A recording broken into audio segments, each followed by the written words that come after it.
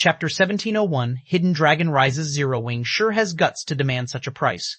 Do they really think the advanced combat rooms are the only things that can help players improve their skill completion rates? I can purchase a good piece of equipment or train in the Divine Colosseum 10 times with 10 magic crystals. Does Zero Wing think magic crystals are cabbages? When players saw the updated pricing for the advanced combat room on the large screens in the center of the lobby, many expert players thought that Zero Wing had gone mad for magic crystals. Although current players had far more magic crystal sources now, they could still only earn a limited number. Moreover, there were many other things that required magic crystals. 10 magic crystals simply wasn't a tolerable price for expert players. Players weren't even guaranteed to earn so many after an entire day of hard work. How could they possibly spend all of their earnings on gradually training their skill completion rates? The only benefit was that there were 31 more advanced combat rooms available than before. With this, players would not have to wait in line as long. However, the various major powers experts still frowned on the new change. The advanced combat room's main customers were these experts. Although they could afford the current price, it would be a huge burden on their guilds. Their respective guilds also couldn't afford to send them to the advanced combat rooms as often. It was both unwise and not worthwhile. While fighting the illusory creatures in the advanced combat rooms would indeed help them improve their skill completion rates more efficiently, the higher their skill completion rate became, the less effective the advanced combat rooms were. For expert players like them, the improvement from a single training session wasn't worth 10 magic crystals. Unfortunately, there weren't any good alternatives once players reached their standards. One could say that this change put them in a very awkward position. Hold on a minute, they're updating the advanced combat room's introduction. As everyone discussed the new pricing, the Battle Arena's main screen revealed the new rules for the advanced combat rooms. First, the duration of each session had increased to 50 minutes. Second, Zero Wing's normal members would get a 10% discount to rent the advanced combat rooms. Elite members would get a 20% discount, and core members would get a 30% discount. Moreover, 10 advanced combat rooms would be reserved for guild members. When these new rules were revealed, the crowd in the lobby went into an uproar once again. Meanwhile, the various major powers members turned to Zero Wing's members in envy over the benefits they got to enjoy. With the discounts and extended duration, the rental fee Zero Wing's members had to pay was just slightly higher than before. Moreover, there were now exclusive advanced combat rooms for Zero Wing's members. Suddenly, independent experts started to leave the battle arena, one after another, and make their way towards Zero Wing's residence to apply to join the guild. Even many of the various major powers' elite and expert members hesitated. When the other large guilds' upper echelons received news of the update, they paled. Zero Wing actually had such a card to play? With this, Zero Wing's rise really will become unstoppable. Now that Zero Wing had solidified its position as Starmoon Kingdom's #1 guild, there was no longer any local guilds that dared to challenge it.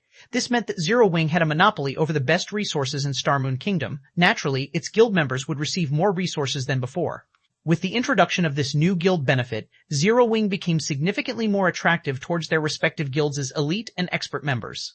It was only a matter of time before their guilds started to lose large groups of their members, yet there was nothing their guilds could do to stop it. For a time after news of the updated advanced combat rooms spread, the number of elite and expert players trying to join Zero Wing increased exponentially. Because of this, Aqua Rose, who was trying to organize Zero Wing's harvest from its war with Heaven's Burial and Blackwater, was ecstatic. In less than half an hour since the new advanced combat rooms had been introduced, Zero Wing had received 20,000 plus applications from ordinary players, 5,000 plus applications from elite players, and 200 plus applications from expert players. Just testing all of these players would take a very long time. The guild's development speed had far exceeded Aqua Rose's initial expectations. Aqua Rose had estimated that it would take Zero Wing roughly 2 or 3 days to recruit so many elite and expert players, but it would seem that Zero Wing might increase its elite member count past 250,000 sooner than that. The guild also shouldn't have any problems increasing its expert member count to 5,000. With such high numbers, Zero Wing would surpass many actual first-rate guilds. The only real difference separating Zero Wing from actual first-rate guilds now was the guild's smaller sphere of influence and fewer normal members. However, this couldn't be helped since Zero Wing's recruitment standards were too high. Moreover, first-rate guilds had begun spreading their influence throughout God's domain the day the game launched. Their influence now covered multiple kingdoms and empires. These first-rate guilds had spent countless resources and an absurd amount of wealth to build a sturdy foundation for themselves. Zero Wing, on the other hand, had begun its development in a single city with little to no wealth or resources. Meanwhile, the effectiveness of the advanced combat room's promotion effect had also caught Shi Feng by surprise. Guild elites and experts were necessary for a guild's development because guilds needed manpower to manage and protect the new territory it acquired. Simply chasing away the local rulers wasn't enough. If a guild lacked the strength to protect its new territory, some other power would eventually capture the territory. In that case, the guild might as well have not bothered to expand in the first place. Currently, Zero Wing was still able to get by with the number of elite and expert members it had since it had very few territories. In total, the guild only controlled 3 towns and 1 city. In comparison, first-rate guilds controlled over a dozen towns that were spread across multiple kingdoms and empires. However, if Zero Wing started to expand, it would naturally encounter more rival powers. If multiple locations were attacked at the same time, Shi Feng wouldn't be able to protect all of his territories even if he were more powerful. Hence, a sufficient number of guild elite and expert members was extremely important. As Shi Feng ruminated over Zero Wing's future, Gentle Snow suddenly contacted him and asked, "Guild leader, where are you now? I'm in Stone Forest Town. Has something happened?" Shi Feng asked curiously. When Stone Forest Town had been attacked, Aqua Rose had led plenty of the guild's experts to reinforce the town. Meanwhile, Gentle Snow had been responsible for assisting the kingdom's armies against the evil beast army that was invading Star Moon Kingdom.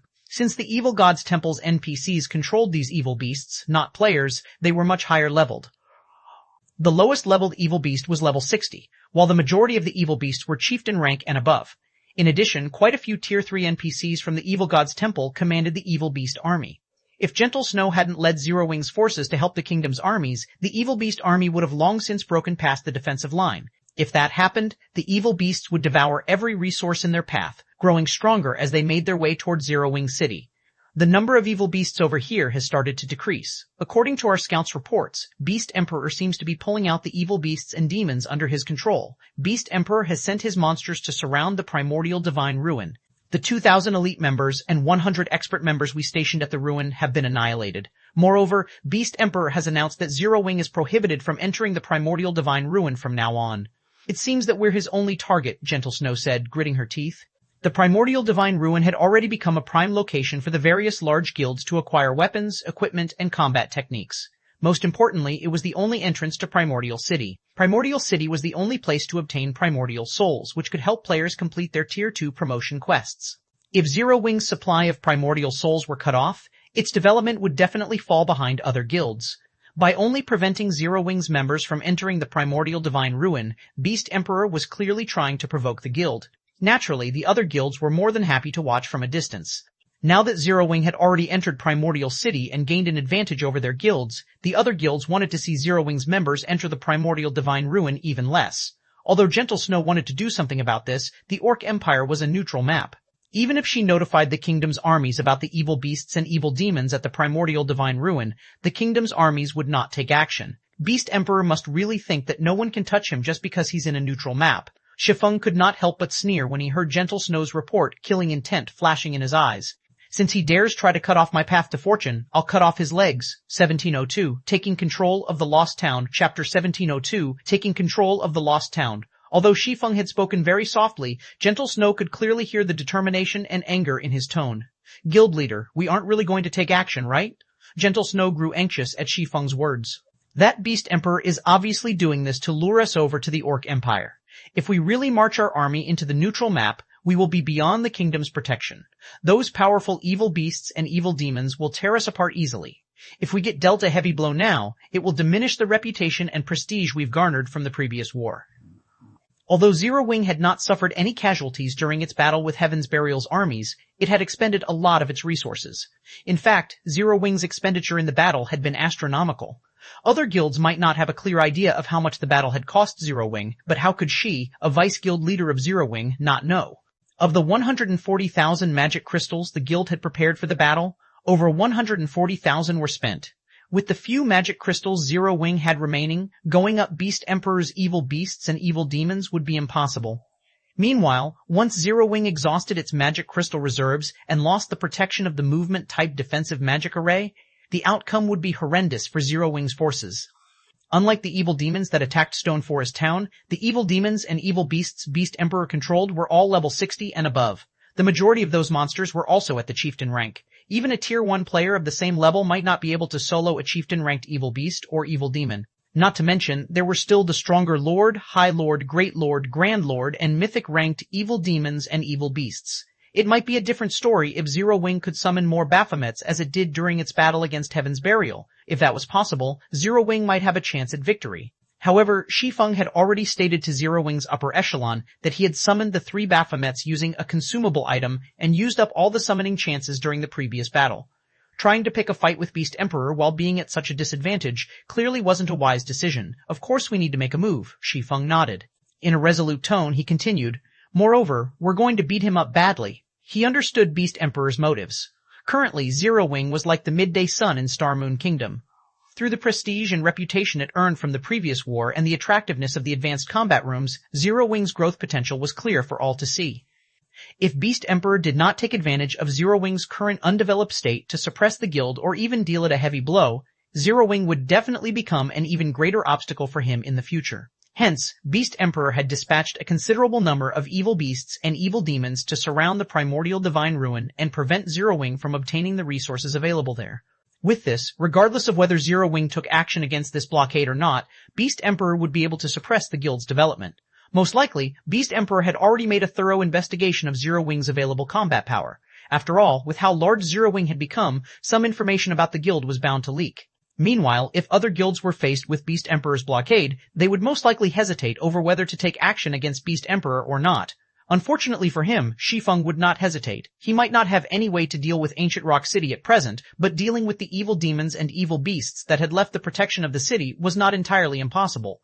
Notify Aqua and have her gather 1,500 experts at Zero Wing City. It's best if they're trustworthy. It's about time we let Beast Emperor know that the Orc Empire isn't his to monopolize, Shi Feng instructed. 1,500 people? Isn't that a little too few? Gentle Snow was a little confused when she heard Shi Feng's words. She had thought that Shi Feng was planning to mobilize the entire guild to show Beast Emperor who's boss. Yet now, Shi Feng was gathering only 1,500 experts. No, they're more than enough. In any case, have these people gather at Zero Wing City as quickly and as secretively as possible, Shi Feng said, revealing a mysterious smile. He then disconnected the call and retrieved the Abyss Pendant. Previously, he had used the pendant to record the coordinates of the lost town. Now, he could teleport there directly without having to waste hours going from map to map. Lost towns were towns left behind by ancient civilizations in God's domain. Every one of them was very special. In the past, even the various superpowers of God's domain would fight desperately to claim them. It was naturally best if he secured the lost town in the Boneless Land as soon as possible. Boneless Land, Lost Town. By the time Shi Feng arrived back at the Lost Town, some of the monsters in the town had already respawned. The number was not as high as when he first came to the town, but it was still extremely dangerous for current players to be here. However, he did not dwell on the matter as he activated Gale Domain and flew straight to the bottomless pit at the town center. The bottomless pit looked like a passage that led to a demon's nest. The top of the pit was covered entirely by a magic array with small openings located around the magic array's edges, meant for darkness stones. Shi Feng soon arrived before one of the holes and placed one of the darkness stones he collected into it. With each darkness stone he inserted, the opening of the pit shrank slightly. At the same time, though, the pressure coming from the bottom of the pit intensified. Moreover, after he had started inserting the darkness stones into the magic array, an invisible barrier of sorts enveloped the entire lost town, preventing the use of skills, spells, and even magic scrolls. When Shi Feng inserted the 10th darkness stone, an angry roar came from the pit, following which a level 65, tier 2 demon appeared before him. As he couldn't use any of his skills or spells at the moment, he had to rely on his basic attributes to defeat the tier 2 demon. Fortunately, the Bible of Darkness's passive effect still worked, and so the tier 2 demon had its basic attributes greatly suppressed. Coupled with the fact that Shi Feng's basic attributes far exceeded what an ordinary tier 2 player at his level should possess, fighting the demon was a walk in the park. A few minutes later, the tier 2 demon collapsed helplessly at his feet, following which he continued inserting darkness stones into the magic array and defeating the demons that came out with every 10 darkness stones inserted. By the 70th darkness stone inserted, the demon that came out of the bottomless pit had become a level 65, tier 3 Great Lord. However, with the help of the Bible of Darkness, Shi Feng still managed to overwhelm his opponent. When Shi Feng inserted the 80th darkness stone, the mental pressure the bottomless pit exerted on him caused even his consciousness to become a little blurry. If other players were standing in his place, they would have long since lost consciousness and been forcibly logged out of the game. With the insertion of the final darkness crystal, a horrific aura surged out from the bottomless pit and washed over the entire lost town, paralyzing Shi Feng's body when it swept over him. Following which, the magic array covering the bottomless pit started rising into the sky and eventually vanished. Meanwhile, the top of the bottomless pit shrank rapidly, transforming into a small dot before disappearing without a trace as well. If other players were to visit the lost town in the future, they would not be able to tell that a massive hole had once existed in the middle of the town. After the bottomless pit disappeared, the mental pressure it exerted also faded away. When Shi Feng's spirit had recovered, the sound of a system notification entered his ears. System, congratulations. You have completed the epic ranked main storyline quest Demon's Nest, rewarding Lost Town's town order. System, congratulations. You have obtained the Lost Town's town order. Do you wish to bind the Lost Town to yourself and become its master? Upon hearing these system notifications, Shi Feng breathed out an involuntary sigh of relief. Had he failed to complete the quest, he would have been hunted down by a Tier 5 Demon King. Aside from hiding in NPC cities, he would have had no chance of surviving anywhere else. Following which, Shi Feng agreed to become the Lost Town's master. With this, the Lost Town officially became the first town Zero Wing controlled in a neutral map. Once he constructed a guild residence here, guild members would be able to teleport freely to the Boneless Land without having to waste a lot of time on travel. Meanwhile, after he became the master of the town, the monsters originally present inside the town started vanishing one after another. Now, players could roam the town without worrying about monster attacks. In addition, all of the town's functions were made available to him. Around 30 seconds after the monsters had disappeared, NPCs suddenly started popping up all over the town, filling it with life. Meanwhile, Shi Feng quickly made his way toward the main goal of his visit this time. The White Tower, 1703 Extraordinary Tower, Chapter 1703 Extraordinary Tower. The Lost Town's unique ability was the White Tower. After Shi Feng had become the Lost Town's master, the defensive magic array protecting the White Tower also vanished. Now, the beam attacks didn't target him when he stood within 100 yards of the tower, and silver divine runes had begun to appear on the White Tower's walls, radiating faint divine might. When Shi Feng reached the tower's entrance, a translucent screen appeared before him introducing the White Tower, Extraordinary Tower. A training tower constructed by an ancient civilization. The tower has a total of 3 floors, each providing training that is more intense than the one before. Pass all 3 floors to qualify as an extraordinary individual. Removing the seal on the first floor requires 10,000 magic crystals. Maintaining its operation costs 500 magic crystals per day. Only 100 people are allowed to train at a time. Removing the seal on the second floor requires 100,000 magic crystals. Maintaining its operation costs 5,000 magic crystals per day. Only 50 people are allowed to train at a time. Removing the seal on the third floor requires 1 million magic crystals. Maintaining its operation costs 20,000 magic crystals per day. Only 10 people are allowed to train at a time, so I guess there's a price. Shi Feng could not help his bitter smile as he read the Extraordinary Tower's introductory text. Although he had known that the various superpowers in the past had paid a certain price to use their Lost Town's abilities, he hadn't expected the price to be so steep. The first floor's operation cost of 500 magic crystals wasn't much of a problem. It was the equivalent of charging 5 magic crystals per person per day. However, not only was the price for removing the second floor's seal 10 times that of the first floor, but its daily operation cost also increased by 10 times. This expenditure was even enough to drive first-rate guilds crazy. Furthermore, the number of training slots had been halved. It was the equivalent of charging 100 magic crystals per person per day. Meanwhile, super guilds would pale at the cost of unsealing and operating the third floor. Even a super guild would need a considerable time to accumulate the 1 million magic crystals needed to unseal the third floor, and the 20,000 magic crystal operation cost was simply outrageous. Most importantly, only 10 players could train on the third floor at the same time. Not even the current super guilds would dare to play with such a cost. It was the equivalent of spending 2,000 magic crystals for each player for a single day. Not even the word horrific was enough to describe this cost. However, after giving the matter some more thought, Shi Feng found it reasonable. If players could reach the Void Realm and the higher realms of truth by paying a few hundred magic crystals, whoever controlled this lost town would become invincible. They could pump out batch after batch of peak experts for an insignificant price. It should be known that even though super guilds had complete legacies for the realms of refinement, the number of people they train at a time was very limited. Only the most talented would be chosen. This was because the training system's cost was simply too high. It was only reasonable that the Extraordinary Tower's operation costs would be so ridiculously high. It seems that I can only activate the first floor for now. After Shi Feng finished reading the introduction, he undid the seal on the Extraordinary Tower's first floor. Although Zero Wing could not afford to unseal the second floor yet, it did not really matter. The first floor was more than enough for now. Aside from himself, no one in the guild had set foot in the Realms of Truth after all. By the time a considerable number of guild members had reached the Realms of Truth, Zero Wing would have accumulated enough magic crystals to unseal the second floor. After Shi Feng chose to unseal the first floor, 10,000 magic crystals vanished from his bag. At the same time, the Extraordinary Tower began to transform. As if the tower had awakened from its slumber, some of the divine runes on its walls brightened. The ambient mana then rapidly gathered around the tower, and more divine runes began to light up, continuously expanding its sphere of influence.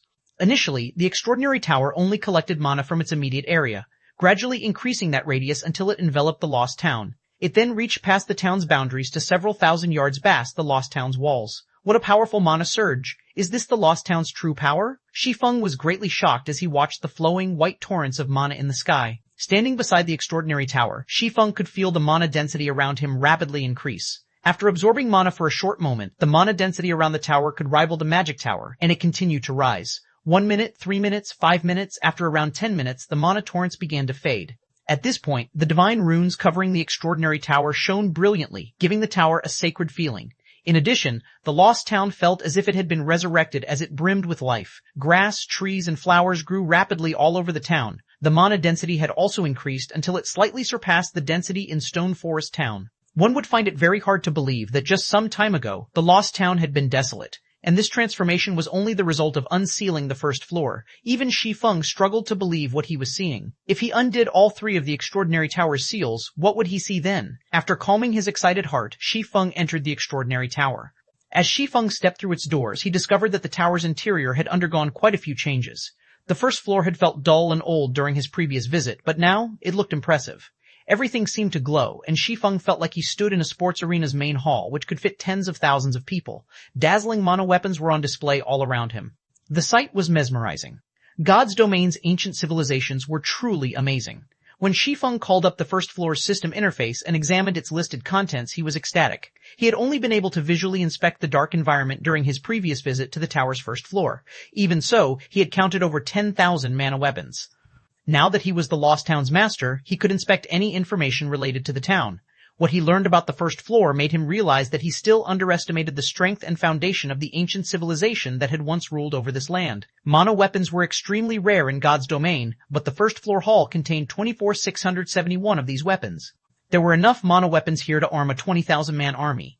The majority of the mana weapons here were Tier 1, with 1823 Tier 2 mana weapons, and 12 Tier 3 mana weapons. To Shi Feng's surprise, there were even 2 Tier 4 mana weapons in this hall. He was utterly stupefied. Even after learning about the Lost Town's unique ability, Shi Feng had thought that the Demon's Nest quest had been more trouble than it was worth. If Primordial City hadn't activated, he would never have found a way to collect 100 Darkness Stones in time. But now that he had completed the quest and inspected the Extraordinary Tower's armory, he realized the Demon's Nest quest's reward was far beyond his expectations. Tier 4 mana weapons. Although only Tier 3 players and above could equip these weapons, they'd even perform better than fragmented legendary weapons. And this tower's first floor hall actually contained 2 Tier 4 mana weapons. When the guild's experts eventually reached Tier 3, he could help 2 of them become Apex experts by arming them with these weapons.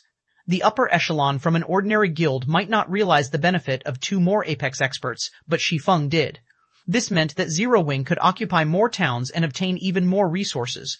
Zero Wing would not have to worry about lacking experts to protect its towns. I can't retrieve them? When Shi Feng tried to collect the Tier 4 mana weapons through the system interface, the system informed him that he had yet to meet the requirement for such an action. To retrieve the 2 weapons, he had to promote the town to advanced rank. Shi Feng could only shake his head and chuckle. Sure enough, the system won't let players obtain Tier 4 mana weapons so easily. However, Shi Feng wasn't particularly disappointed. Developing the Lost Town was necessary regardless, and with Zero Wing's current foundations, upgrading the town from a basic town to an advanced town before the guild's experts reached Tier 3 wouldn't be a problem, following which, Shi Feng retrieved every Tier 3 and Tier 2 mana weapon available. This had been his main goal in visiting the Lost Town after all. With these mana weapons, the strength of his guild's experts could undergo a qualitative transformation. This was especially true for the players who would wield the Tier 3 mana weapons. After retrieving the mana weapons, Shi Feng followed the spiral staircase to the second floor. Previously, he had been focused on obtaining the magic crystal treasure chest. As a result, he hadn't inspected the tower's second or third floor. Now that he was the Lost Town's master, however, he had to examine the tower properly. 1704 Master's Power. Chapter 1704 Master's Power. Once he arrived on the Extraordinary Tower's second floor, Shi Feng discovered that it was still as dilapidated as it had been during his first visit. However, the hall had brightened considerably, and now Shi Feng could clearly see the armored ghosts that wandered the floor. As he had left it, the tyrant's soul stood quietly before the spiral staircase leading to the third floor. It's still here? Shi Feng frowned at the tyrant's soul. He had assumed that every monster in the Lost Town had disappeared when he had taken control of it, but it would seem that wasn't the case. At the very least, the monsters in the Extraordinary Tower hadn't been affected. He had already experienced the tyrant's soul's strength. Although it was only a level 80 mythic monster, it wielded a saint weapon, a tier 5 mana weapon. In terms of combat power, even the demon ruler enhanced mythic, ranked Baphomet, paled in comparison to the tyrant's soul. Trying to defeat such a powerful foe was simply too difficult right now. Yet, if he left the Tyrant's soul alone, the soul doppelganger would continue to hunt him. Although the soul doppelgangers wasn't an issue yet, since the most recent had only been a level 70 chieftain, they would grow stronger each day. They might not pose a threat right now, but sooner or later, they would become a problem. The only way to avoid the soul doppelganger's constant annoyance was to defeat the Tyrant's soul. However, slaying the Tyrant's soul was easier said than done. Just the fact that it was a level 80 mythic monster made it challenging enough, not to mention its saint weapon. Even a 100-man team of tier 2 experts might fail to take it down, not to mention Shi Feng. No, that's not right. This is the Extraordinary Tower. As the master of the Lost Town, every construction within the town should be under my control. The tower should not be an exception. Thinking so, Shi Feng opened the Extraordinary Tower's system interface. In God's domain, players had full control of the buildings they owned. This meant that players had access to various functions, such as a building's governing mechanics and removing players from the building. Because of this, players in God's domain wouldn't cause trouble in other guilds and players' private properties, as doing so would put them at an overwhelming disadvantage. Without overwhelming strength, it was impossible to defeat a property's owner inside their own building. The Extraordinary Tower should be considered private property. It wasn't like a guild residence, which was owned by the guild, not an individual. In the case of shared properties like guild residences, the most players could do to ensure the residence's security was hire players and NPC guards to protect it. The residences didn't have an automated function to expel intruders. Sure enough, I can control the tower. Shi Feng rejoiced when he discovered that he could manipulate the Extraordinary Tower's system interface. Immediately, he retrieved the Bible of Darkness and a Summon Guard scroll. Shortly after, a Tier 3 Tomahawk Demon and Anna appeared before Shi Feng. Dealing with the 9 Wandering Souls would be difficult enough for the level 80 Tier 3 Demon and a Tier 2 NPC like Anna, let alone facing off against the mythic-ranked Tyrant's Soul. The 9 Wandering Souls were all level 80 Grand Lords, and if they worked together, they could easily overwhelm Anna and the Tier 3 Demon. However, Shi Feng did not mind. He then instructed Anna summon her Golden Giant and Rock Guardians. Anna's actions immediately attracted the Tyrant Soul's attention, and the mythic monster abruptly opened its eyes. Despicable thief! You dare to show yourself before me again? I will tear your soul to pieces. The Tyrant Soul quickly recognized Shi Feng's aura, its eyes glowing red with rage. It bellowed with fury and vanished. Meanwhile, the Wandering Souls turned to charge at Shi Feng. Even Shi Feng grew nervous while facing a level 80 mythic monster and 9 level 80 Grand Lords. Seal. Not daring to be careless, Shi Feng immediately utilized his special privilege as the tower's owner. Suddenly, countless chains appeared around the Tyrant's Soul and Wandering Souls, following which, the 10 monsters' basic attributes plummeted, falling to 50% of their original values in the blink of an eye. They couldn't use their skills or spells either. Suppressed, the Tyrant's Soul was forcefully revealed. The Tier 3 Tomahawk Demon then charged at the Tyrant's Soul. Seeing this, the Tyrant's Soul wielded its blue lightning blade and swung it at the Tomahawk Demon's battle axe. When the two weapons clashed, a storm began to brew in the hall. The impact also forced the Tomahawk Demon to retreat by 3 steps, its battle axe slightly vibrating. Surprisingly, the Tyrant's Soul had also slid back 4 steps, the lightning blade in its hands instantly shattering. Although the two monsters had only clashed once, the difference in their strengths was obvious. The Demon Ruler enhanced Tomahawk Demon definitely triumphed over the Tyrant's Soul. Fortunately, the 10 Rock Giants were able to hold back the 10 Grand Lord ranked Wandering Souls by themselves. This allowed the Golden Giant to join the Tomahawk Demon against the Tyrant's Soul. Meanwhile, Anna continuously bombarded the Tyrant's Soul with Tier 2 spells. Naturally, Shi Feng didn't hold back either as he charged into the fight. With the Tomahawk Demon and Golden Giant serving as MTs, fighting the Tyrant's Soul became very easy. Shi Feng was able to deal around 6,000 damage with his normal attacks, while his skills dealt damage in the tens of thousands. Although his damage couldn't compare to Anna and the 2 Tier 3 summoned creatures who dealt hundreds of thousands of damage, he still helped to shave away the Tyrant's Soul's HP. Following which, the Tyrant's Soul received a one-sided beating as its HP continued to drop. 98%, 95%, 90%. Eventually, the Tyrant's Soul became thoroughly enraged and tried to summon its Saint Weapon, but despite chanting the incantation, the Saint Weapon was nowhere to be seen. As a result, it could only watch helplessly as its HP decreased. With its basic attributes heavily suppressed and unable to use its spells and skills, the Tyrant's Soul was likely the most miserable mythic monster in the game right now. Not even the system had expected Shi Feng to accomplish the near-impossible feat of collecting 100 Darkness Stones and acquire the Lost Town before dealing with the Extraordinary Tower's boss. However, as a result of Shi Feng's unconventional way of acquiring the Lost Town, the Tyrant's Soul couldn't use its abilities. This was especially true for its Saint Weapon. If the Tyrant's Soul were at its peak and had the aid of a Tier 5 mana weapon, not even the Tier 4 Valkyrie would be its match. One could just imagine how powerful the Tyrant's Soul truly was. It was definitely invincible among those of the same level. Unfortunately, the Tyrant's Soul couldn't use its skills or spells, let alone summon its Saint Weapon. Although the Tyrant's soul had a maximum HP of 200 million thousand even after the suppression, its HP fell steadily under Shi Feng and his minions' assault. 80%, 50%, 20%, time passed quickly, and eventually, the Tyrant's soul's HP fell to 20%. Due to the rough battle, the monster's armor was now in tatters. However, despite losing most of its HP, the Tyrant's soul could only use normal attacks. It couldn't even go berserk like normal monsters did after their HP reached a certain point. Finally, after over 30 minutes, the Tyrant's soul's HP fell below the 1%. Shi Feng then activated Divine Providence and arrived beside the mythic monster. His swords transformed into streaks of dazzling light that tore through the Tyrant's soul's unguarded side. Flame burst. Damages exceeding 60,000 appeared above the Tyrant Soul's head, one after another. By the time Shi Feng had exhausted all of Flame Burst's 16 attacks, the Tyrant Soul's HP had reached 0. The mythic monster released an agonizing scream before transforming into particles of light and disappearing. To Shi Feng's disappointment, the Tyrant's Soul had only dropped its dilapidated armor pieces and 2 items. However, Shi Feng heard the sound of a system notification after the Tyrant's Soul had died, and when he heard its message, he was stunned. System, congratulations. You have slain the Tyrant's Soul. Rewarding a town building order. 1705 mana equipment. Say chapter 1705, mana equipment set a town building order? Shi Feng's mind blanked for a moment when he saw the tattered parchment that had abruptly appeared in his hands. Town building orders were incredibly precious in God's domain. Normally, the item could only be obtained from securing the first kill of a special field boss or epic ranked or higher group quest. A town building order was far more valuable than a captured town. This was because the town building order granted players the freedom to build a town in almost any location they desired. They could even construct the town in a neutral map. This was where the town building order truly shined.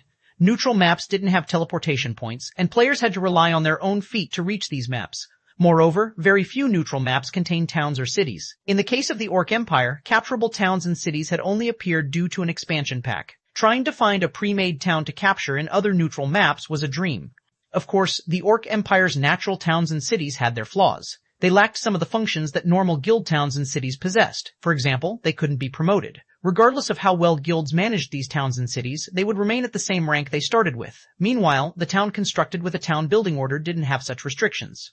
It could be promoted into a city without issues. However, one had to pay a considerably higher price to use a town building order in a neutral map. It would cost at the very least several, possibly dozens of times more than building a town within a kingdom or empire. This was because neutral maps were not considered safe areas. In fact, they were home to many races that were hostile to humans. Naturally, setting up a town in enemy land would be more costly. The higher leveled the neutral map was, the more it would cost to construct a town there. Most importantly, guild towns and cities in neutral maps would face frequent monster attacks. Surviving in these neutral maps would also be much harder than within a kingdom or empire's borders. Hence, not all guilds that had been lucky enough to find a town building order had chosen to construct their towns in neutral maps. Rather, they lacked the ability and funds to build a town in a neutral map. Shi Feng had never expected to obtain a town building order so soon in this life. Originally, he had planned to wait for the guild's main force to reach level 60 before challenging a few special field bosses that he knew the locations of. But now, he had a town building order 10 levels earlier than expected. Forget it. It's better to get one earlier than later. At most, I'll just have to adjust my original plan. Shi Feng smiled before storing the town building order. He then set his sights on the other items the Tyrant's Soul had dropped while he had Anna and the Tier 3 demon clean up the remaining monsters. As a mythic monster, the Tyrant's Soul should have dropped a lot of items. Yet, the boss had a surprisingly low number. Including the tattered equipment the Tyrant's Soul dropped, the boss had only dropped 6 items. Shi Feng immediately picked up the tattered equipment pieces and inspected them. These equipment pieces had clearly existed for an extremely long time. Many areas of the pieces had fallen prey to corrosion. If they were tossed to the roadside, nobody would likely spare them a second glance. However, Shi Feng was instantly ecstatic after he inspected their attribute panels. Mana equipment. As expected of the Extraordinary Tower's guardian boss. Shi Feng's eyes glowed with excitement as he gazed at the 4 tattered pieces of equipment before him. Mana equipment was similar to mana weapons. Both were consumables and could offer a significant boost to players' combat power. Only, mana equipment was extremely difficult to produce, far more so than mana weapons. As a result, mana equipment was scarcer than mana weapons. Meanwhile, the 4 pieces of mana equipment before him made up a complete set. They were the hands, chest, legs, and boots of the Judgment set, a Tier 2 mana equipment set. Individually, these 4 pieces had the basic attributes to rival epic equipment, only they did not possess any additional skills. In return for their lack of skills, though, the 4-piece Judgment set included 2 ridiculously strong set effects. 2-piece set effect, mana stimulation, passively improves physique by 30% and reaction speed by 20%. Forms a mana shield around the wearer that weakens spell effects by 50% and reduces physical damage received by 30%. 4-piece set effect, Light of Judgment, stimulates the runes on every set piece at the cost of durability. When active, increases all attributes by 800 points, strength by 90%, endurance by 60%, and agility by 60%. Sustaining Light of Judgment reduces 1 durability point from every set piece each minute. The mana equipment set's attributes rendered Shi Feng speechless. Although he had been a guild leader in the past, his guild had only been a second-rate guild. The information he had been able to get his hands on had been very limited.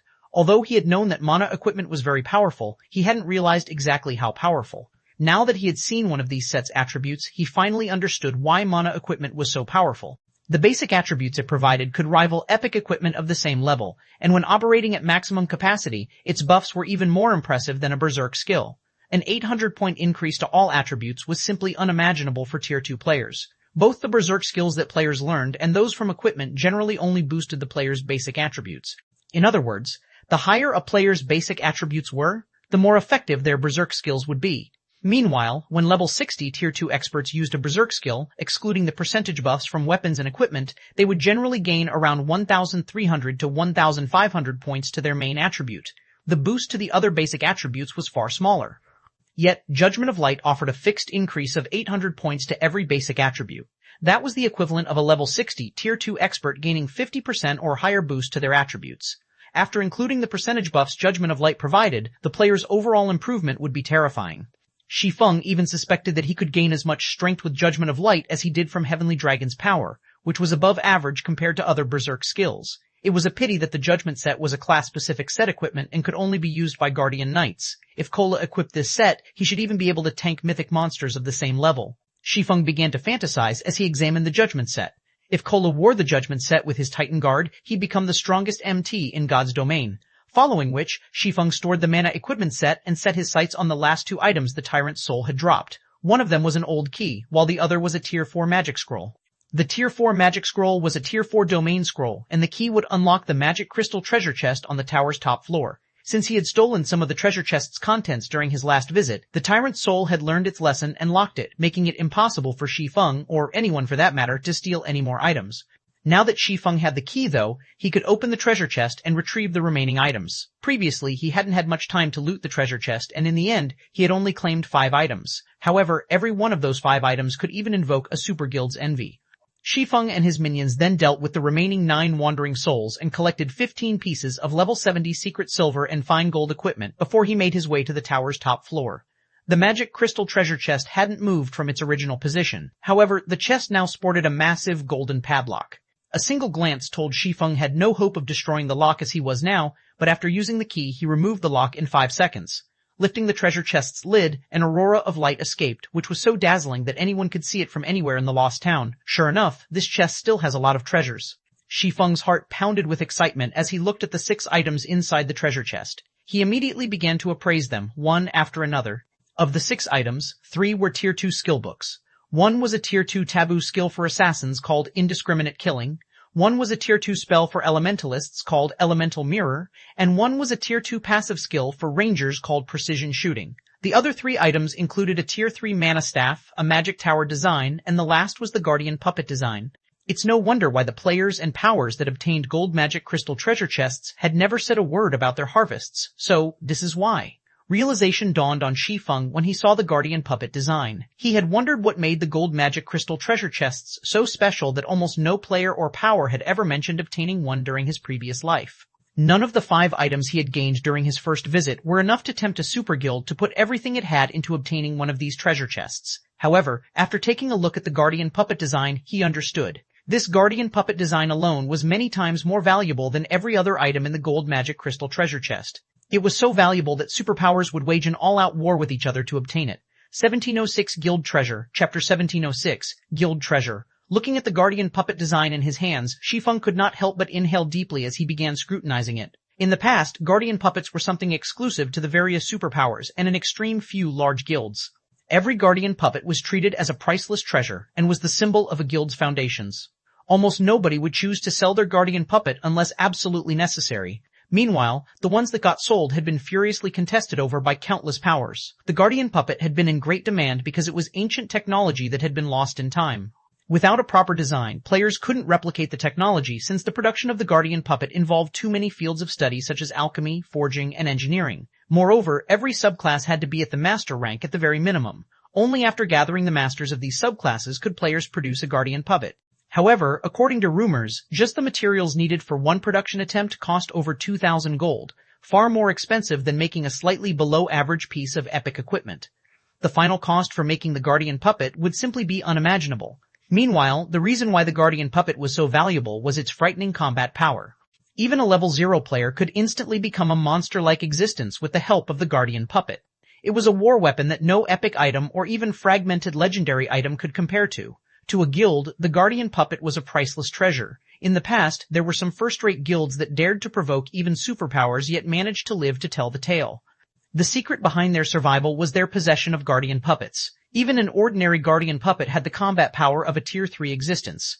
Meanwhile, the Guardian Puppet design Shi Feng currently held in his hands was for bronze-ranked Guardian Puppets. The bronze Guardian Puppet possessed strength at the peak of Tier 3, and any player controlling the puppet could wield this strength as if it was their own. Moreover, unlike summoned creatures, which would disappear after a certain duration, Guardian Puppets would not disappear unless destroyed. Regardless of how far players developed in God's domain, combat power at the peak of Tier 3 would never become obsolete, because many players could not even reach Tier 3. As expected of a bronze Guardian Puppet, just the materials needed for one production attempt cost over 3,000 gold. Moreover, a master forger would only have a 30% success rate at completing the forging portion. The success of the final assembly isn't even guaranteed. It's no wonder the various superpowers treated their puppets like their own babies. Shi Feng was inwardly astonished as he looked at the list of required materials stated on the design. However, after giving the matter some thought, he found the price to be reasonable. The bronze Guardian Puppet possessed combat power at the peak of Tier 3 and could be used indefinitely. If a guild could produce several hundred of these puppets now, it would basically be invincible. After all, there was no level requirement for controlling a Guardian Puppet. The only limiting factor was one's skillfulness at controlling the puppet. It seems there's a need to place greater focus on Candlelight's development. Shi Feng could not wait for the day Zero Wing could have its own Guardian Puppets. Although the materials needed to produce the bronze Guardian Puppet were rare, aside from the main material, fine Titan ingot, the other materials could be collected in bulk relatively easily. The main problem was the requirement of various kinds of lifestyle masters. Without the necessary lifestyle masters, the odds of producing the Guardian Puppet were zero. If Zero Wing could mass-produce bronze Guardian Puppets, whether it was in team battles or siege battles, they would become a formidable support since they dealt increased damage to magic arrays and buildings. Moreover, they were much more powerful than Tier 3 summoned creatures. Just as Shi Feng was figuring out ways to further improve the standards of lifestyle players in the Candlelight trading firm, he suddenly received a call from Gentle Snow. Guild leader, I just received good news. Heaven's Burial, Singular Burial, and Lei Jingyang fell out with each other. The guild has already been disbanded. However, Singular Burial joined Blackwater with some of his trusted aides and guild experts. Currently, Singular Burial is bringing his men to the Primordial Divine Ruin. By the looks of it, they plan on reaching Primordial City by relying on various resources Blackwater provided them, Gentle Snow said, smiling. Heaven's Burial's destruction was something she and the rest of Zero Wing's upper echelon had anticipated. Only, they had not expected Heaven's Burial to disband so quickly.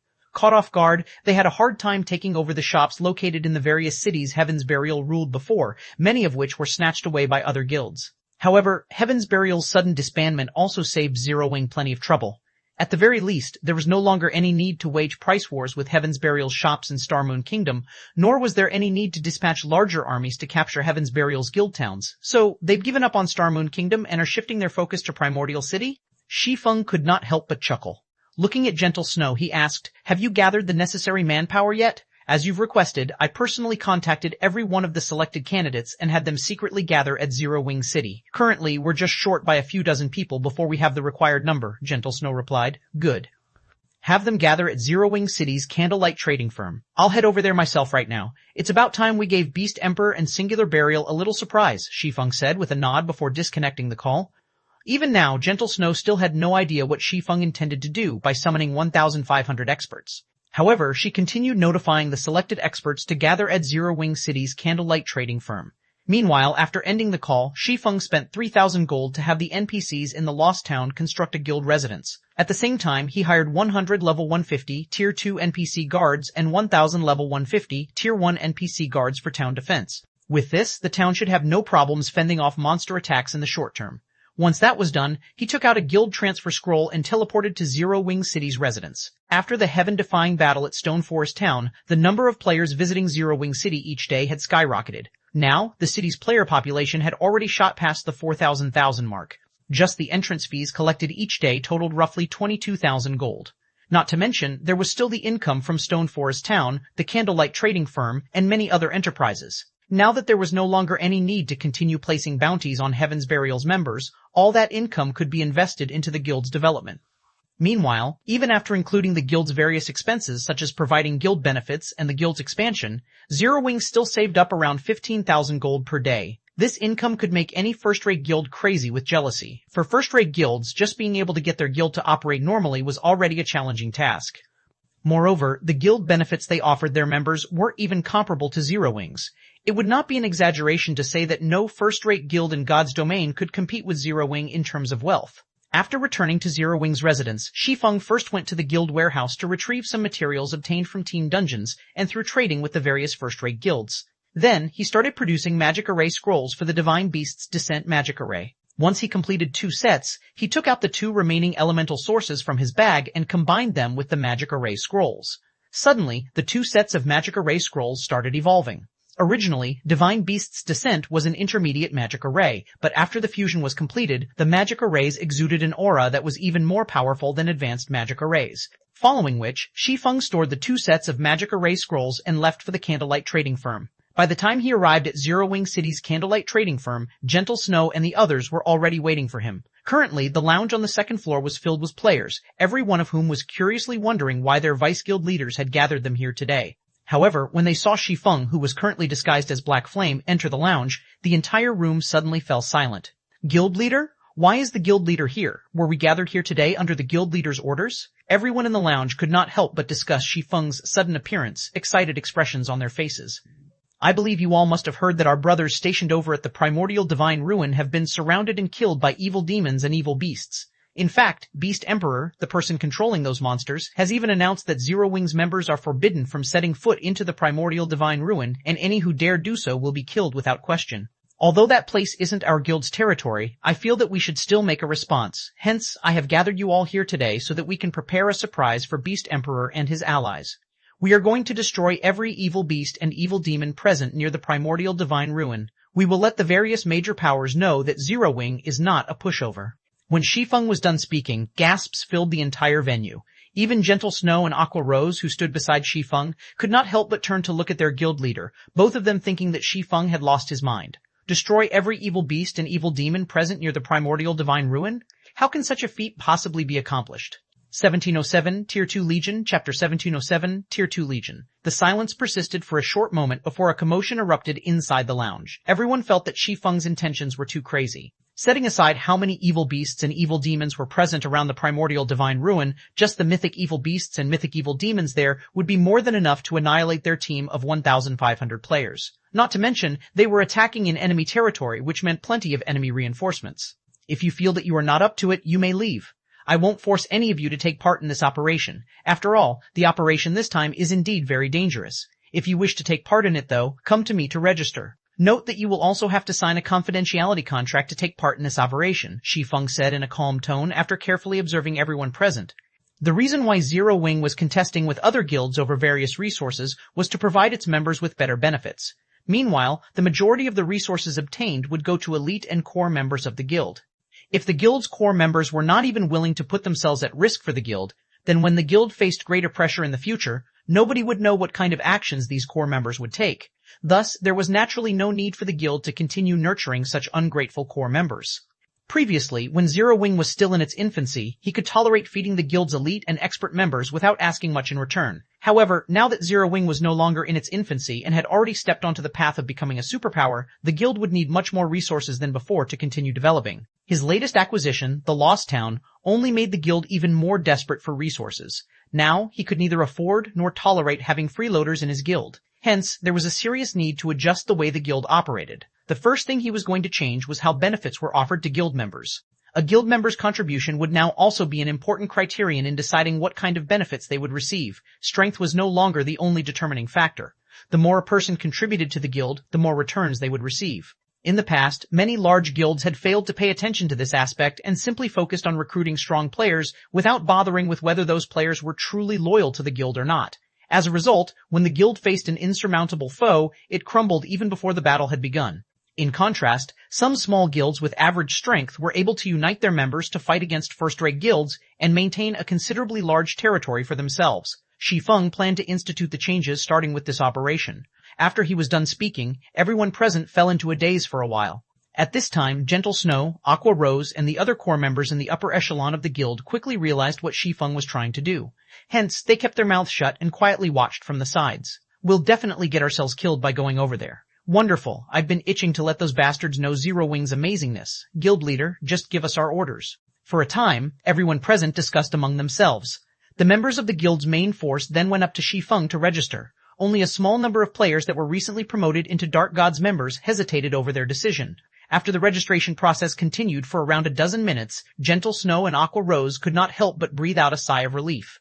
Of the 1,500 players they gathered, over 1,400 had registered to join the operation, with only several dozen players declining. However, this situation also served as a stern reminder to the two of them. The players they had gathered here today were all experts who they believed were trustworthy, yet there were still some people that had betrayed their expectations.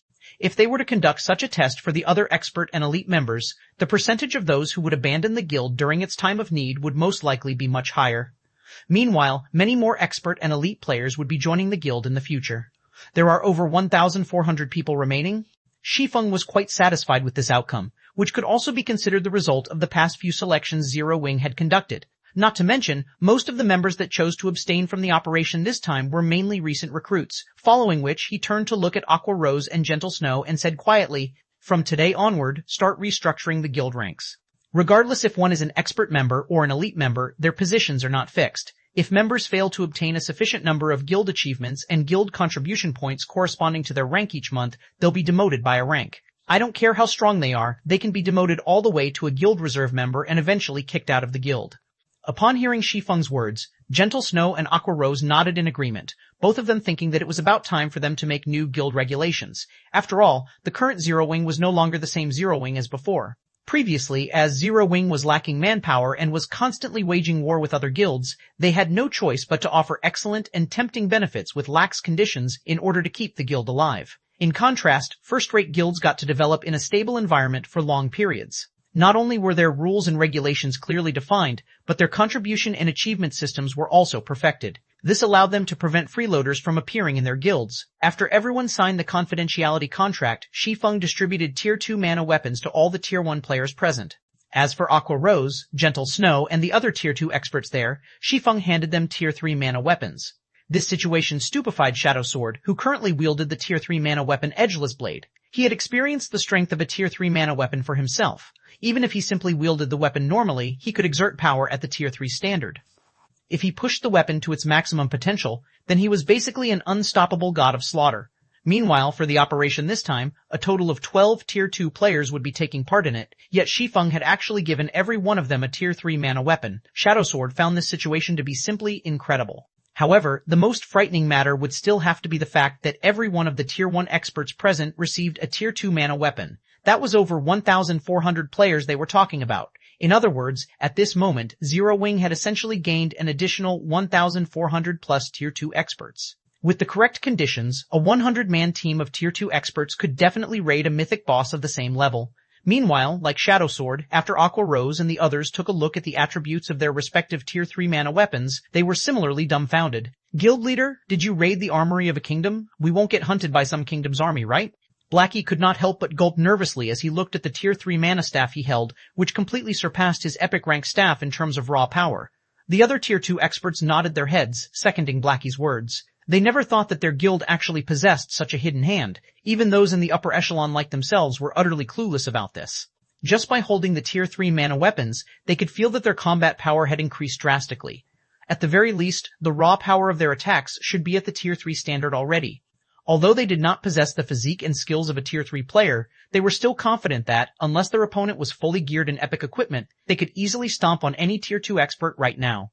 At this moment, Aqua Rose and Gentle Snow finally understood why Shi Feng would try to annihilate the evil beasts and evil demons around the primordial divine ruin with such a small number of players. With so many experts boasting Tier 2 and Tier 3 combat power, they indeed possessed the qualifications to go up against the evil demons and evil beasts near the primordial divine ruin. While everyone was reeling from receiving the mana weapons, Shi Feng took out 4 pieces of equipment and handed them to Cola.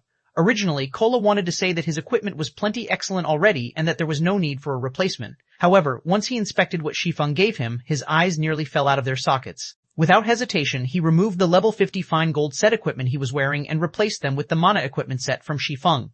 The moment Cola equipped the mana equipment set, the feeling he gave off transformed abruptly. Right now, Cola's aura gave even Aqua Rose and Gentle Snow intense pressure. Not to mention, the mana in the room was also surging toward him. Just standing beside the Guardian Knight felt stifling. Guild leader, what kind of equipment did you give Cola? Did you give him 4 pieces of epic equipment? Gentle Snow asked curiously. At this moment, she could clearly feel that her attributes were inferior to Cola's.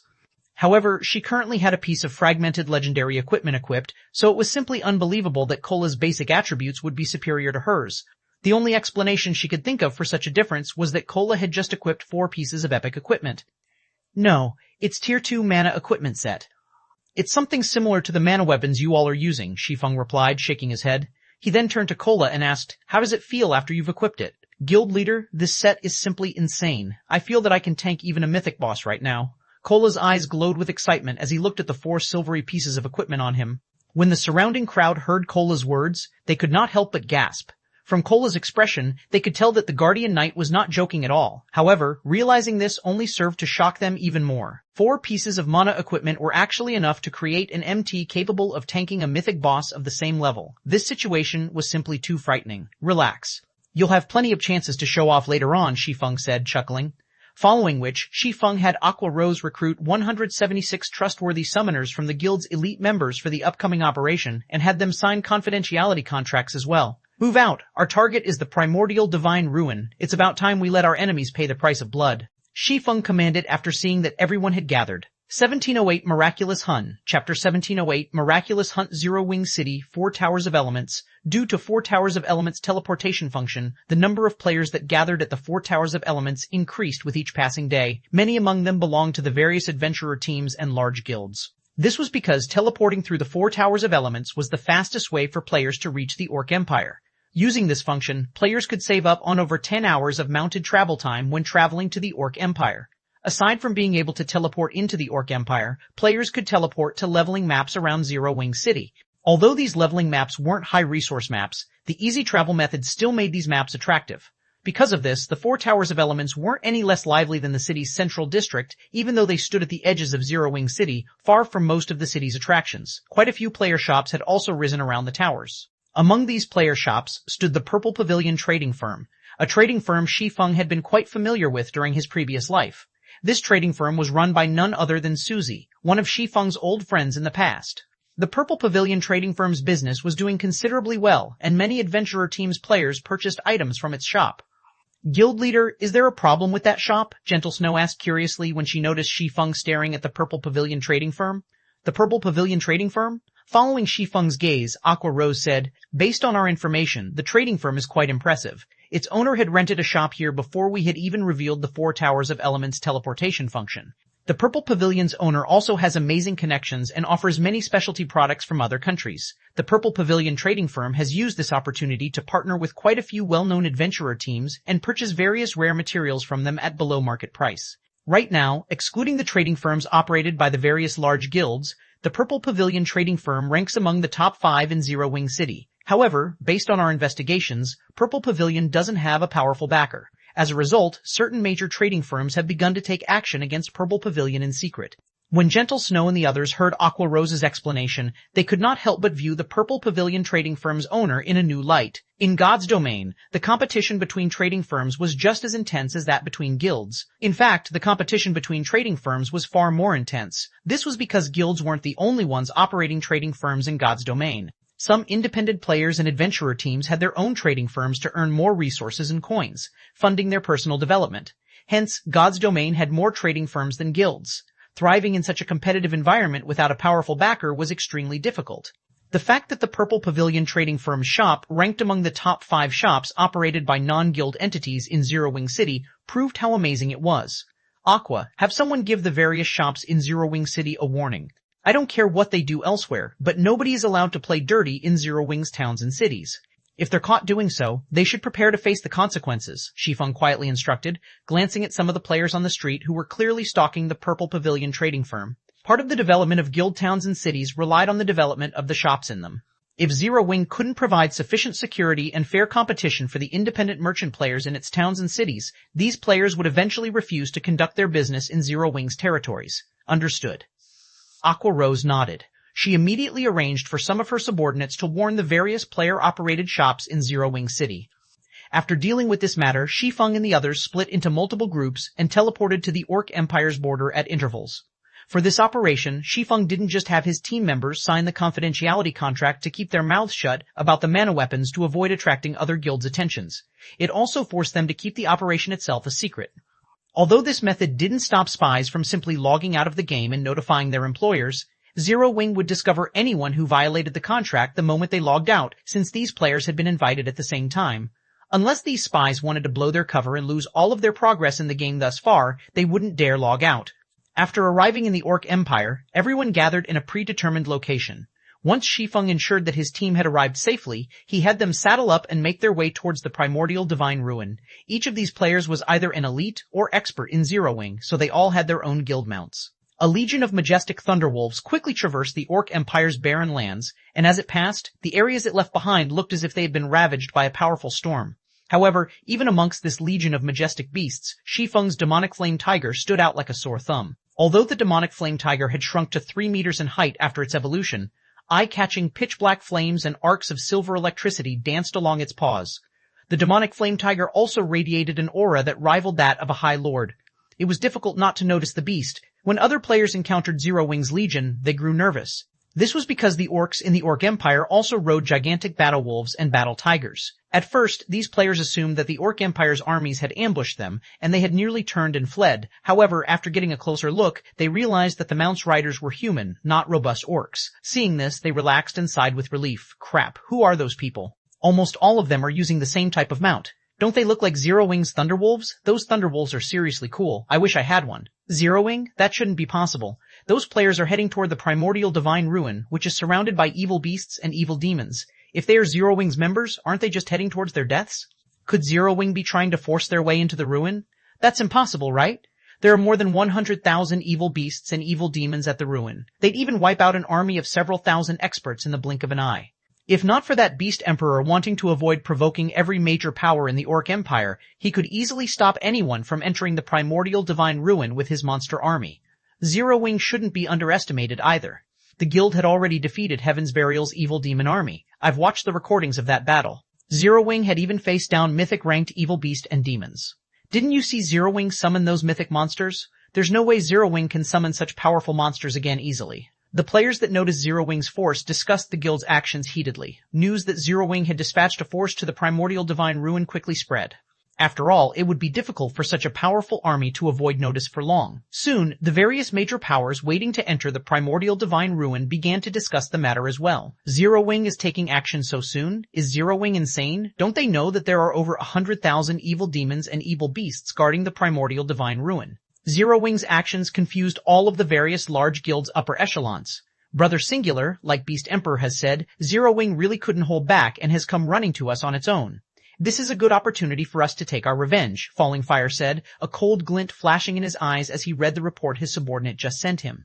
We only lost because we didn't fully understand Zero Wing and fought them on their home turf. However, our battlefield will be set in the Orc Empire this time. We also have 8 mythic monsters under our command. Even if Zero Wing can summon more of those high demons to suppress our mythic monsters, we'll have plenty of Grand Lords and Great Lords to spare. We can annihilate the Zero Wing forces. Zero Wing. Singular Burial gnashed his teeth in anger when he heard the mention of the guild. His eyes turned bloodshot and he growled, I won't let any of your members return alive this time. Zero Wing had thoroughly destroyed Heaven's Burial in their last battle. All of the time and effort he had invested in his guild's development had gone to waste, just like that. Now, hatred for Zero Wing consumed his thoughts. The evil demons and evil beasts encircling the primordial divine ruin were a suggestion he had made to Beast Emperor. He had done so to cause as much trouble for Zero Wing as possible, impeding the guild's development. As soon as Singular Burial finished speaking, a spatial gate opened above him. Once the spatial gate opened fully, cloaked figures atop mounts jumped out, one after another. When these cloaked figures landed, everyone recognized the mounts as Zero Wing's Thunderwolves. What's going on? Zero Wing's members actually dare to charge straight into the evil demons and evil beasts' encirclement? Are they seeking death?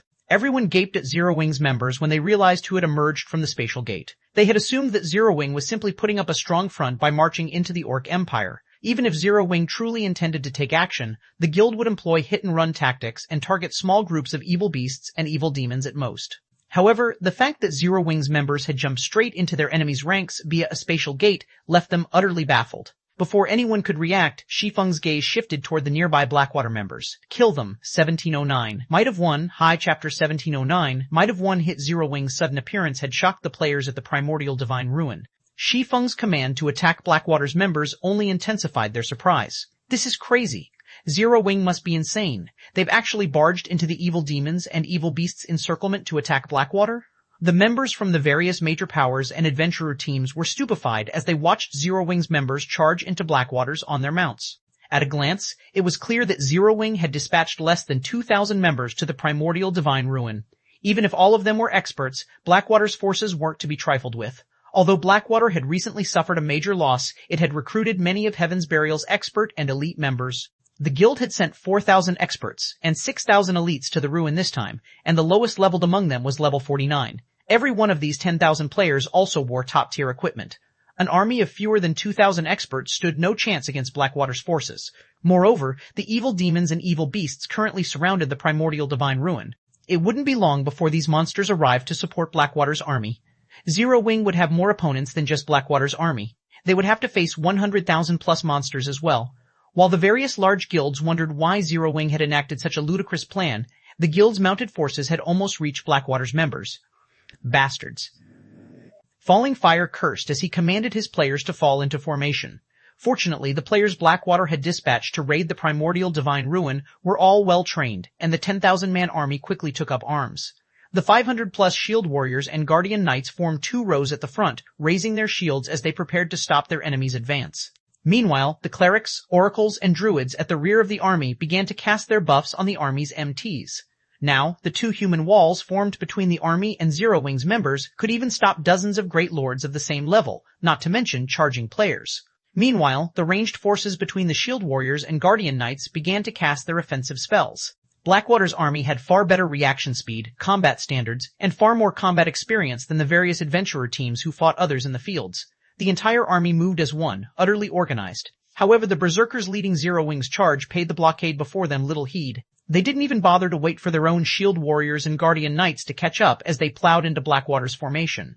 The moment before Zero Wing's 100-plus berserkers clashed with Blackwater's MTs, a hint of excitement could be seen flashing in their eyes as they tightened their grips on their weapons. Suddenly, silver runes began to form on their weapons, and the ambient mana gathered around the berserkers' weapons. Without hesitation, the berserkers swung their weapons at the massive shields before them. Boom, boom, boom. A series of loud explosions echoed throughout the area as the berserkers struck the enemy shields. Impossible. When Blackwater's MTs received the berserkers' attacks, they felt as if they had been hit by a truck. Not only did their shields tremble violently and their arms go numb, but they were also forced to take 2 or 3 steps back before they could stabilize themselves. However, before these MTs could regain their postures, Zero Wing's berserkers swung their weapons again, forcing these MTs backward once more. After 3 consecutive attacks, Zero Wing's berserkers had broken holes in Blackwater's defensive line. The berserkers then dashed toward the ranged players like frenzied beasts. Zero Wing broke through? The various major powers watching from a distance could not help but gape at the scene. Just 100-plus berserkers had torn apart 2 defensive lines formed by over 500 level 49-plus shield warriors and guardian knights. The clash between these melee players had lasted less than 2 seconds. It was as if Blackwater's shield warriors and guardian knights were made of paper and could barely take a hit. However, the players from these major powers knew that Blackwater's MTs all wore excellent equipment. The weakest piece they'd have on them would be level 45 fine gold rank. MTs of such caliber could easily join the various large guilds' main forces. As for their combat standards, they were all elite and expert players. A blockade of such powerful MTs shouldn't have a problem fending off a charge of dozens of great lords of the same level, yet it had shattered when assaulted by Zero Wing's 100+ berserkers. No matter how they looked at the situation, they simply could not bring themselves to believe it. What these players didn't know was that although these Zero Wing berserkers were only Tier 1 players, they could unleash Tier 3 power when they maxed out the Tier 2 mana weapons in their hands. Blackwater's defensive lines might be able to stop several dozen Great Lords of the same level, but it definitely couldn't stop the combined charge of over 100 Great Lords. Melee units, stop them. Do not let them reach our ranged unit. Falling Fire hurriedly commanded when he noticed Zero Wing's berserkers approach. However, before Falling Fire could even finish his words, one melee fighter from Blackwater after another was thrown into the air. Even when Blackwater's level 50 berserkers tried to stop Zero Wing's berserkers, the latter easily pushed them back. They lost a significant amount of HP when they crossed blades with Zero Wing's berserkers. After repulsing Blackwater's melee players, Zero Wing's berserkers charged toward Blackwater's ranged force like a sharpened sword. The berserkers blocked the incoming ranged attacks with little to no effort. In contrast to Blackwater's pitiful ranged attacks, the attacks Zero Wing's several hundred ranged players launched were basically unstoppable. When Blackwater's MTs tried to block these incoming attacks with their shields, their defensive postures shattered under a single blow, rendering them helpless against the following ranged attacks. Every ranged attack that struck an MT directly dealt over 20,000 damage, and Zero Wing's players only needed 3 ranged strikes to kill a Blackwater MT. Blackwater's healers hadn't even had enough time to save their allies. The difference between each side's healers was jaw-dropping. When Blackwater's healers cast healing spells with 1 or 2 second channeling times, the spells would restore around 10,000 of the target's HP. In contrast, when Zero Wing's healers used the same healing spells, their targets recovered nearly 20,000 HP. Meanwhile, Blackwater's ranged classes only dealt around 10,000 HP when they struck Zero Wing's berserkers on a direct hit, and the best among them only dealt around 2,000 damage. Zero Wing's healers could easily restore whatever HP their berserkers lost. The difference between the two forces was clear for all to see after the battle continued for a short moment. Like a group of ferocious beasts, Zero Wing's members devoured the lives of Blackwater's players, forcing Blackwater to retreat again and again as the army began to show signs of crumbling. The spectating crowd was dumbfounded. No matter how they thought about it, Blackwater should have had the upper hand, yet Zero Wing had an absolute advantage over its army. This didn't look like an actual battle, it was more of a one-sided beating. Zero Wing and Blackwater's strength simply weren't on the same level. So, this is the power of mono weapons? Gentle Snow, who commanded the battle from the rear, was indescribably shocked as she watched her players devour Blackwater's forces. They were too strong. Although the branch guild she commanded in the Black Dragon Empire hadn't experienced as many battles as the main branch in Starmoon Kingdom, her guild had plenty of experience in combat involving thousands of players. Hence, she knew that such a large-scale battle wouldn't reach a conclusion quickly. At the very least, the battle would last 15 to 30 minutes before anyone could tell which side had the upper hand. Yet, not even 1 minute had passed since the battle between Zero Wing and Blackwater had begun. However, even an ordinary player could see that Blackwater had no hope of winning this fight. At this rate, Zero Wing wouldn't even need 10 minutes to annihilate Blackwater's 10,000 players. Only Shi Feng knew how typical this battle's outcome was. Blackwater's players weren't fighting 1,400 plus Tier 1 players, but a force of 1,400 plus Tier 2 experts. With so many Tier 2 experts, Zero Wing could even wipe out an army of 30,000 Tier 1 players without trouble, much less a force of 10,000. Silence fell over the primordial divine ruin as players witnessed Zero Wing's overwhelming power. Even the spectating superpowers wore somber expressions as they watched the massacre before them. Black Flame, do you really think that this is the only force I've prepared for the primordial divine ruin? Pay for your foolishness. As Singular Burial watched Blackwater's army slide backward, he showed neither surprise nor fear, simply revealing an arrogant sneer. He then turned to the cloaked, bandaged man beside him and snapped, "Flameblood, it's time for you to take action." Nodding in response, Flameblood immediately took a gray crystal ball from his bag and began to chant an incantation. He wasn't within a kingdom or empire right now, so it didn't matter if he revealed his identity as an evil god's temple player since there weren't any NPCs around to hunt him down. Suddenly, clouds of pitch-black fog started to emerge from the crystal ball. The fog rapidly transformed into the figures of 10 evil demons. These summoned evil demons were all level 70 Grand Lords, which he had actually prepared for the Guardian boss on the ruin's 4th floor. Under Flameblood's command, the 10 Grand Lord-ranked evil demons charged at Zero Wing's army. Just before they reached Zero Wing's front line and could swing down their massive claws, a figure appeared before them. This figure was none other than Shadow Sword. Scram! Shadow Sword tightened his grip on the edgeless blade and executed a sweeping slash with the rune-covered greatsword. Tier 2 skill, Blade Storm. A silver storm engulfed 10 evil demons, sending them flying over a dozen yards away. When the monsters crashed into the ground, a damage of over 200,000 appeared above each of their heads. 1710, Gathering Place of Experts. Chapter 1710, Gathering Place of Experts. After Shadow Sword's first attack, he used Charge, accelerating toward the nearest evil demon as it was standing back up. When he got close to his target, Shadow Sword raised his greatsword high. Once again, silver divine runes lit up along the edgeless blade's body. Shadow Sword then executed Blade of Waves, one of the Sea God's Apostle class's Tier 2 legacy skills. Blade of Waves was also the most powerful Tier 2 legacy skill he had learned. Currents of blue mana circled the edgeless blade. When Shadow Sword swung his greatsword at the evil demon before him, the mono weapon transformed into a 40-yard-long blade of water. Players in the distance only saw a dark blue horizontal wall suddenly bisect the battlefield. 5113-842. A frightening amount of damage appeared above the evil demon's head when the water blade cut through its body. The blade also slammed into other players, and whether they wore plate armor or cloth, all of their HPs plummeted to 0. Their cleaved bodies then transformed into particles of light and disappeared from the battlefield.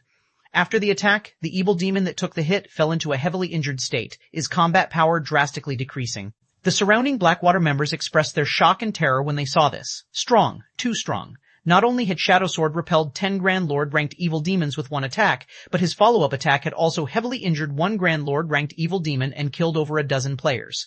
Even Shield Warriors and Guardian Knights had died instantly. How is he so powerful? Confusion filled the experts from the various major powers as they watched Shadow Sword from a distance. Even if Shadow Sword were a Tier 2 Berserker and had used a Berserk skill, his damage should not have been so frightening. He should have been lucky to hold his ground against a Grand Lord-ranked evil demon, yet even without activating a Berserk skill, Shadow Sword had heavily injured the Grand Lord. This utterly destroyed their understanding of Tier 2 classes' combat power. Damn it, Flame, split the other evil demons up and have them attack independently. Singular Burial commanded once he saw that the evil demons were no match for Shadow Sword. They had summoned 10 Grand Lord-ranked evil demons, and although they were no match for Shadow Sword, the Berserker couldn't stop them all if they split up. The evil demon's Shadow Sword didn't target could continue to slaughter Zero Wing's members. Hearing Singular Burial's command, Flameblood had the other 9 evil demons circle Shadow Sword. However, as these evil demons began to move, Kola landed between 3 of them and used Justice Roar, forcing all 3 to focus on him and no one else. The 3 taunted evil demons immediately brandished their claws at Kola. Seeing this, Kola grinned as he raised the one-handed axe in his right hand. Like Shadow Sword's edgeless blade, silver runes illuminated the weapon. Taking a step forward, Kola used Holy Slash. A silver flash sliced at the 3 evil demons' extended claws. The moment Kola's axe met the monster's claws, the evil demons felt as if a current of electricity shot through them, leaving their arms numb. All 3 evil demons were forced to retreat by several steps, and the difference between their strength and Kola's was obvious at a glance. Meanwhile, Gentle Snow, Fire Dance, Flying Shadow, Ye Wumian, Turtle Dove, and Rampant Blade suppressed the other 6 Grand Lord-ranked evil demons. The 6 Tier 2 players halted the evil demon's advance, preventing the monsters from targeting Zero Wing's Tier 1 players. The spectating powers were stunned to see all 10 Grand Lord-ranked evil demons suppressed. Who are these people? The various major powers and adventurer team's members were curious and awed as they watched Shadow Sword and his companions. They immediately began to look into the identities of these Tier 2 players from Zero Wing. The various large guilds and adventurer teams present were no strangers to Grand Lord-ranked monsters, but they usually needed 100-man teams to raid such monsters. Yet, Shadow Sword and the others actually soloed the evil demons. Moreover, they had the upper hand in the battle. This was simply unbelievable. The moment these various powers received their investigation's results, they were flabbergasted. Aside from Gentle Snow, the other Tier 2 players were practically unknown in God's domain. Although these players had shown up in Zero Wing's past battles, none of them had ever displayed such frightening power. Because of this, the players from these major powers and adventurer teams began to wonder if Shadow Sword and the others had deliberately hidden their strength all this time. But after today, there was no doubt that these players would become famous in God's domain. Their performance today was simply too shocking. While Shadow Sword and the other Tier 2 players suppressed the Grand Lord-ranked evil demons, Zero Wing's other members were free to slaughter Blackwater's players without worry. Aqua Rose, Blackie, Violet Cloud, and Alluring Summer, in particular, struck like humanoid defense turrets. All 4 of them wielded Tier 3 mana staffs, which allowed their spells' power to rival Tier 3 spells. Against Tier 1 players, these spells were one-shot, one-kill attacks. Not even blocking these spells could save the targeted players. When the 4 used AoE spells, each of their attacks could slay dozens of players. Of those present, only Blackwater's Tier 2 experts barely survived Aqua Rose and the others' attacks. However, none of them could approach the 4 casters either, since doing so would be suicidal. As he watched the one-sided battle, Singular Burial's complexion turned ashen and the corner of his eyes twitched. He had visited the primordial divine ruin this time with his closest aides and experts that had originally belonged to Heaven's Burial. These players were supposed to serve as the foundation of his rise through Blackwater. Now that Zero Wing's members had massacred his subordinates, his chances of rising in his new guild had significantly decreased. Although he wanted to do something to stop the massacre, he had enough trouble with the level 50 youth before him. No matter how he struggled, he couldn't get past the youth's defense. To make matters worse, his opponent was only a Tier 1 Berserker, while he was a bona fide Tier 2 Ranger. Yet, the Berserker's Tier 1 skills had actually repelled his Tier 2 skills. This maddened Singular Burial. On the other hand, Yu Zipping, also known as Silent Blade, grew increasingly excited as he fought Singular Burial. He had never felt this wonderful before. The combination of a Tier 2 mana weapon and the level 50 magic light set had granted him an absolute advantage in basic attributes over his opponent. From time to time, he even caught Singular Burial by surprise when he used his mana weapon's ability. In addition, through his battle with Singular Burial, someone who had entered the refinement realm long ago, Yu Ziping was able to recognize many of his flaws. If not for his advantage in basic attributes and Tier 2 mana weapon, the enemy ranger would have likely killed him already. Guild leader, these people from Zero Wing are too powerful. At this rate, we'll be wiped out before the Evil Beast army arrives. Daybreak Fog, who was similarly entangled in a fierce battle, told Singular Burial anxiously through a private chat. Hearing Daybreak Fog's worry, Singular Burial glanced at Blackwater's members who were continuously slaughtered. Suddenly, a sense of helplessness doused the killing intent burning in his heart. However, just as Singular Burial was about to respond, he noticed a black figure weaving across the battlefield and killing Blackwater's experts with inhuman speed. The figure moved so quickly that by the time Blackwater's experts noticed someone before them, a blue flash filled their vision. Once the blue flash disappeared, the targeted experts collapsed lifelessly to the ground. Black Flame. Singular Burial bellowed with rage, a gut-twisting envy filling his heart as he watched the rapidly moving black figure.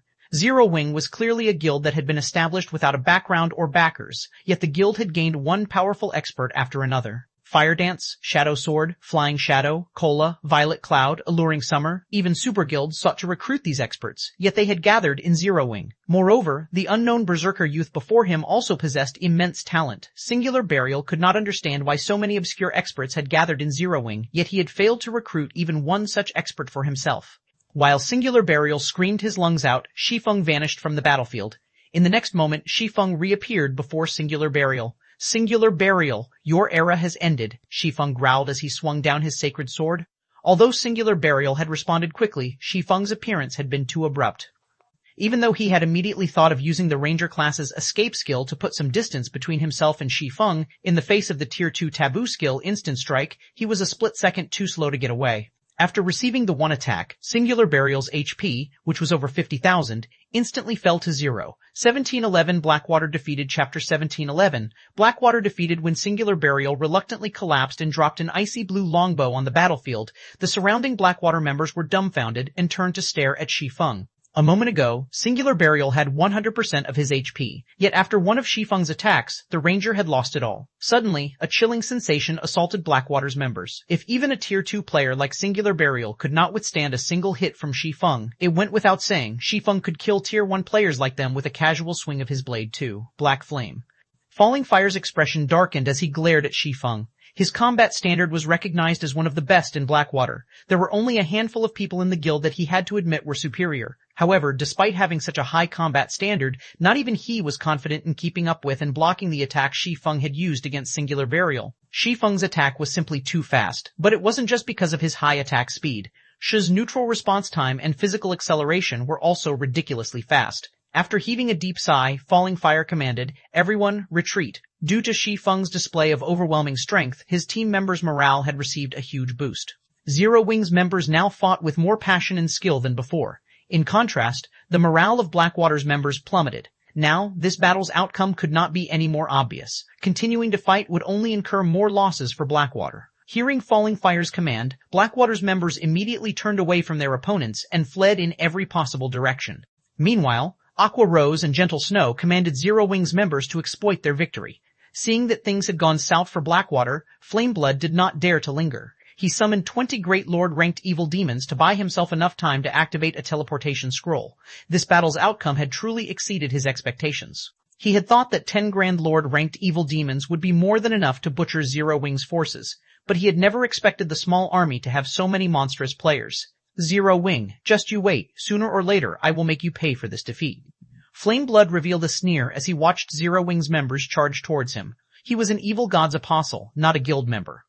As long as he escaped capture, he'd always have a chance of making a comeback. Flameblood sent his 20 Great Lords to stop Zero Wing's members as he activated his teleportation scroll.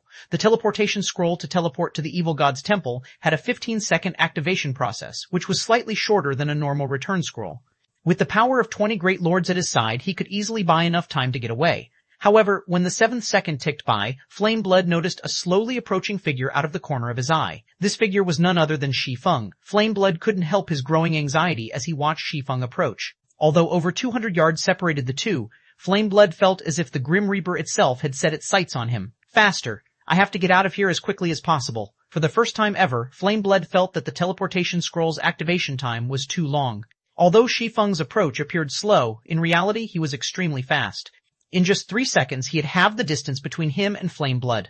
Seeing this, Flameblood had no choice but to split 6 of the Great Lord-ranked evil demons from the group, ordering them to hinder Shi Feng's advance. However, no matter what kind of attacks the Great Lord-ranked evil demons used, Shi Feng avoided them easily. The evil demons couldn't slow Shi Feng down in the slightest. When only 2 seconds remained before Flameblood's teleportation scroll activated, Shi Feng was still over 30 yards away from the cleric. Seeing this, Flameblood breathed a sigh of relief. Black Flame, I'll get even with you sooner or later. There was no way Shi Feng could cross the distance between them unless he could use the same move he had employed to take out Singular Burial earlier. However, the area around Flameblood abruptly darkened, and the mana that fed the teleportation array beneath his feet froze instantly. A moment later, the teleportation array began to disappear. No! How is this possible? Shock and despair flashed in Flameblood's eyes when he realized that his teleportation scroll was no longer an option. Before Flameblood could react, Shi Feng shook off the 6 Great Lords chasing him and appeared before the cleric. Get even with me? Glancing at the cloaked and bandaged cleric before him, Shi Feng chuckled and said, You'll have to be able to get away before that can happen. Black Flame, your forces are now trapped, surrounded by Beast Emperor's evil beast army. If you kill me, Beast Emperor definitely won't let you off the hook, Flameblood hissed as he looked at the smiling swordsman before him. Fearfully he continued, If you want to leave this place alive, I'm your only hope. Flameblood knew full well what Shi Feng was capable of. After all, he had personally witnessed Shi Feng capture Abandoned Wave and send the man to the War God's temple. To evil gods apostles like himself and Abandoned Wave, getting sent to the War God's temple was game over. Flameblood deeply regretted his actions. Had he known something like this would happen, he would never have followed Singular Burial to the primordial divine ruin. Now that he had been silenced, it was practically impossible to escape Shi Feng's clutches. His only hope of getting out of this predicament lay with Beast Emperor's evil beast and demon army. Although Zero Wing's members were absurdly strong, they would definitely fall against 100,000 plus evil beasts and evil demons. The fact that Zero Wing had so effortlessly slaughtered Blackwater's members proved that all of the members in this force were the guild's core members. If these core members were annihilated, it would deal a massive blow to Zero Wing. You're my only hope? Shi Feng could not help but laugh. Aren't you thinking too highly of yourself? To Beast Emperor, evil god's apostles were like his own limbs. Each one taken from him was a permanent loss. However, since Beast Emperor had dared to cut off Zero Wing's path to fortune, Shi Feng had to teach Beast Emperor what it felt like to lose a limb to his blades. Saying so, Shi Feng activated Abyssal Bind and restricted Flameblood's movements. He then retrieved a mobile jail from his bag and started to activate it. Black Flame, are you trying to die? I am one of Beast Emperor's evil god's apostles. Capturing me will only increase Beast Emperor's desire to destroy Zero Wing. Flameblood began to panic when he saw Shi Feng activate the mobile jail. He had never thought that Shi Feng would be so daring. If he were to be sent to the War God's temple, he truly would be finished. Just as Shi Feng was about to entrap Flameblood in the mobile jail, a phantom appeared beside the cleric. This phantom took the form of an indifferent, middle-aged man in luxurious, dark gray robes. The man wielded a wooden staff that exuded murky black mist in his right hand, and a pitch-black crown adorned his head. The man radiated an indescribably majestic feeling. Beast Emperor? When Shi Feng saw this middle-aged man, the only person that came to his mind was Beast Emperor. However, he was not absolutely certain, as he had never actually seen Beast Emperor's true appearance before. That's right, I am Beast Emperor. This should be our second meeting, Beast Emperor said, smiling. I won't mince words with you. Release Flameblood and hand over the evil god's eye in your possession. Do so, and I'll let your forces leave the Orc Empire safely. Refuse. And neither you nor your subordinates will leave the Empire. Your souls will become nourishment for my evil demons. As soon as Beast Emperor finished speaking, the players at the primordial divine ruin noticed a large group of evil beasts and demons approach on the distant horizon. An NPC elder stood above a gigantic evil beast, radiating intense evil energy. Even though the old man was thousands of yards away, everyone outside of the primordial divine ruin could feel his horrific aura. I admit that you are quite powerful, but even if you lock Flameblood away in the mobile jail, you won't necessarily be able to leave the Orc Empire with him. As long as I kill you, I can free Flameblood. I will only give you 10 seconds to consider my offer. Beast Emperor said, his expression calm as he looked at Shi Feng. A mythic NPC? Shi Feng guessed after glancing at the NPC in the distant sky. Revealing a faint smile, he said, like your subordinate, you think too highly of yourself. I will send Flameblood to the War God's temple. 1712. The man closest to attaining a domain. Chapter 1712. The man closest to attaining a domain. Although Shi Feng's tone had been dull, the nearby players could all feel the unyielding determination in his voice. Crazy bastard, how can a guild leader like you exist? As Flameblood glared at Shi Feng, he felt his mental state crumble. Just how much did Shi Feng hate him? Shi Feng was actually willing to sacrifice over 1,000 Zero-Wing experts just to finish him off. Black Flame, this is your final chance. You can't take on a mythic NPC. Do you really think that you can escape with your life? If you die at his hands, do you think that the penalty will be as simple as losing a level? Beast Emperor's expression darkened when he heard Shi Feng's reply. Do not challenge my patience. Otherwise, I'll bury you here even if I have to waste my contribution points. If the evil god's apostle slots weren't so incredibly precious to his future and the fact that Shi Feng had a small chance of getting away, he wouldn't have wasted so many words on the swordsman. He simply would have sent his evil beasts and evil demons to slaughter Zero-Wing's members and devour them. Challenge your patience? Shi Feng could not help but laugh at Beast Emperor. How many times has your evil god's temple targeted Zero-Wing's territories? You've even gone as far as to hunt down my guild members. Have you ever considered Zero-Wing's patience? Saying so, Shi Feng swung his sword at Flameblood, lowering the cleric's HP to a critical level. He then activated the mobile jail and entrapped the bound cleric. You! Beast Emperor gnashed his teeth in rage as he watched Flameblood disappear into the mobile jail. Suddenly, the evil beasts and evil demons standing on the distant horizon released deafening roars. They then charged toward the primordial divine ruin. The various powers' upper echelons wore somber expressions as they watched the 100,000-plus evil beasts and evil demons surge towards them. These evil beasts and evil demons were far from just random monsters. Every one of them was level 60 or higher, and the majority of them were chieftain rank and above. Only a small number were elites and special elites. Moreover, 8 of them were mythic ranked. Such a force was more than enough to destroy a town, not to mention an army of fewer than 2,000 experts. When the evil beasts and evil demons began their charge, the NPC elder flew into the sky and waved his staff. Suddenly, a beam of gray light shot out of the staff and toward the clouds above the old man. When the beam of light was roughly 100 yards above the NPC, it burst. Ripples of gray light spread across the sky, turning the once blue view a dull gray. It looked as if evil energy had enveloped the entire world. What's going on? Why can't I use my return scroll? Wait, that's not right. I can't use my instantaneous teleportation scroll either. Isn't that NPC too powerful?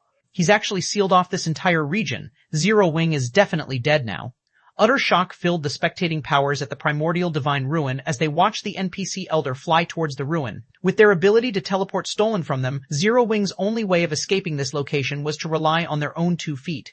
However, trying to break through the blockade of 100,000 plus evil beasts and evil demons was practically impossible. The players from the various major powers also began to worry for their own safety. Like Zero-Wing's members, they were now trapped here, and their fate was no longer in their own hands. If Beast Emperor wanted to, he could definitely have every player at the primordial divine ruin killed.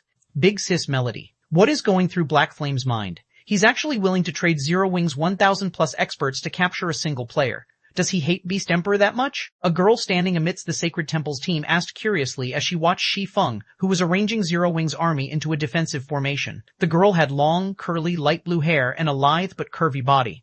She wielded an emerald staff and was clad in white silken robes. Although this girl looked quite weak and delicate, she had actually reached level 51. Even in the Sacred Temple, her level put her at the very top of the guild, though her aura was far more frightening than the girl's level. However, the intensity of her aura was not just a result of her powerful basic attributes. Her tier and life rating also contributed. When the Sacred Temple's surrounding experts looked at this girl, awe and reverence filled their gaze. This girl was the Sacred Temple's new prodigy, Blue Jade, and she had even received high praise from the guild leader, stating that she even had the potential to command a domain in the future. Precisely because of her talents, Blue Jade had been dispatched to the primordial divine ruin so that she could improve further in Primordial City. I don't know what Black Flame is thinking, but you should pay close attention to his fights. The Secret Pavilion has recognized Black Flame as the person closest to grasping a domain. Watching him should help you quite a bit, Quiet Melody said as she looked at Shi Feng. Isn't Miracle Dragon the person closest to reaching the domain realm? Blue Jade asked in astonishment. Miracle Dragon is old news. The various superpowers have already recognized Black Flame as the person closest to reaching the domain realm, Quiet Melody patiently explained. The techniques Black Flame has displayed thus far are simply amazing. He has even defeated domain realm experts. The various superpowers have even wondered whether or not he has already obtained a domain, but after a detailed investigation, they concluded that he's only as strong as domain realm experts. He doesn't actually have a domain yet, though he is extremely close to obtaining one. He can actually rival domain realm experts without a domain? He's actually that powerful? Blue Jade was skeptical about Quiet Melody's claim. If Shi Feng were so impressive, he should recognize his situation for what it was. Yet, Shi Feng had made the most unbelievable decision, provoking Beast Emperor instead of saving his companions' lives. While Quiet Melody and Blue Jade discussed Shi Feng, the other power's upper echelons grew nervous. Beast Emperor's monster army was getting closer, and now, it was less than 1,000 yards away. 2 level 80 mythic evil demons and 6 level 80 mythic, ranked evil beasts led the monster army. Just looking at these monsters, even from so far away, made these players shudder. Against such a powerful army of monsters, Zero Wing's forces would likely face annihilation even if the guild had tens of thousands of experts and hundreds of thousands of elite players present. Even if Zero Wing could summon 3 more high demons, there was no escaping its fate. Although the Baphomet Zero Wing had summoned were indeed incredibly strong, the army of evil beasts and evil demons the guild faced this time was much stronger. There were plenty of great lords and grand lords in this force. By the time the high demons defeated the mythic evil demons and mythic evil beasts, the great lords and grand lords would have devoured Zero Wing's members already. Black Flame. Pay for your foolishness. Beast Emperor, who followed the situation at the primordial divine ruin from ancient Rock City's Evil God's Temple, sneered. He had spent 7,000 Evil God's Temple contribution points for the mythic NPC to seal the primordial divine ruins map. This seal prevented players from both teleporting out and physically crossing the map's borders. The Evil God's Temple contribution points were no less precious than the War God's Temple merit points. With 7,000 merit points, players could purchase a high-quality epic item from the War God's Temple. Yet he had spent so many points just to prevent Shi Feng's escape. Although the ceiling barrier was not particularly strong, it would not be easy to break out of either. During the time it took for Zero Wing to destroy the barrier, his evil beasts and evil demons could annihilate the guild's army several times over. The 100,000 plus evil demons and evil beasts grew closer to Zero Wing's army, and seeing this, the guild's members couldn't help but grow nervous. They felt stifled as they watched the monsters approach, the auras the monsters radiated becoming increasingly frightening. However, when less than 200 yards separated both sides, a magic barrier appeared and enveloped Zero Wing's army. This barrier was the result of none other than the movement-type defensive magic array. Good. Summoners, summon the divine beasts. Shi Feng commanded as he stared at the monster army before him. 1713, Divine Dragons is my. Chapter 1713, Divine Dragons Might. When the Divine Beast's Descent magic arrays activated, 2 pillars of golden light rose from inside the movement-type defensive magic array. The 2 light pillars pierced the sky and cast a dazzling glow over the primordial divine ruin. The light pillars also purified the overflowing evil energy in the area and returned a massive fraction of the gray sky to its original blue color. 2 gigantic magic arrays then appeared and swallowed Zero Wing's defensive magic array, draining the mana around the ruin. Everyone at the ruin gaped at the grand, magnificent scene. What are those? Isn't the amount of mana those magic arrays are absorbing a little too terrifying?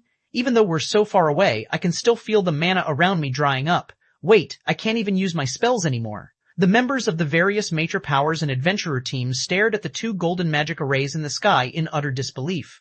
This was definitely the first time they had witnessed or experienced such a phenomenon. The 2 golden magic arrays had actually sucked away all mana in at least a 5,000-yard radius, even preventing them from using any of their skills and spells. Even Aqua Rose and Zero Wing's other upper echelons who recognized the 2 golden magic arrays were shocked and confused right now. This certainly wasn't their first time activating the Divine Beast's Descent magic array. At most, the magic array would stir the mana in a 500-yard radius in the past. Even when they had activated several Divine Beast's Descent magic arrays simultaneously, the arrays hadn't absorbed so much mana that players in the affected area hadn't been able to use their skills or spells. Yet, not only did the 2 Divine Beasts' Descent magic arrays affect 5,000-yard radius, but they had also devoured almost all of the mana in the affected area. Amazing! Using elemental sources as the magic array's cores can actually improve them to such a degree? Shi Feng couldn't help his astonishment over the spectacular scene before him. Based on his knowledge, even advanced summoning magic arrays couldn't cause such a huge mana drain. Unfortunately, he had never seen a master summoning magic array, so he couldn't make a good judgment. As mana continued to flood into the two gigantic magic arrays, the figures of two divine beasts gradually emerged. Shortly, two golden dragons with wingspans of up to 600 meters appeared above the defensive magic array. Both golden dragons were covered in dark purple runes, which gave the dragons a sacred and majestic feeling. Roar. Once the golden dragons fully manifested, they released roars that echoed throughout the primordial divine ruin. Following their bestial announcement, they released powerful shockwaves, which repeatedly shoved back the rapidly approaching evil demons and beasts. Even the defensive magic array beneath the two golden dragons trembled violently, looking as if they would shatter at any moment. The two golden dragons had also fully unleashed their auras, freezing the space around them. Even Zero Wing's members, who were protected by a defensive magic array, felt their movements grow stiff. Dragons. Are they really dragons? Are you kidding me? Zero Wing can actually summon dragons? The players from the various major powers who watched from a distance stared at the two golden dragons with bulging eyes. The various major powers knew what kind of monsters dragons were in God's domain. They were the personification of destruction. Their life ratings were only second to ancient gods, and a single dragon was more than enough to destroy an entire kingdom. Yet, two of these great monsters floated in the sky before them. Under the pressure the two dragons emitted, they didn't even dare to think of resisting. It felt as if these two dragons were this land's absolute overlords. The pressure the two golden dragons exuded was no longer a matter of basic attributes. This was the difference in life ratings. However, after using advanced identification skills, some players soon discovered that these monsters weren't real dragons. Rather, they were merely creatures that contained a small trace of a dragon's soul. Divine Magic Dragon, Elemental Creature, Archaic Species, Mythic, Level 80, HP 600 million. Although the Divine Magic Dragons weren't real dragons, they still surprised Shi Feng. These two Divine Magic Dragons actually possessed domains, which was also why their mere presence affected the space around them so drastically. Go, it's time for the slaughter. Shi Feng commanded Flying Shadow and Shadow Sword, who controlled the Divine Magic Dragons. A level 80 mythic-ranked archaic species was already a nightmare for current players, let alone a mythic-ranked archaic species that could use a domain. The reason that Tier 4 NPCs could go toe-to-toe with a mythic monster of the same level was their control of a domain. While inside their own domain, Tier 4 NPCs could enhance their abilities and suppress their enemies at the same time. However, it would be a different story if the targeted mythic monster had its own domain. Such an existence would be practically invincible among those of the same rank and tier. Even the High Demon, Baphomet, would receive a one-sided beating if it tried to face the Divine Magic Dragon in a one-on-one fight. Hearing Shi Feng's command, Shadow Sword and Flying Shadow, who stood in the center of two magic arrays on the ground, nodded. They then controlled the Divine Magic Dragons to charge at the approaching evil demons and evil beasts. In response, the Divine Magic Dragons flapped their massive wings once and disappeared. By the time the spectators had reacted to the Divine Magic Dragon's disappearance, the two dragons had already crossed over 100 yards. After 2 seconds, one of the two dragons arrived before a mythic evil demon. Before the 150-meter-tall Divine Magic Dragon, the 5-meter-tall level 80 mythic evil demon looked like an ant. The dragon then swiped its claw at the evil demon before it, and as its claw passed, numerous tears ripped apart space. Although the mythic evil demon tried to dodge the attack, its movements were sluggish due to the pressure from the dragon's claw. The dragon's domain also suppressed the mythic evil demon in every aspect. Not only did the domain decrease the evil demon's basic attributes, but the evil demon's reaction speed had also slowed. In addition, the Divine Magic Dragon's claw was frighteningly fast. In the end, the mountain-like claw struck the mythic-ranked evil demon before it could even begin to move out of the way. Boom. The mythic evil demon's body immediately sank into the ground under the immense force, 30-meter-long cracks splitting the ground around it. All nearby chieftain-ranked evil demons and evil beasts died instantly, and only those at the lord rank and above managed to survive. However, the surviving monsters sustained a heavily injured state. In the meantime, the other Divine Magic Dragon had stomped on a level 80 Evil Earth Dragon, crushing the mythic evil beast's 40-meter-tall body into the ground. The Divine Magic Dragon then swiped its tail, flattening the ground around it and sweeping away a large number of low-ranked evil beasts and evil demons. Seeing this, the watching players from the various major powers and adventurer teams were dumbfounded. The difference in strength between the Divine Magic Dragons and Beast Emperor's monster army was past the point where the latter could compensate with numbers. The mythic-ranked evil demons and evil beasts couldn't pin down the Divine Magic Dragons for even a moment. As a result, the Divine Magic Dragons were free to attack the Grand Lord and Great Lord ranked evil demons and evil beasts, who were trying to attack Zero Wing's defensive magic array. When the Divine Magic Dragon struck, even the Grand Lords instantly became heavily injured, drastically decreasing their combat powers. Even if these heavily injured Grand Lords and Great Lords reached Zero Wing's defensive barrier, Zero Wing's experts, who wielded mono weapons, could repel and kill them easily. following which the two divine magic dragons wreaked havoc across the battlefield. Although the mythic-ranked evil demons and evil beasts tried to pin the two dragons down, the divine magic dragons didn't bother with their mythic opponents. Instead, the two dragons sent their mythic opponents flying and focused on the lower-ranked evil demons and evil beasts. Even when these mythic-ranked evil beasts and demons targeted Zero Wing's defensive magic array, the divine magic dragons got ahead of them and sent them flying again. With their massive frames, the two divine earth dragons could protect Zero Wing's members almost perfectly. At the very least, none of the enemy's mythic monsters could touch Zero Wing's defensive magic array. Before even 1 minute had passed, nearly 2,000 evil demons and evil beasts had been killed. The two divine magic dragons were like colossal killing machines that continuously earned EXP for Zero Wing's members. So, this is why Zero Wing was so confident? Watching Zero Wing's forces rapidly wear down the evil demon and beast army, the various major powers finally understood why Zero Wing had dared to dive into enemy territory with so few members. Black Flame. Beast Emperor wore a solemn expression as he watched his minions being massacred by the dozens and hundreds from inside the evil god's branch temple in ancient Rock City. He had carefully nurtured these evil demons and evil beasts so that they could serve as the foundation for his rule in the Orc Empire, yet his hated enemy was slaughtering them for EXP. If the battle continued at this rate, it was only a matter of time before Zero Wing annihilated his minions. Considering the situation, Beast Emperor gritted his teeth and left to meet with an old man in black robes within the temple. Very respectfully he said, "Lord Byrne, I wish to hire Lord Dyro to annihilate these ignorant adventurers personally. I hope that you will grant me your permission." "You want to get Dyro to take action?" the black-robed elder asked indifferently. "That won't be a problem, but Dyro's services aren't cheap. It'll cost you 12,000 contribution points per hour. So expensive?" Beast Emperor could not help his frown upon hearing this price. He had already spent 7,000 CPs to hire Dyro to cast a sealing barrier over the primordial divine ruin. Now, he only had a little over 14,000 CPs remaining. If he spent another 12,000 CPs now, he'd have to cancel or considerably delay many of his original plans. "Have you decided?" Byrne asked. "Lord Byrne, I wish to hire Lord Dyro for 1 hour, Beast Emperor responded after giving the matter some thought. The last thing he could afford to lose right now was another evil god's apostle. As soon as Beast Emperor finished speaking, 12,000 Evil God's Temple contribution points vanished from his stockpile. At the same time, Dyro, the mythic NPC at the distant primordial divine ruin, became a mercenary under Beast Emperor's control. "Black Flame, you will suffer in death." The first order Beast Emperor gave to Dyro was to slay Shi Feng, who stood inside Zero Wing's defensive magic array. Meanwhile, back at the primordial divine ruin, Dyro, who quietly stood atop a flying evil beast, abruptly opened his eyes. Suddenly, the mana around him vanished, and a powerful surge of evil energy replaced it. Dyro's horrific aura reached across the primordial divine ruin, making the players present to grow nervous and keep a close eye on the NPC. Dyro lightly tapped his foot on the evil beast beneath him.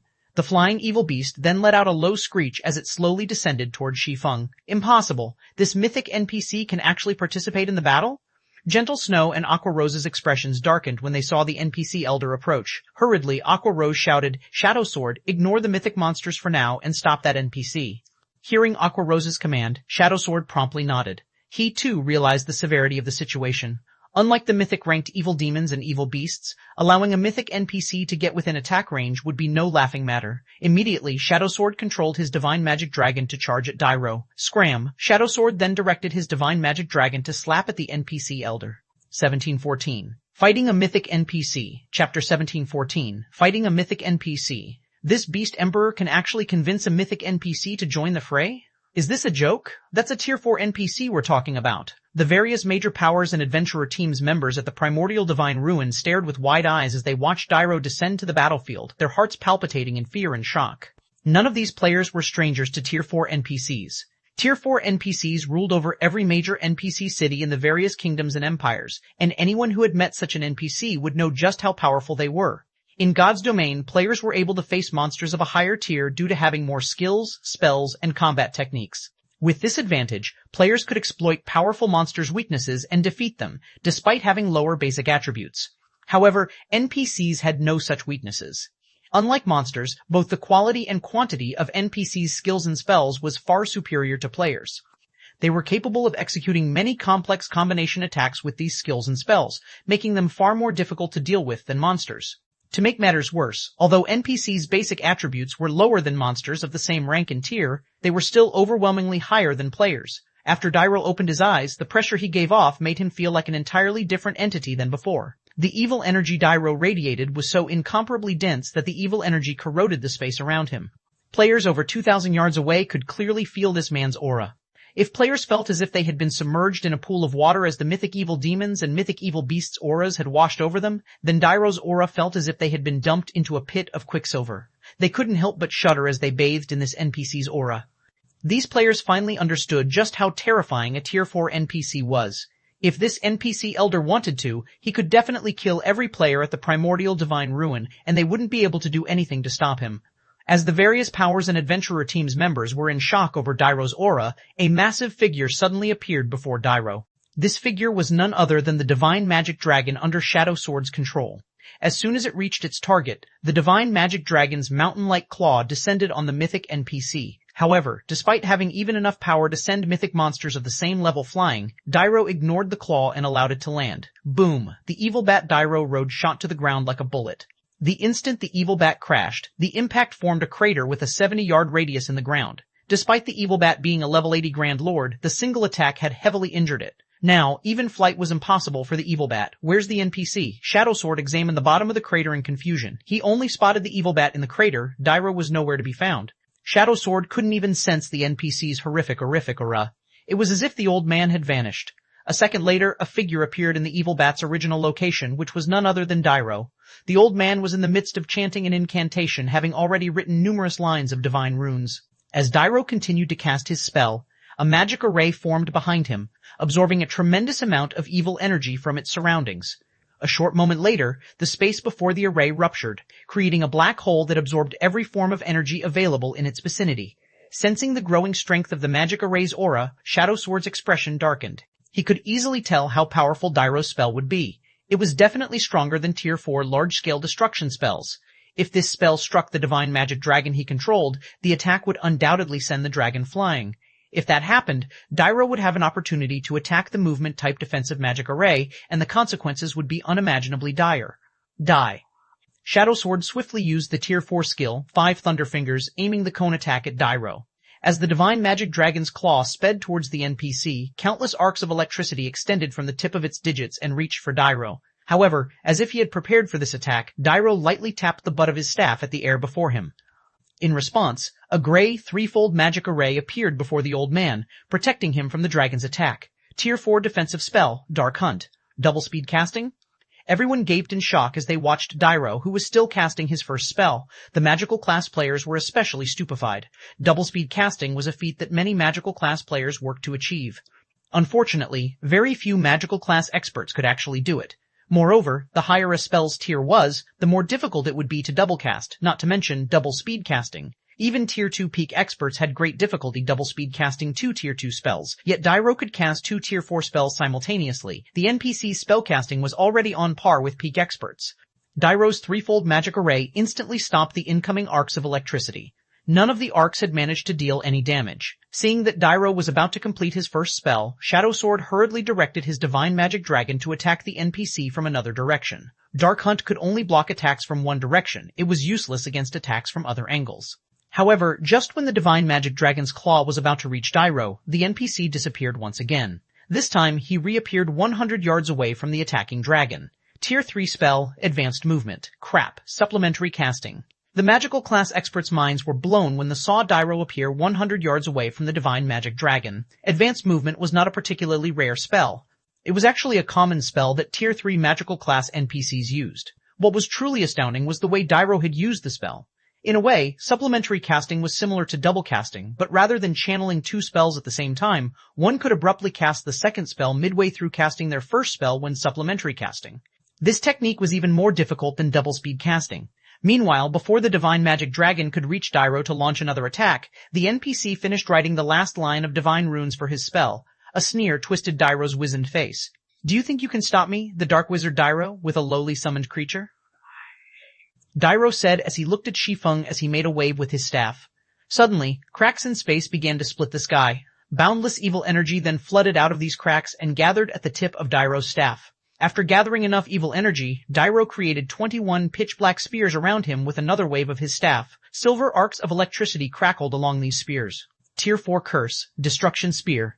Go. Dairo waved his hand. The 21 pitch-black spears flew towards the divine magic dragon. As the product of a tier 4 curse, each pitch-black spear carried a frightening amount of power. When Shadow Sword tried to attack the spears with the divine magic dragon, repelling one spear actually pushed the dragon back slightly. The strength within the pitch-black spears was actually on par with the dragon's. Although both sides had equal strength, there were 21 pitch-black spears. Meanwhile, when players controlled a summoned creature, they couldn't control it as easily as their own body, which ultimately decreased their combat standards when controlling the creature. Hence, even though Shadow Sword had reached the refinement realm, he was only able to block 5 or 6 spears at a time, while the remaining weapons struck the divine magic dragon. For a time, the divine magic dragon was at a complete disadvantage as the spears pushed it back towards Zero Wing's defensive magic array. Time to finish this. Dairo waved his staff again, joining 2 of the pitch-black spears into one weapon and striking at the divine magic dragon, the attack carrying far more strength than the individual summoned weapons. However, just before the combination attack reached the divine magic dragon, suddenly, a flash of black light bloomed before the divine magic dragon. At the same time, the combined spears that flew towards the dragon's chest veered off course. The 2 weapons then split as they brushed past the scales on the dragon's sides harmlessly. This confused Dairo slightly. What's going on? The dragon dodged the attack? No, that's not it. Look at Zero Wing's summoning array. Huh? Isn't that black flame? The spectating crowd was dumbfounded for a moment by the sudden development. They failed to understand how the divine magic dragon had become powerful enough to stop the pitch-black spears combination attack. However, some players with keen eyesight quickly noticed that Shadow Sword was no longer standing in the summoning array for the divine magic dragon. Shi Feng had actually taken his place. Black flame. Do you think you can change this outcome just by switching controllers? Beast Emperor could not help but laugh when he saw Shi Feng controlling the divine magic dragon. Summoned creatures were not as easy to control as a player's body. Naturally, a domain realm expert would have far more control of a summoned creature than a refinement realm expert. The realms of refinement improved a player's 5 senses, but players simply couldn't merge their senses completely with the summoned creatures. As a result, one's combat power when controlling a summoned creature was considerably limited. They changed controllers, Dairo muttered as he glanced at the distant summoning array. As a mythic NPC, his intellect was incredibly high. Hence, he was quickly able to assess any changes on the battlefield. However, the surprise in Dairo's eyes quickly faded, replaced by ridicule. Foolish mortals, do you think you can stop my destruction spears because you've gained more control of a lowly summoned creature? All you've done is prolonged your suffering. Saying so, Dairo combined 20 spears into 10 pairs, attacking Shi Feng with all of them at once.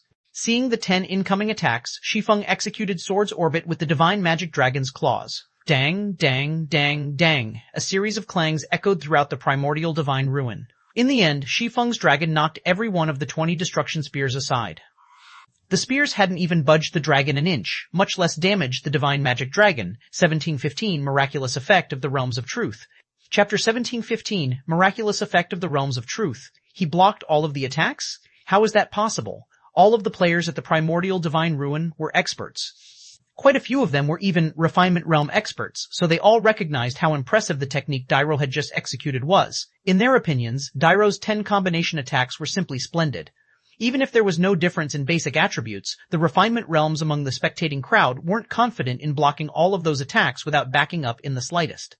Their likelihood of success would be even lower if they had to do so with a summoned creature. Yet, not only had Shi Feng successfully blocked every one of Dairo's attacks, but he had also done so with the divine magic dragon. His control is amazing. Shock flashed in Blue Jade's eyes as she watched the divine magic dragon in the sky. So, this is the strength of the expert closest to achieving a domain? As a Tier 2 summoner, she had a much clearer idea of how difficult it was to control a summoned creature than other players. It was practically impossible for players to control a summoned creature as well as they did their own bodies. This fact held true even for herself. Despite reaching the flowing water realm, her combat standards with the summoned creature were barely at the Trial Tower's 6th floor. Even if she made a breakthrough and reached the Void Realm, she was only confident in raising her combat standard when controlling a summoned creature to the middle stage of the Trial Tower's 6th floor. Yet, Shi Feng could actually reach the Refinement Realm with the Divine Magic Dragon. This was simply unbelievable. Meanwhile, hovering in mid-air, Dairo stopped trying to defeat his opponent's vile quality of attacks after watching his first volley fail. Instead, he had the 21 destruction spears attack simultaneously from different directions. Suddenly, numerous streaks of pitch-black light threatened to devour the divine magic dragon. This bastard? He was actually holding back against me? Shadow Sword tightly balled his fist, frustration filling his gaze as he watched the destruction spears dance in the air. When he had controlled the Divine Magic Dragon, Dairo's attacks with the Destruction Spears had been very straightforward. The NPC hadn't used any particular techniques. Now, however, the Destruction Spears moved in a coordinated and well-choreographed pattern. These movements were obviously the result of some sort of combat technique. Even if there weren't a difference between Shadow Sword and his opponent's attributes, he felt that he'd be lucky to block a handful of the spears if he tried to defend against the coordinated attacks personally. As the Destruction Spears were about to plow into the Divine Magic Dragon, Shi Feng decided to charge forward rather than retreat. He controlled the Divine Magic Dragon to fly headfirst into the approaching spears. What is he trying to do? Shi Feng's actions dumbfounded the spectating crowd. Although the Destruction Spears couldn't kill the Divine Magic Dragon, if all 21 spears struck the summoned creature, the impact would certainly send it flying several hundred yards back. If that happened, Dairo would have plenty of opportunities to destroy Zero Wing's defensive magic array. However, as everyone assumed that Shi Feng was trying to force his way through the attacks, the Divine Magic Dragon began to maneuver agilely around the spears and rapidly closed the distance between it and Dairo. Any destruction spear that came near the dragon either brushed past its scales or the summoned creature batted it away with a claw. They couldn't actually hit the Divine Magic Dragon. If one wasn't paying attention, they might even assume that the destruction spears had actively avoided the dragon. Flowing Water Realm?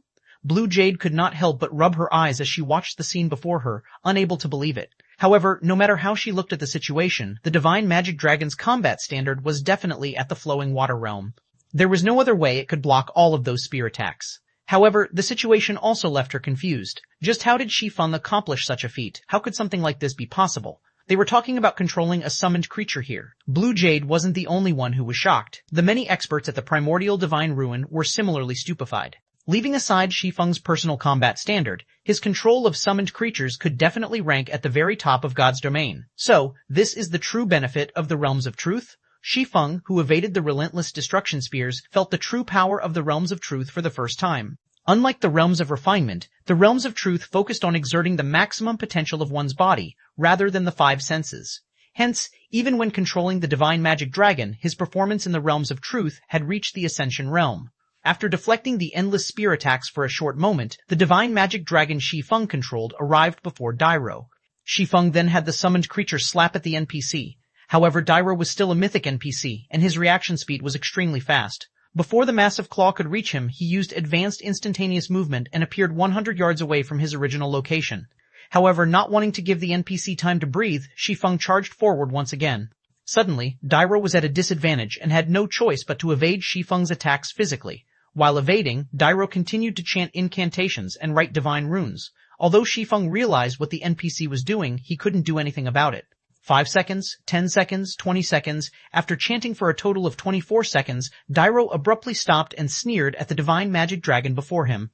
"Fall into eternal darkness," Dairo shouted before twirling the staff in his right hand. Suddenly, the sky darkened, and 36 gigantic magic arrays appeared around the Divine Magic Dragon. Pitch-black chains then emerged from the magic arrays, binding the dragon. The chains then bound the Divine Magic Dragon in a gigantic, pitch-black ball. Tier 4, Curse, Dark Prison. Although the Divine Magic Dragon was powerful, not even a monster if its caliber would be able to struggle free from a Tier 4 Curse's restrictions. After all, a Tier 4 Curse had the power to rival Tier 5 spells. Crap. The Divine Magic Dragon has been tied up. Shadow Sword's expression darkened when he saw Dairo fly towards Zero Wing's defensive magic array after casting the Tier 4 Curse. Although the movement-type defensive magic array was strong, it would only last a few hits from a Tier 4 NPC. Moreover, unlike monsters, a magical class NPC like Dairo would have an acute understanding of magic arrays. Breaking through a defensive magic array would be child's play for Dairo. Once the defensive magic array was gone, the remaining evil demons and evil beasts would be more than enough to annihilate Zero Wing's army several times over even if Dairo didn't get involved. Black Flame, your time is up. Beast Emperor revealed a victorious grin as he watched Dairo move closer to Zero Wing's defensive magic array. He had been slightly concerned that the Divine Magic Dragon would be too much for Dairo to handle, but at the end of the day, a Tier 4 NPC was still a Tier 4 NPC. Although Dairo was no match for the Divine Magic Dragon in a direct confrontation, he would have no trouble binding it for a short time, just long enough for Dairo to wipe out a bunch of Tier 2 players. This made Zero Wing's members in the defensive magic array nervous. Elsewhere, 2 mythic evil beasts had managed to force their way past Flying Shadow's Divine Magic Dragon. The 2 mythic evil beasts then coordinated with Dairo. It was obvious that they planned to break through the defensive magic array with a single attack. The watching players could already picture the defensive magic array shattering under the 3 Tier 4 existences' combined assault when Dairo and the 2 mythic evil beasts were less than 100 yards away from the barrier around Zero Wing's members. It seems Zero Wing is doomed this time, Quiet Melody said, sighing. Although this battle had been a close one, Zero Wing still wasn't strong enough. She had never imagined that not only would Beast Emperor convince a Tier 4 NPC to take action for him, but that the NPC would also wield so many Tier 4 curses. So, this is the true strength of a Tier 4 NPC? Despite watching Dairo and the 2 Evil Earth Dragons approach, Shi Feng didn't reveal any signs of fear or despair. Instead, he quickly gave Shadow Sword control of the Divine Magic Dragon as he took out the Tier 4 Domain Scroll that he had obtained after killing the Tyrant's soul. When he activated the Tier 4 Domain Scroll, a blue light rippled away from him, extending to a 1,000-yard radius. Suddenly, all enemies within range of the Domain skill were suppressed. Because of this, Dairo, who had already been suppressed by the Divine Magic Dragon's Domain skill, lost even more attributes and reaction speed. Now, he only had 80% of his original basic attributes. Against a Tier 4 NPC like Dairo, the effects of the Tier 4 Domain Scroll were quite astonishing. Unfortunately, Dairo was still unstoppable for players. After activating the Domain Scroll, Shi Feng took a Summon Guard scroll from his bag and summoned Anna. Why is the guild leader summoning his personal guard?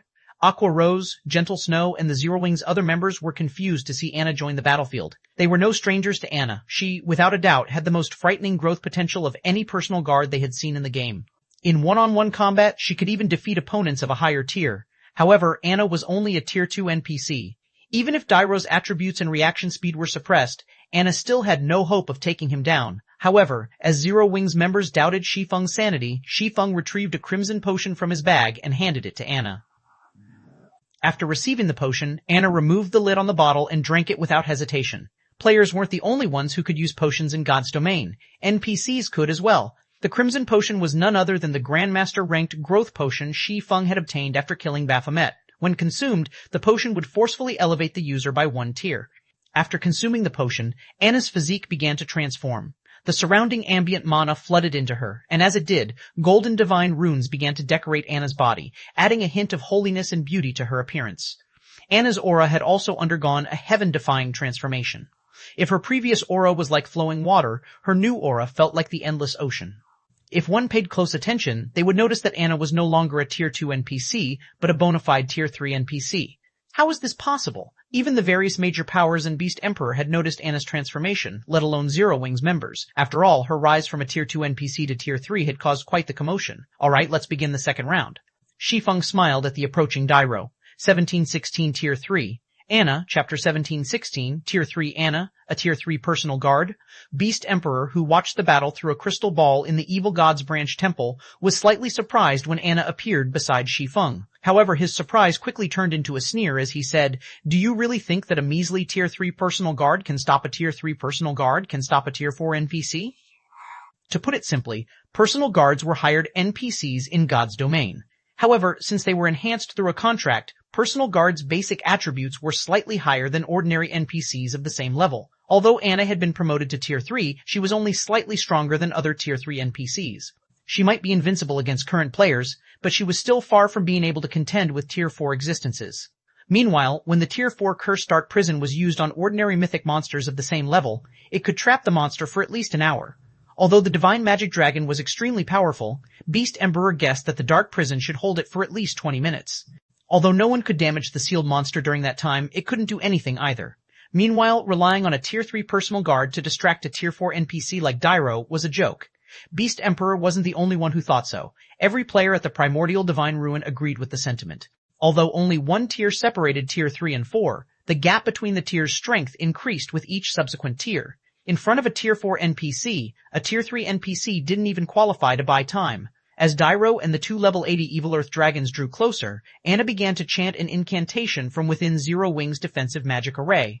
With her left hand, she swiftly drew line after line of divine runes in the air. Shortly after, 2 colossal magic arrays, one white and one black, appeared beside Anna. The ambient mana then began to flow towards the arrays, and Zero Wing's members could feel the mana density increase around them by several times. Double speed casting. That personal guard is quite good. She actually knows how to double speed cast. It's a pity that she's going to die here today. When the various major powers upper echelons saw Anna double speed cast, envy gripped their hearts. While NPCs were indeed powerful, there were significant differences between them. Magical class NPCs capable of double casting were already extremely rare, not to mention NPCs capable of double speed casting. This was also why they had been so surprised to learn that Dairo could both double speed cast and supplementary cast. If a personal guard grasped these techniques, they would have an advantage over other NPCs when they reached higher tiers. Take Dairo, for example. Despite Dairo clearly being no match for the divine magic dragon under Shi Feng's control, the NPC could rely on his techniques to mitigate the divine magic dragon's attacks and even entrap it. As the spectating crowd pondered such things, two pillars of light rose from the two colossal magic arrays, each taking on the color if the array it emerged from. In the next moment, 3 summoned creatures stepped out of each of the 2 light pillars.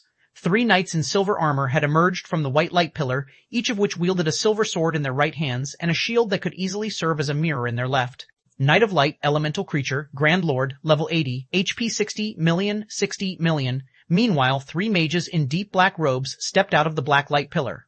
Each of the mages carried a staff that was shrouded in black mist. The crystals embedded in the top of the staves radiated 4 different colors. Envoy of Darkness, elemental creature, Grand Lord, level 80, HP 45,000, 45,000, Tier 3 spell, Light Summoning. Tier 3 spell, Darkness Summoning. If players used the Grandmaster ranked growth potion, they'd only rise by a single tier, but if an NPC used the potion, that'd be a different story.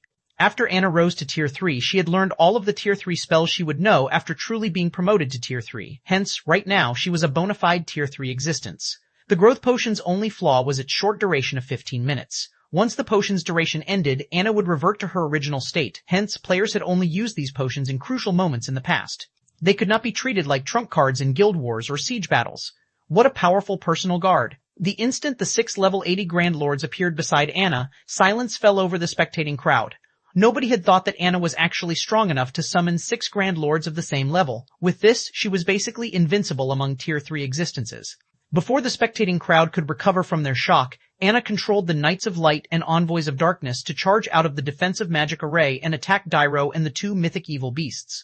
In the next moment, the Knights of Light vanished, reappearing instantly around their mythic-ranked targets. Once the Knights surrounded their opponents in a triangular formation, they raised their shields before them. Suddenly, a magic array of light manifested beneath each of the knights, linking with each other to form a prism of light that trapped Dairo and the mythic evil beasts. Immediately, Dairo and the evil beasts' basic attributes fell once more. Now, the 3 mythic existences only retained 60% of their original attributes. Moreover, they couldn't break free of the magic barrier unless they killed the Knights of Light. By the time the Knights of Light had finished, the Envoys of Darkness had also completed their spell's chance. Pitch-black mist began to rise from the ground within the barrier, binding Dairo and the evil earth dragons. Although the mist did not reduce the 3 mythic existences' basic attributes in the least, it did reduce their reaction speed and movement speed by 50%. By the time the Knights of Light and Envoys of Darkness had further suppressed Dairo and the mythic evil beasts, Anna had finished chanting the final verse of her incantation. Tier 4 spell, Yin-Yang Cycle. Under her command, a dual-colored magic array appeared in the sky, and 36 gigantic swords emerged, 18 of which were a silvery white, while the other 18 were an abyss black. These 36 swords then descended on Dairo and the 2 evil earth dragons. Despite seeing the approaching swords, the 2 mythic evil beasts showed no intention of dodging the weapons. Instead, they swiped their claws at the incoming attacks. However, the moment one of Evil Beast's claws met one of the silver swords, the impact flung its claw backward, bending its arm at an awkward angle. When the other Evil Beast touched a black sword, the sword passed through its claw and struck the Evil Earth Dragon, dealing over 1,000 damage. As the 36 swords fell, one after another, the 2 mythic Evil Beasts screamed in pain and their HPs plummeted. Although the 2 Evil Beasts wanted to escape, the falling swords pinned them in place. Naturally, Dairo didn't dare to block any of these swords. Rather, he used spells to help him evade the attacks. He didn't have any spare energy to strike at the Knights of Light, much less attack Zero Wing's defensive magic array. Even after another 10 seconds of this bombardment, Dairo and the 2 evil earth dragons still couldn't free themselves from Anna's assault. Not only had they failed to land a single hit on Zero Wing's defensive magic array, but the 2 evil earth dragons' HP also continued to decrease. Are my eyes playing tricks on me? Is that woman really a Tier 3 personal guard? Everyone watched Dairo and the mythic evil beasts struggle with shocked expressions. Although Shi Feng's domain scroll had suppressed Dairo and the evil beasts, significantly reducing their combat powers, a mere Tier 3 NPC shouldn't have any hope against them by herself. Yet Shi Feng's personal guard successfully faced them alone. Aside from the word strong, the spectating crowd truly had no other way to describe Anna. Despite Anna standing alone, her skills made her look like a team of NPCs. So, this is the strength of an epic personal guard? Shi Feng was just as shocked to see Anna overwhelm Dairo and the two evil beasts. He had never thought that Anna could really go up against Tier 4 existences at Tier 3. With Anna's constant intervention, even after over a minute, Dairo couldn't attack the Knights of Light. In fact, the Tier 4 NPC's HP had even begun to decrease as he failed to keep up with Anna and the Envoys of Darkness's attacks. As he watched, Beast Emperor's eyes became bloodshot. However, he still wasn't particularly worried about this situation. With how powerful the potion Anna had consumed was, the potion's effects should not last very long. Once the potion's effects ended, Anna would have no power over Dairo. 1 minute, 3 minutes, 5 minutes, however, contrary to everyone's expectations, Anna remained powerful throughout the entire battle. She showed no signs of weakening in the least.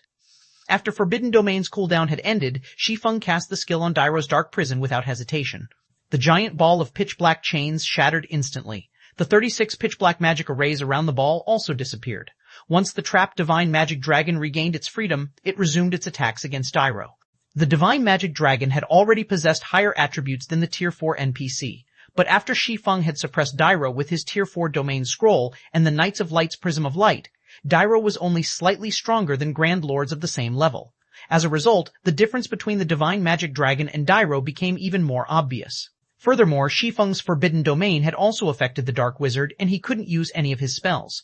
After freeing the trapped Divine Magic Dragon, Shi Feng quickly switched places with Shadow Sword again and controlled the summoned creature to swipe at Dairo with its claw. Boom. Since the mythic NPC couldn't use any of his spells, he had to rely on his physical prowess to block the attack. However, even though he had stopped the attack with his staff, Dairo's basic attributes were too much lower than the Divine Magic Dragon's. As a result, he still took the full brunt of the attack and received over 2 million damage. To Dairo, whose maximum HP was only at 60 million right now, that blow had taken 1/30th of his HP, taking advantage of Dairo's helplessness. Anna followed the Divine Magic Dragon's attack with a Tier 4 spell, dealing over 7 million damage to the silenced NPC. While 60 million HP might seem like a lot to players, to the Divine Magic Dragon and Anna, this much HP was nothing. After 6 seconds of constant struggle, Dairo eventually removed the silenced debuff. However, he only had 1/3 of his HP remaining by this point. To make matters worse, although Dairo could again defend himself with powerful spells, the massive difference in attributes between himself and the Magic Divine Dragon was beyond the reach of spells. As a result, the enemy dragon broke through his defense, again and again, and his HP visibly decreased. Finally, when less than 1 minute remained on Anna's growth potion, Dairo's HP hit 0. The NPC Elder then collapsed to the ground with a face of frustration and reluctance. 1717. Shocking numerous countries. Chapter 1717, Shocking Numerous Countries. As Dairo died, the dark gray evil energy consuming the sky above the primordial divine ruin faded. The land once again bathed in the sun's glaring rays. Many of Zero Wing's army abruptly leveled up as the Tier 4 NPC awarded more abundant EXP than any ordinary mythic monster. Unlike mythic monsters, the NPC dropped only 2 items when he had died. After these 2 items appeared, the evil energy surrounding the old man's body quickly dissipated, and shortly after, his body transformed into ash that scattered with the wind. He died? A Tier 4 NPC was killed, just like that? Everyone at the primordial divine ruin watched Dairo's disintegrating corpse in utter disbelief. After playing God's Domain for so long, everyone was terrifyingly familiar with the strength of Tier 4 NPCs. They were powerhouses that could guard and rule over major NPC cities. They were definitely invincible to current players. Yet, players had just slain one such NPC. This situation had overturned everything they thought they had known about God's Domain. How is this possible? That's a Tier 4 Dark Wizard we're talking about. Beast Emperor's countenance twisted as he stared at Dairo's corpse through the gigantic crystal ball in the Evil God's branch temple. He had spent nearly all of his Evil God's temple contribution points to get Dairo to participate in the battle. Aside from getting rid of Zero Wing, he also wanted to give the various superpowers a warning. He wanted everyone to know that the Orc Empire was his territory, yet both his main and side objectives had failed. Back on the battlefield, the players from the various major powers and adventurer teams weren't the only ones shocked by Dairo's death. Even Zero Wing's members stared at the NPC's corpse with dumbfounded expressions. Did we succeed? Aqua Rose muttered, finding what had just happened a little hard to believe. Relax, he's dead. Although Tier 4 NPCs are powerful, they're not invincible. Everyone continue killing the evil demons and evil beasts. The battle is not over yet, Shi Feng said, chuckling. Shadow Sword, come take back control over the dragon. While Tier 4 NPCs were very powerful, they were not insurmountable. As players reached higher levels and gained more strength, some would even take out the level 200 Tier 4 NPCs that protected major NPC cities, let alone a lowly level 80 Tier 4 NPC. Understood, Shadowsword snapped out of his daze and nodded. Once Shadowsword took control back, Shi Feng activated Gale Domain, transforming into a blur as he dashed towards Dairo's ashes. NPCs like Dairo rarely dropped loot, which was why players weren't usually interested in killing God's Domain's NPCs. Not only were NPCs built to counter players, but they also didn't drop much loot even after they died. Normally, players wouldn't bother with such a thankless task unless they had no other choice. As for the Tier 4 NPCs that protected cities, they almost never dropped loot.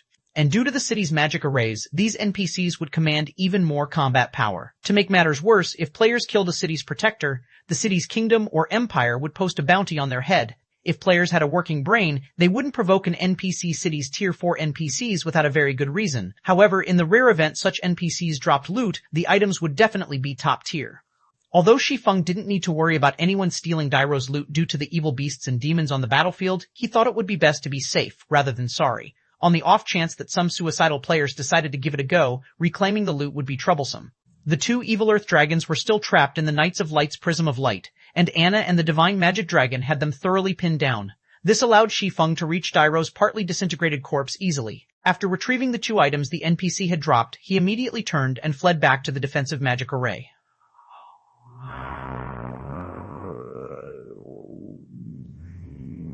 When the major powers players saw this, their eyes became bloodshot with envy.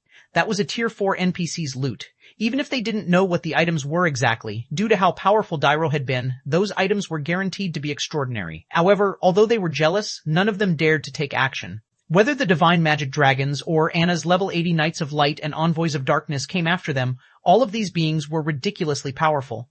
Even if they charged onto the battlefield to steal the loot, they would simply add to these monsters' kill counts. Meanwhile, as the various superpowers' upper echelons watched the two Divine Magic Dragons battle, jealousy gripped their hearts. If Zero Wing could summon more Divine Magic Dragons, then nobody in the Orc Empire could beat the guild, not even Beast Emperor. However, they also realized that even if Zero Wing could summon more of these dragons, it should only be able to do so a limited number of times. It was even possible that Zero Wing only had these two summoning arrays. Otherwise, the guild could have summoned a third Divine Magic Dragon to take out Dairo, rather than giving Anna a rare potion to increase her strength.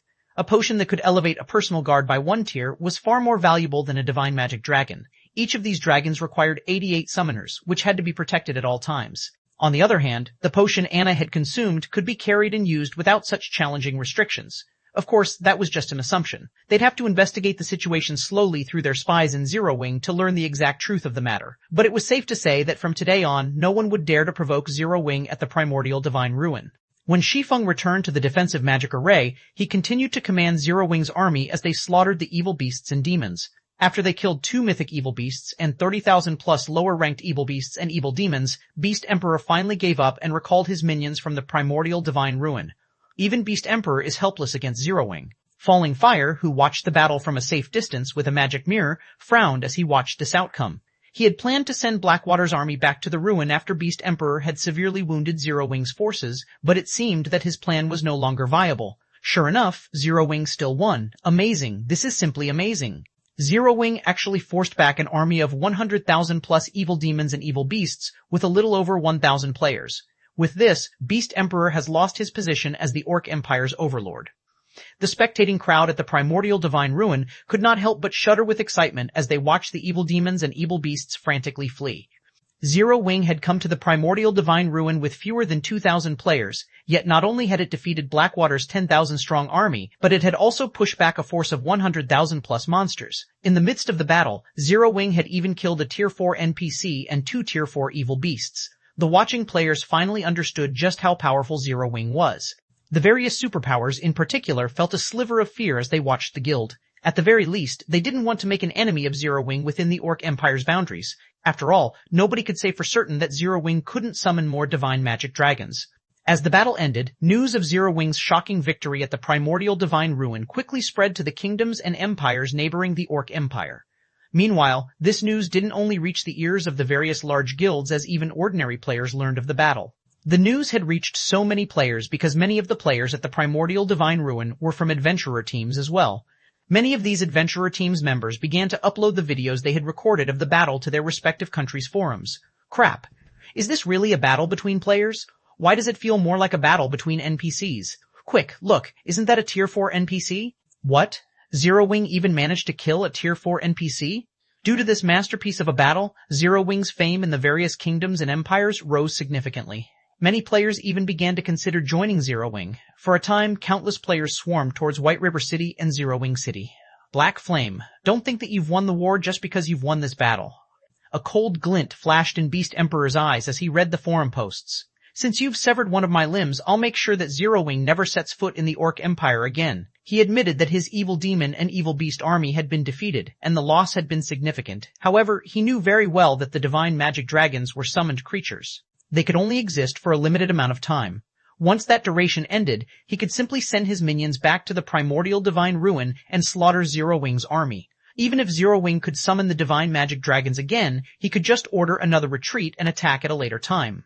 He had more than enough evil demons and evil beasts to bleed Zero Wing dry. Star Moon Kingdom, White River City. After seeing that the battle was over, Shi Feng used a return scroll to return to White River City. However, Shi Feng did not head directly to the War God's Temple. Instead, he visited White River City's Adventurers Association.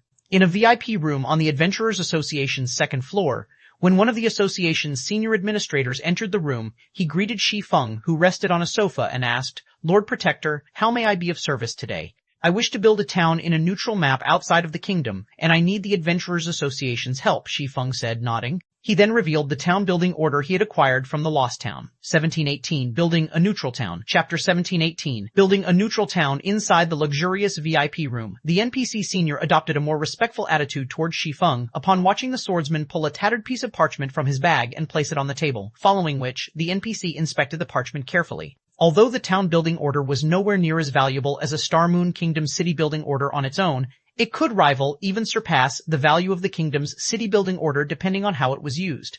This was because the town-building order didn't have location restrictions.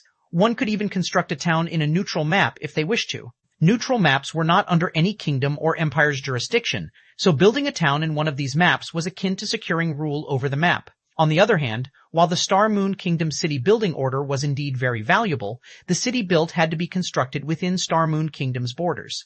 In other words, the city would still be under the kingdom's jurisdiction and would be largely influenced by the kingdom. The simplest example of such influence was the monthly management fee towns and cities had to pay the kingdom. For a basic city like Zero Wing City, players had to pay a monthly management fee of 30,000 gold. If the city were promoted to an intermediate or advanced city, the fee would increase by several times. However, if a town or city were constructed in a neutral map, players wouldn't be required to hand over an exorbitant management fee to any kingdom or empire. Instead, players only had to pay a small management fee to the system. Of course, such a benefit had a huge drawback, the lack of safety. Towns and cities within a kingdom or empire were under that kingdom or empire's protection. Monster attacks were the greatest threat these towns and cities would have to face. However, monsters weren't the only threat in a neutral map.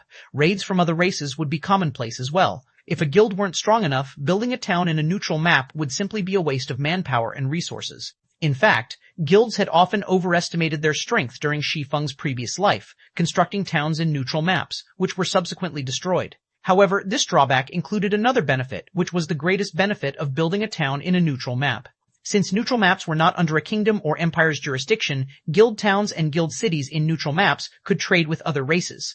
God's domain had many different races. Aside from creatures with low intellect, which only knew how to slaughter other beings for survival, there were intelligent races that could communicate with players, such as dwarves, elves, orcs, half-elves, and half-orcs. Only, these races were prohibited from entering guild towns and cities within kingdoms and empires' borders. At most, players might encounter these races in NPC towns and cities, but even then, these races would only conduct basic trade with players. However, these foreign races produced many products that were better than those made by human hands. Moreover, each race had their own specialty products that would be of great help to players' survival when fighting in the fields. Take dwarven-made weapons and equipment, for example. As the dwarves had better techniques and special forging methods, their weapons and equipment performed far better than human-made products. Meanwhile, guild towns in neutral maps weren't prohibited from trading with foreign races. As long as a town were attractive enough, it could inspire members of the foreign races to visit.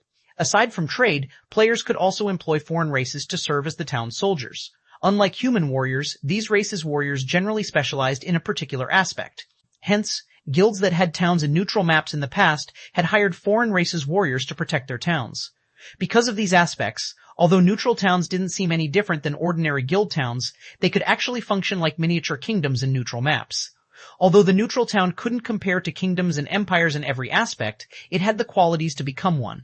Lord Protector, I have ascertained that there are no problems with your town building order. May I know where you wish to build your town? The NPC administrator respectfully asked as he stored the town building order. He then took out a crystal ball and placed it on the table. In the next moment, a map of God's domain appeared in the crystal ball. Here, Shi Feng said as he pointed at the Orc Empire's primordial divine ruin. Constructing a town in a neutral map wasn't like building one in a kingdom or empire. Kingdoms and empires would never intervene in matters outside of their borders. Hence, when building a town in a neutral map, the Adventurers Association was fully responsible for handling the town's construction. Lord Protector, this location is currently quite chaotic. The lowest level monsters nearby are above level 50. Orcs also wreak havoc in the area. If you wish to build a town there, it will be costly. The basic construction fees alone come to 40,000 gold. If you wish to employ guards, each level 100 Tier 1 adventurer will cost 3 gold per day, 10 gold per day for a Tier 2 adventurer, and 100 gold per day for a Tier 3 adventurer. You will also only be allowed to employ them for a maximum of 3 days. Do you wish to hire any guards? I'll hire 1,000 Tier 1 adventurers, 500 Tier 2 adventurers, and 20 Tier 3 adventurers for 3 days. This wasn't the first time Shi Feng had built a neutral town, so the cost didn't particularly surprise him. While neutral maps were extremely dangerous, the profit one could obtain from them was immense. Hence, towns in neutral maps were only given 3-day protection periods. Not only were these NPC guards expensive, but their levels wouldn't scale along with players, remaining only slightly higher than the local monsters. These NPC guards were mainly there to repel monster and foreign race assaults, not players. Zero Wing had recently earned a fortune from selling the equipment it had obtained after killing Heaven's Burial and Blackwater's members. It also had the profit from Stone Forest Town and Zero Wing City. However, since a large part of the money had to be invested in the guild's development, Zero Wing only had a little over 80,000 gold in the bank right now. The construction alone cost 40,000 gold, which was many times higher than building a town within Starmoon Kingdom. With how expensive the adventurers were, Shi Feng didn't dare to hire too many at once. Furthermore, if a town wished to survive in a neutral map long-term, relying on temporary guards definitely wasn't a viable solution. Hence, the guild had to set some money aside to build static defenses in the town as well. Alright, your total bill comes to 70,000 gold. No discounts are available at this time, the NPC administrator said, nodding. Once you complete the payment, the Adventurers Association will send our people to the chosen location within 1 minute. It will take them roughly 20 minutes to complete the town's construction. 20 minutes? The senior administrator's explanation surprised Shi Feng a little. He had never thought that the town's construction would take so long. When the Adventurers Association constructed a town in a nearby neutral map, it normally completed the construction within 10 minutes. Unlike cities, towns had fewer facilities and structures after all, but his town required twice as long to construct. One could just imagine how dangerous the area around the primordial divine ruin was right now. However, Shi Feng did not give the matter much thought. He handed 70,000 gold to the NPC and departed from the Adventurers Association. He then headed to the War God's Temple to earn himself some merit points. While Shi Feng was on his way to the War God's Temple, he received a call from Aqua Rose. Guild leader, another problem has cropped up at the primordial divine ruin. As soon as we left the ruin, Beast Emperor sent his evil beasts and evil demons to surround the ruin again. We still can't send our elite members to garrison in the ruin, Aqua Rose reported with a somber expression. She hadn't expected Beast Emperor to be so shameless, making such a move. One of Beast Emperor's subordinates has also contacted us, informing us that he won't stop harassing us at the primordial divine ruin unless we release Flame Blood. Although Beast Emperor's actions were shameless, Zero Wing couldn't do anything about it. Zero Wing only had 2 magic arrays that could summon divine magic dragons, and both had been used during the previous battle. Now that Zero Wing had nothing to counter the evil beast and demon armies, sending in a player army would be suicidal. He's prepared to fight to the bitter end? Shi Feng could not help but chuckle. Since that is the case, let him have his fun. We'll see how long he can continue his struggle. But what about Primordial City? Aqua Rose could tell that Shi Feng was determined to destroy Beast Emperor thoroughly. However, Primordial City played a key role in helping Zero Wing's members reach Tier 2. Just ignore him, Shi Feng said. For now, gather every architect in the Candlelight Trading Firm and have them gather in the guild residence. Then, contact Melancholic and tell her to prepare these materials for me. I'll need them in a moment. After saying so, Shi Feng disconnected the call and quietly waited for his horse carriage to reach the War God's temple. Meanwhile, Aqua Rose stared at the darkened screen before her with a confused look.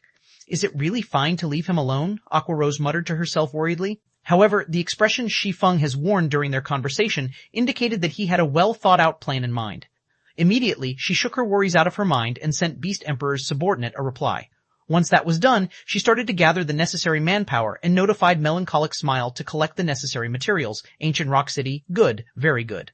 When Beast Emperor received Aqua Rose's reply via his subordinate, his complexion turned frighteningly ashen, and killing intent radiated from his entire body. He had never thought that Shi Feng would be mad enough to fight him to the bitter end. Just as Beast Emperor was about to declare a war of annihilation on Zero Wing, the sound of a system notification reached his ears. System announcement: congratulations to Zero Wing for being the first guild to construct a town in a neutral map. Rewarding 30,000 guild popularity and 10,000 popularity to the new town. 1719 Zero Wing's Town. Chapter 1719 Zero Wing's Town, a town in a neutral map? Beast Emperor stared at the system announcement, stunned. He wasn't unfamiliar with the town's construction. After all, many guilds had constructed towns within the various kingdoms and empires before. However, the building a town in a neutral map held an entirely different meaning. Neutral maps lacked teleportation points. Players could only rely on their own power to travel to neutral maps. If a guild constructed a guild town in a neutral map, its guild members could guild transfer scrolls to teleport to said town once it had a guild residence, saving plenty of travel time. Moreover, unlike a captured town, which had a fixed location, the owner could construct their town wherever they wished.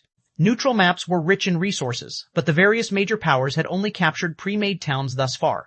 Nobody had successfully built a town in a neutral map yet. Even so, these powers had reaped plenty of benefits from their captured towns. If they could build a town in a strategic location and occupy it, they could definitely secure more resources. Meanwhile, at the Orc Empire's primordial divine ruin, the players from the various major powers and adventurer teams who were preparing to fight for the ruin's entry slots were watching towards the southwest, an indescribable shock filling their gazes. Suddenly, a town had popped up in the highlands southwest of the primordial divine ruin. Combined with the previous system announcement, any fool would realize that this constructed town belonged to Zero Wing. Am I dreaming? How is this possible? Zero Wing is so awesome. The guild even had the means to construct a town here. Looking at the fully formed town, the various large guilds at the primordial divine ruin looked on with envy. Meanwhile, the eyes of the various adventurers glowed with excitement. Having a town so close to the primordial divine ruin was a dream. The primordial divine ruin was an important resource which the various major powers competed for. These powers had even expended endless manpower and resources just to get more members into the ruin. Now that Zero Wing had built a town beside the primordial divine ruin, the guild would have a massive advantage over the other powers when competing for entry slots. First, Zero Wing could easily mobilize a large number of guild members to the primordial divine ruin. Zero Wing's members would not have to face hours of travel. Second, the players that Zero Wing garrisoned in the ruin wouldn't have to worry about repairing gear and replenishing supplies. The primordial divine ruin wasn't a town, and even though it offered hotels for players to rest in, there were a limited number available. Moreover, the cost was beyond exorbitant. Not even large guilds could necessarily afford for thousands of their members to rent rooms from the hotels.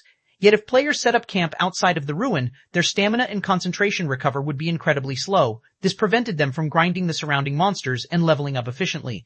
However, towns were a different story. A town could accommodate more players, and most importantly, players could repair their weapons and equipment in a town. Although the primordial divine ruin had restaurants and hotels, it didn't have any smithies. Hence, players would have to return to their respective towns and cities to repair their gear after grinding around the ruin for some time. With these two advantages, Zero Wing could secure a powerful position in the competition over the primordial divine ruin's resources.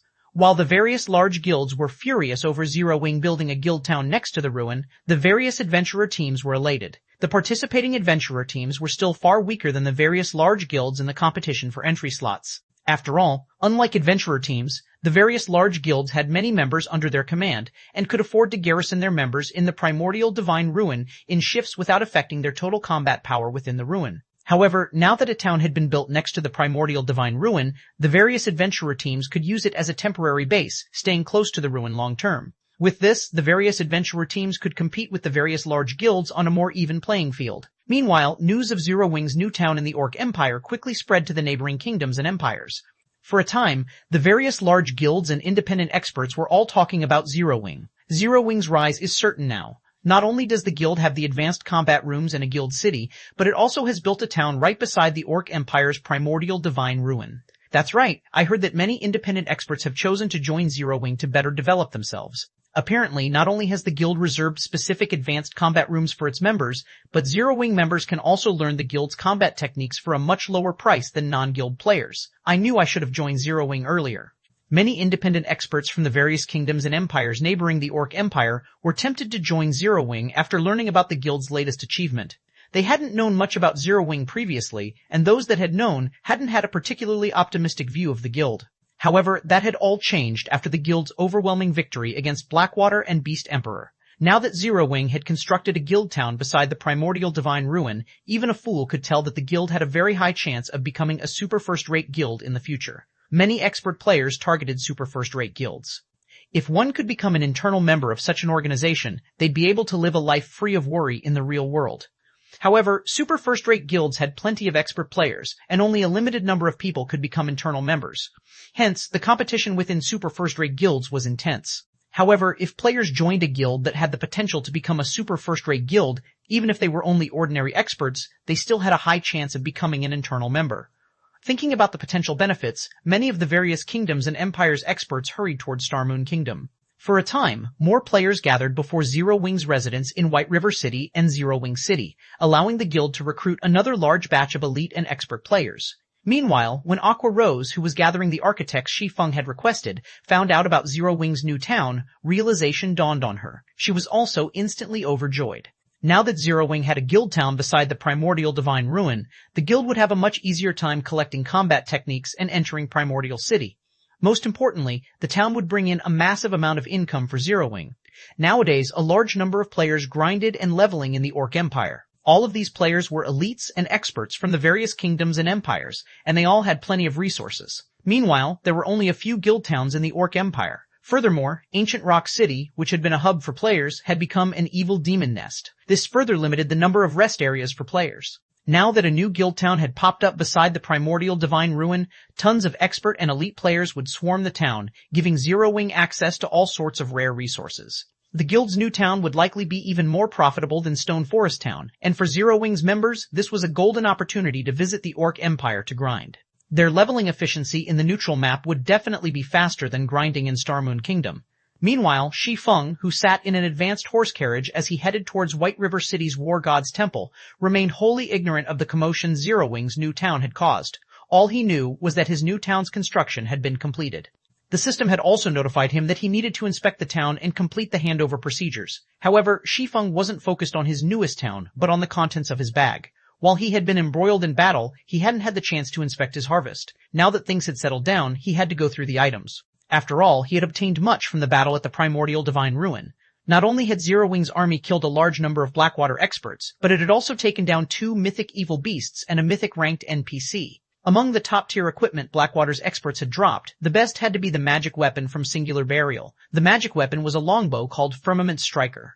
Magic weapons were even rarer than epic weapons. They were also much stronger than epic weapons. Unfortunately, wielding a magic weapon came with some severe risks. The 2 mythic-ranked evil beasts had also dropped splendid items. The monsters had dropped a growth-type epic-ranked mage robe and an evil energy potion recipe, an advanced alchemy recipe. The evil energy potion was a precious potion that, when consumed, increases players' strength attribute by 15% and gave its user a certain amount of evil energy resistance for 2 hours. Naturally, the potion's main material was evil energy crystals. However, these items did little to hold Shi Feng's attention as he was most eager to find out what the mythic NPC Dairo had dropped.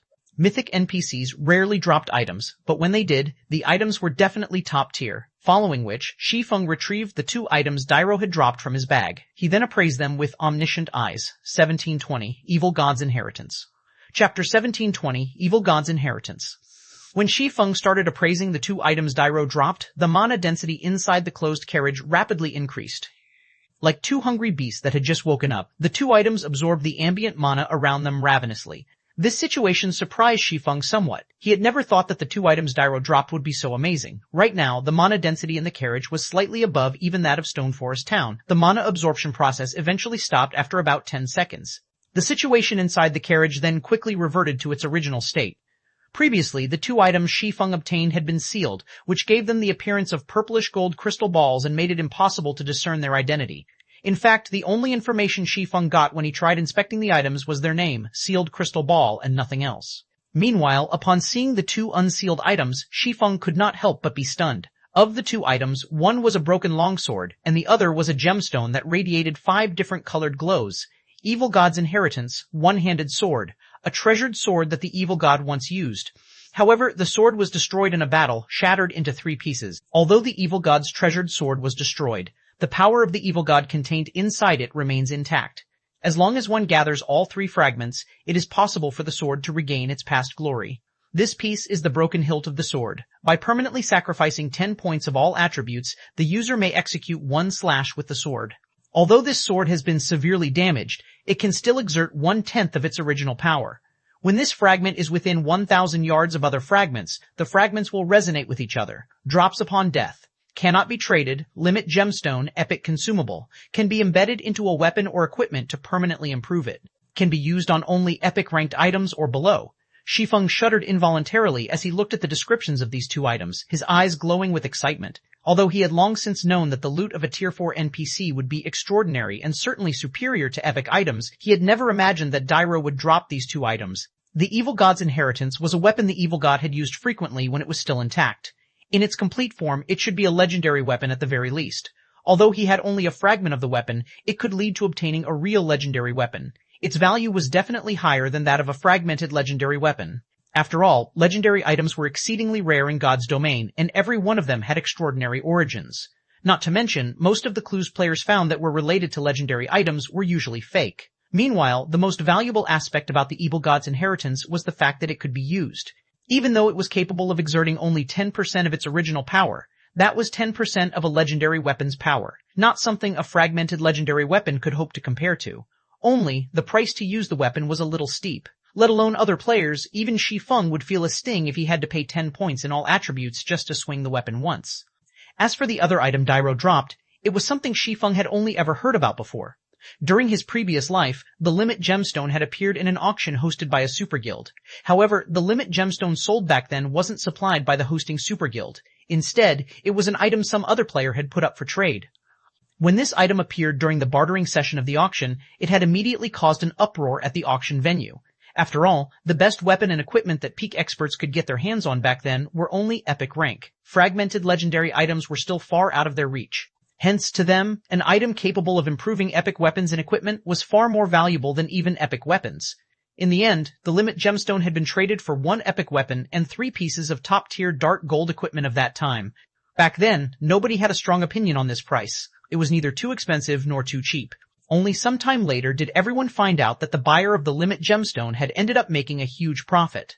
The Limit Gemstone turned out to be even more amazing than everyone thought it to be. Just like its name implied, it improved a weapon or equipment to its maximum limit, not just slightly. From then onward, whenever a Limit Gemstone appeared, it would sell for astronomical prices, even as much as 3 epic items. Back then, however, Shi Feng was only qualified to use the Limit Gemstone as a topic of conversation. Actually owning one had been far beyond him. He never dreamed that he would obtain one himself in this life. It can upgrade only weapons and equipment at the epic rank or below. As Shi Feng looked at the resplendent gemstone in his hand, he could not help but think of the sacred sword Killing Ray. As one of the 36 famed swords of God's domain, Killing Ray was much stronger than any ordinary epic weapon. Moreover, it also had immense growth potential, as it was one of the fragments of Solomon's sword, one of God's domain's 10 great legendary weapons.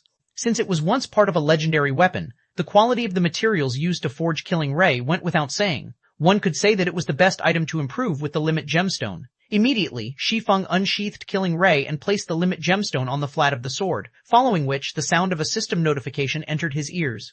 System. Do you wish to embed the Limit Gemstone in Killing Ray? Embed it, Shi Feng agreed decisively. Suddenly, the 5-colored gemstone liquefied and spread itself across Killing Ray. A short moment later, the sacred sword was encased entirely in a layer of 5-colored liquid as if the long sword had just put on a 5-colored sheath.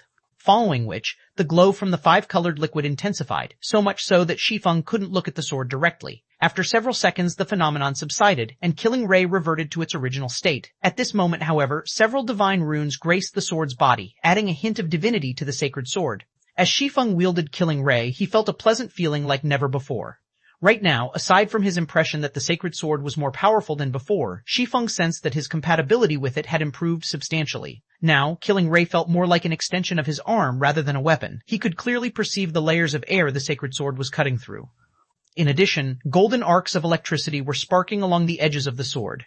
Even after the sacred sword had moved away, arcs of electricity still lingered in the space it occupied before, vaporizing the air and anything else that came across them. Amazing! It is actually capable of causing continuous damage to places I've attacked before. Is this the true power of Killing Ray? Shi Feng was astonished as he looked at Killing Ray. Epic weapons and equipment were extremely rare in God's domain. Those that had hidden effects were even rarer. These hidden effects went unstated in the attribute panel and did not appear to be salient. However, only players that had wielded these kinds of weapons and equipment before would realize how significant these hidden effects actually were toward improving one's combat power. In fact, they were much more important than the attributes listed in the attribute panel. Take Fire Dance's 1,000 transformations, for example. The hidden effect the fragmented legendary weapon possessed was simply heaven-defying. No matter what kind of attacks Fire Dance faced, she could easily block it by executing a random swing with her short sword. It was as if the entire space around her was within the attack trajectory of her weapon. It was simply impossible to predict her trajectory with 1,000 transformations. Due to 1,000 transformations' hidden effect, even if Fire Dance's combat standards were lacking, she could still hold her ground against Apex experts. Meanwhile, although Killing Ray's hidden effect was not a match for 1,000 transformations, it was still very frightening. Being able to cause damage to places he had attacked before would undoubtedly increase his DPS significantly. If utilized properly, he could even seal his opponent's movements, preventing all retaliation. Killing Ray's hidden effect would pose trouble even for Void Realm experts, not to mention other experts. After playing with Killing Ray's hidden effect for a while longer, Shi Feng could no longer hold back, tapping open the Sacred Sword's attribute panel. He was very curious to find out just how much Killing Ray had improved. 1721, Upgraded Sacred Sword. Chapter 1721, Upgraded Sacred Sword. After Shi Feng opened Killing Ray's attribute panel and read it, he could not help but gasp. Killing Ray, One-Handed Sword, Sacred Sword, Epic Rank, Level 30, Level 120 Equipment Requirement, Strength 120, Agility 1000 Attributes adjust according to user's level. Attack Power plus 2420, Level 65, Strength plus 173, Agility plus 173, Endurance plus 162, Attack Speed plus 25, ignore 30% of the target's defense. When equipped, Strength increased by 20%, Agility increased by 15%, and Attack Speed increased by 10%, ignore levels plus 20. All sword skills plus 3 levels, all item level requirements reduced by 5 levels. Attacks have a 40% chance to trigger the lightning effect, increasing initial attack speed to 50% of the maximum and damage by 260%. Additional skill 1, Summon Lightning. Summons lightning to deal 600% lightning damage to enemies within a range of 20 yards and inflict the numb effect for 5 seconds. Afterward, attack range increased by 20 yards for 30 seconds. Cooldown, 5 minutes. Additional skill 2, Thunder God's Descent. Become immune to all control skills. Movement speed and attack speed increased by 150%, damage increased by 50%, and all damage received decreased by 60% for 30 seconds. Cooldown 1 hour. Additional skill 3, Lightning Slash. Imbue the power of lightning on the body of the sword, increasing strength by 330% and attack speed by 100% to execute a frontal attack that covers an area of 380 yards. Cooldown 15 minutes. A sacred sword created by the Godsmith Arnold using a piece of mysterious sword fragment. Killing Ray is one of the 36 famed swords of God's domain, ranking 20th. It was once a sword used by the Thunder Emperor Kaiser. Allows the wielder to have the speed of lightning. When fighting against dark creatures, damage increased by 100%, can be evolved, cannot be destroyed. For a moment, Shi Feng even suspected that his eyes were playing tricks on him. Not only had Killing Ray's equipment requirement increased by a significant margin, but even its attack power had risen drastically. At level 65, its attack power already exceeded 2400, close to rivaling the attack power of an epic two-handed weapon of the same level. Originally, Killing Ray was already a top-tier epic weapon. After being upgraded by the Limit Gemstone, its basic attributes had improved by 20%. Even the other effects were 5% better. The weapon's skills had also been strengthened to a certain degree, and there was even the addition of a new skill, Lightning Slash. Although Lightning Slash did not deal a lot of damage, the increase in strength it provided was crucial to expert players because higher strength allowed players to suppress their opponent and create gaps to land a fatal blow. With my current attack power, I can most likely break through even a Tier 2 MT's defense. Shi Feng was startled as he looked at his own statistics. In God's domain, even if players landed a direct hit on another player's body, their target's defense would weaken their attacks, preventing 100% damage dealing. To deal 100% damage with an attack, a player would have to overcome their opponent's defense limit, which was determined by a player's defense value and armor type.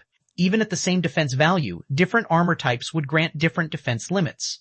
For example, at the same defense value, the defense limit of plate armor would greatly exceed that of cloth armor. However, once a player's strength and attack power reached a certain measure, they could break through even an MT's defense limit and deal 100% damage with their attacks. After achieving such a measure of strength and attack power, what kind of armor one's opponent wore would no longer matter. Just as Shi Feng was getting a feel for killing Rei's newfound power, the advanced horse carriage he was riding finally arrived at the entrance of the War God's Temple. Currently, the War God's Temple was as lively as ever. The number of players visiting the temple was not the slightest bit lower than that of the city's auction house and of the Adventurers Association. However, in Shi Feng's opinion, the traffic at the War God's Temple was still relatively low. The War God's Temple was the protector of the entire continent of God's domain. As players reached higher levels, they would come across the dark forces, such as demons, evil demons, and abyssal creatures more frequently. Moreover, after players got promoted to Tier 2, so long as their War God's Temple reputation points reached 300, they could receive special quests to deal with these dark forces. These quests generally awarded plenty of merit points, in addition to some special resources.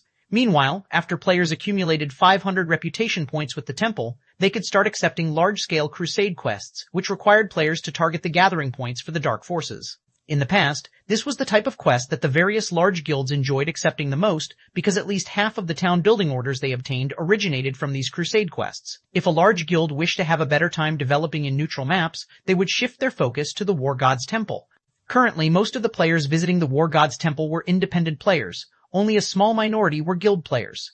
In the future, however, the situation would be reversed with a large majority of the players visiting the War God's Temple being members of large guilds. As soon as Shi Feng arrived at the main entrance of the War God's Temple, he attracted the attention of the nearby players. Crap. That's a 6-winged bronze-ranked guild emblem. That person must be a member of Zero Wing's main force. It would be great if I could get acquainted with such a big shot. That way, I'll have an easier time joining Zero Wing. Keep on dreaming. How could people like us possibly come into contact with a big shot from Zero Wing? He belongs to an entirely different world. Not to mention, everyone trying to join Zero Wing has to go through the same entrance test. I heard that even players personally introduced by Zero Wing's guild leader, Black Flame, have to pass the test to join the guild. The eyes of the players standing outside the War God's Temple's main entrance were filled with awe and envy as they looked at the guild emblem pinned on Shi Feng's black cloak. From the recent battle at the primordial Divine Ruin, both the various large guilds and independent players could already tell that the odds of Zero Wing becoming a super first-rate guild in the future were excellent. Super first-rate guilds were powers that stood at the apex of God's domain.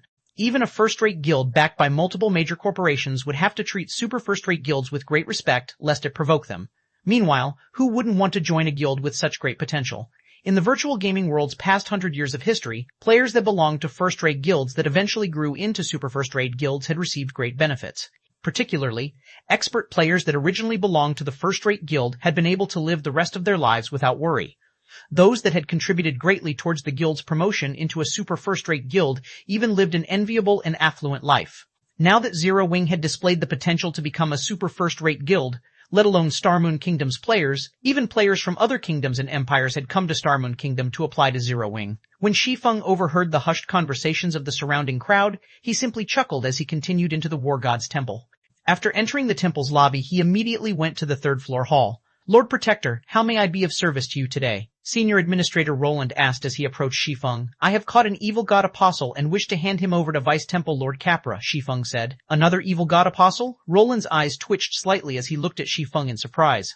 Every evil god apostle was incomparably cunning and extremely difficult to catch. Since Shi Feng had already caught an apostle before, logically, other evil god apostles should operate with even greater care, increasing the difficulty of capturing them. Yet now, Shi Feng had actually managed to capture another one shortly after he captured the last one. Lord Protector, please follow me. This time, Roland did not bother verifying the truth of Shi Feng's words. Instead, he directly brought Shi Feng to the 4th floor's Triumphant Hall. Afterward, Shi Feng entered the same astrology room he had gone to during his last visit to the Triumphant Hall. Currently, Vice Temple Lord Capra was carrying out research through the gigantic magic water ball at the center of the room. Lord Capra, I caught another evil god apostle. Please verify it, Shi Feng said as he took out the mobile jail detaining flame blood. Young adventurer, you truly are the nemesis of the evil god apostles, Capra said, laughing as he paused his work. With a light wave of his hand, Shi Feng's mobile jail then suddenly appeared in his palm. After Capra received the mobile jail, Flameblood's figure appeared before Capra. How is this possible? Flameblood's complexion paled when he saw Capra and the nearby Shi Feng. Beast Emperor actually failed? At this moment, he could easily guess what kind of place he was at. Only, he never thought that Shi Feng would actually elude Beast Emperor's capture and successfully deliver him to the War God's temple. Black Flame, you cannot do this. If you hand me over to the War God's temple, Beast Emperor definitely won't let you get away. Flame Blood shouted as he glared at Shi Feng. Right now, he was pinning all his hopes on Beast Emperor's deterrence. He knew that, unless Shi Feng gave up on turning him in, he no longer had any hope of escaping from the War God's temple. You should give up now if you think Beast Emperor will save you. If you really wish to survive, tell me the location of Star Moon Kingdom's evil god's temple, Shi Feng said, chuckling. He remained wholly unperturbed by Flame Blood's threat. Right now, the cleric was still ignorant of Beast Emperor's overwhelming defeat. Remember, you have only 5 seconds to consider. After saying so, Shi Feng began counting down from 5. Meanwhile, an incomparably ugly expression appeared on Flame Blood's face, his heart filled with misgivings. 1722. Beast Emperor's Rage. Chapter 1722. Beast Emperor's Rage. Inside the silent astrology room, Flame Blood glared at Shi Feng hatefully. He never thought that Shi Feng would make him such an offer. The Evil God's Temple was the foundation that Evil God's Temple members like Beast Emperor and himself relied on to develop themselves.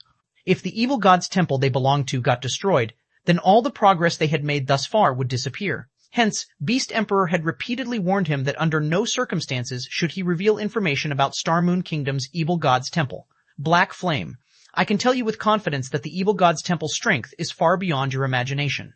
As long as the Evil Beast army breaks through the Star Moon Kingdom's defensive line, at that time, not to mention Stone Forest Town, even Zero Wing will turn into nothing. If you let me go, Beast Emperor might give up on invading Star Moon Kingdom and target other kingdoms instead. If ch1723, Complete Evil God's Eye, Chapter 1723, Complete Evil God's Eye, an Evil God's Eye.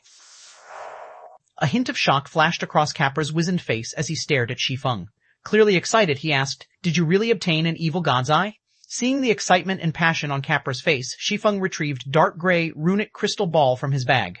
As the crystal ball appeared in the room, it began to leak small traces of evil energy.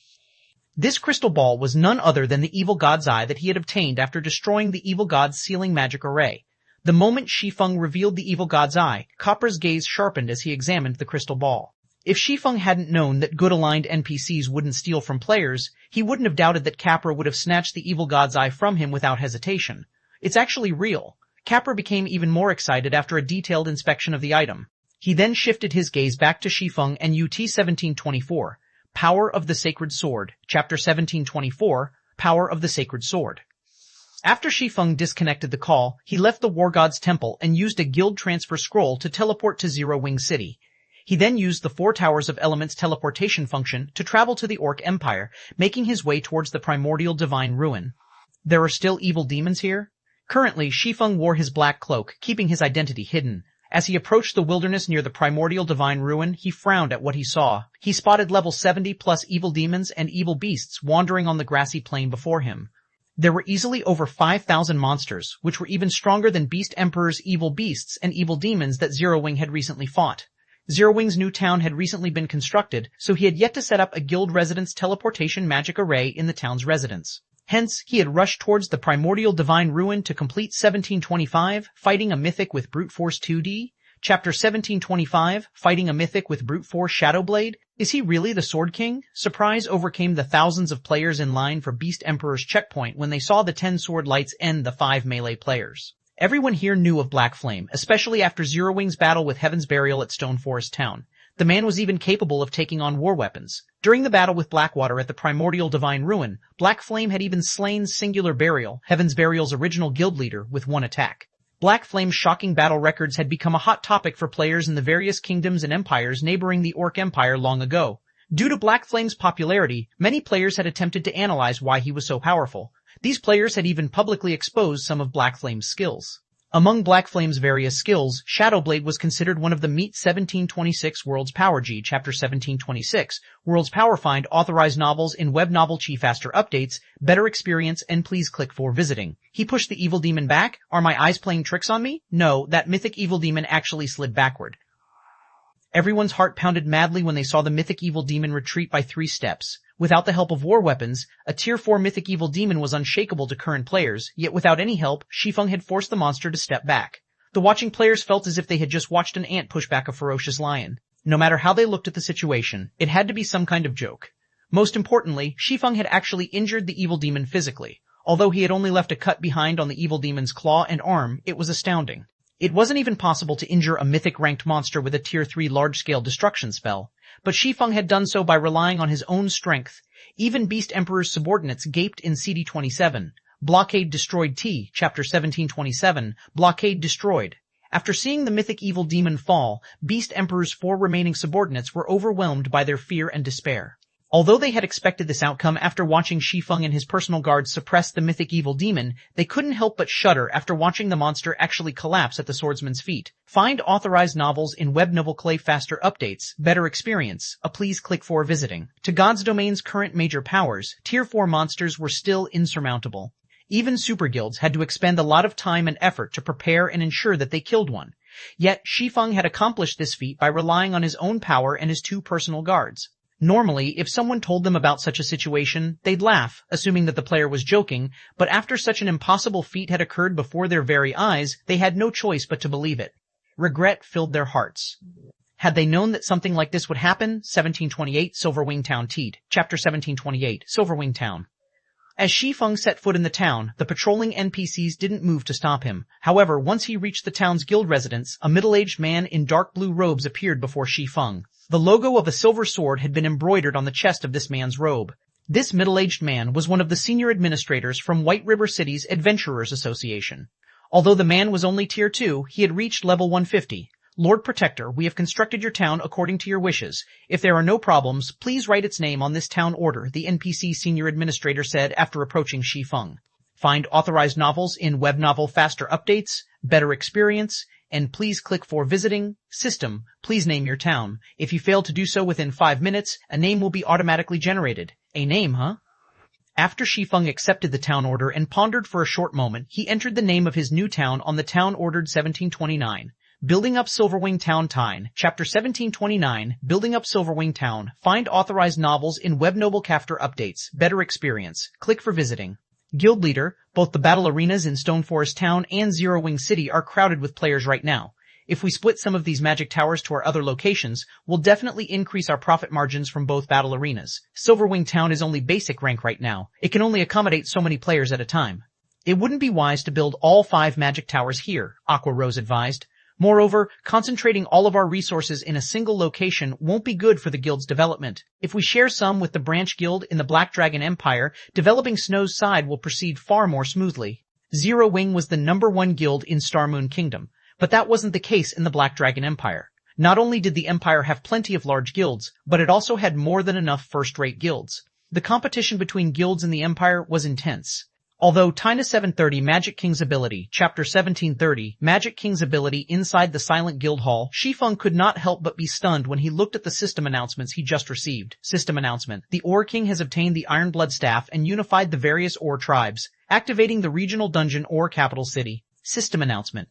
The Ore Empire has begun its invasion of its neighboring countries and constructed many teleportation war fortresses. System announcement. The Ore Empire has joined the Dark Alliance. The Ore Empire is now classified as a glory battlefield. Shi Feng wasn't the only person shocked by the appearance of these 3 system announcements. The players residing within the Ore Empire and its neighboring countries were all stunned by these sudden announcements. A regional dungeon, fortresses, and a glory battlefield? Is the system trying to turn the entire Ore Empire into a war zone? Shi Feng could not help but frown as he studied the contents of the system announcements. First of all, the Ore Capital City. The quantity and quality of resources available inside a regional dungeon located in a neutral map were far better than what regional dungeons located within kingdoms and empires could offer. Not to mention, the Ore Capital City was an Asura mode regional dungeon. Setting aside the quality of the weapons and equipment one could obtain from it, just the magic crystals one could get there would make it a target of competition for the various large guilds. Moreover, the Ore Capital City's level limit started from level 50 and ended at level 100. A regional dungeon that covered such a wide level range was extremely rare in God's Domain. In the future, the large guilds would definitely contest fiercely for the Ore Capital City.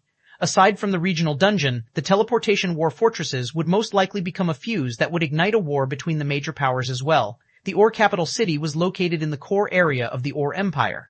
Just traveling from the outer area to the core area would most likely require dozens of hours. However, the teleportation war fortresses could shorten this travel time to just a few seconds. This was possible because of the teleportation arrays set up in these fortresses, which could teleport players to anywhere within their range, just like the 4 Towers of Elements. These fortresses were scattered around the inner and outer areas of the Ore Empire. As long as players could capture these fortresses from the ores, they could directly teleport to the core area of the empire, possibly even to somewhere close to the ore capital city. For this reason, the various large guilds would definitely do everything they could to capture these war fortresses. Aggravating the situation in the Ore Empire even more, the Ore Empire had actually joined the Dark Alliance. With this, not only could players belonging to the Dark Forces move about fearlessly within the Ore Empire, but they would even receive help from the Ore Empire itself. Moreover, now that the entire Ore Empire had been classified as a glory battlefield, Dark players and normal players would be after each other's necks constantly inside the Ore Empire. The reason for this was the glory points that players would earn from killing players of the opposing faction. Meanwhile, these glory points could be used not only to exchange for top-tier equipment, but also to obtain battlefield titles. These battlefield titles were much more valuable than any weapon or equipment. In fact, they could even aid players in their promotions. Hence, whenever a glory battlefield appeared, a festival of blood would ensue and continue until one side was completely defeated. Moreover, the losing faction would have to pay a very steep price. Due to these reasons, both factions would usually fight with everything they had. As Shi Feng tried to process all these sudden developments, his head ached.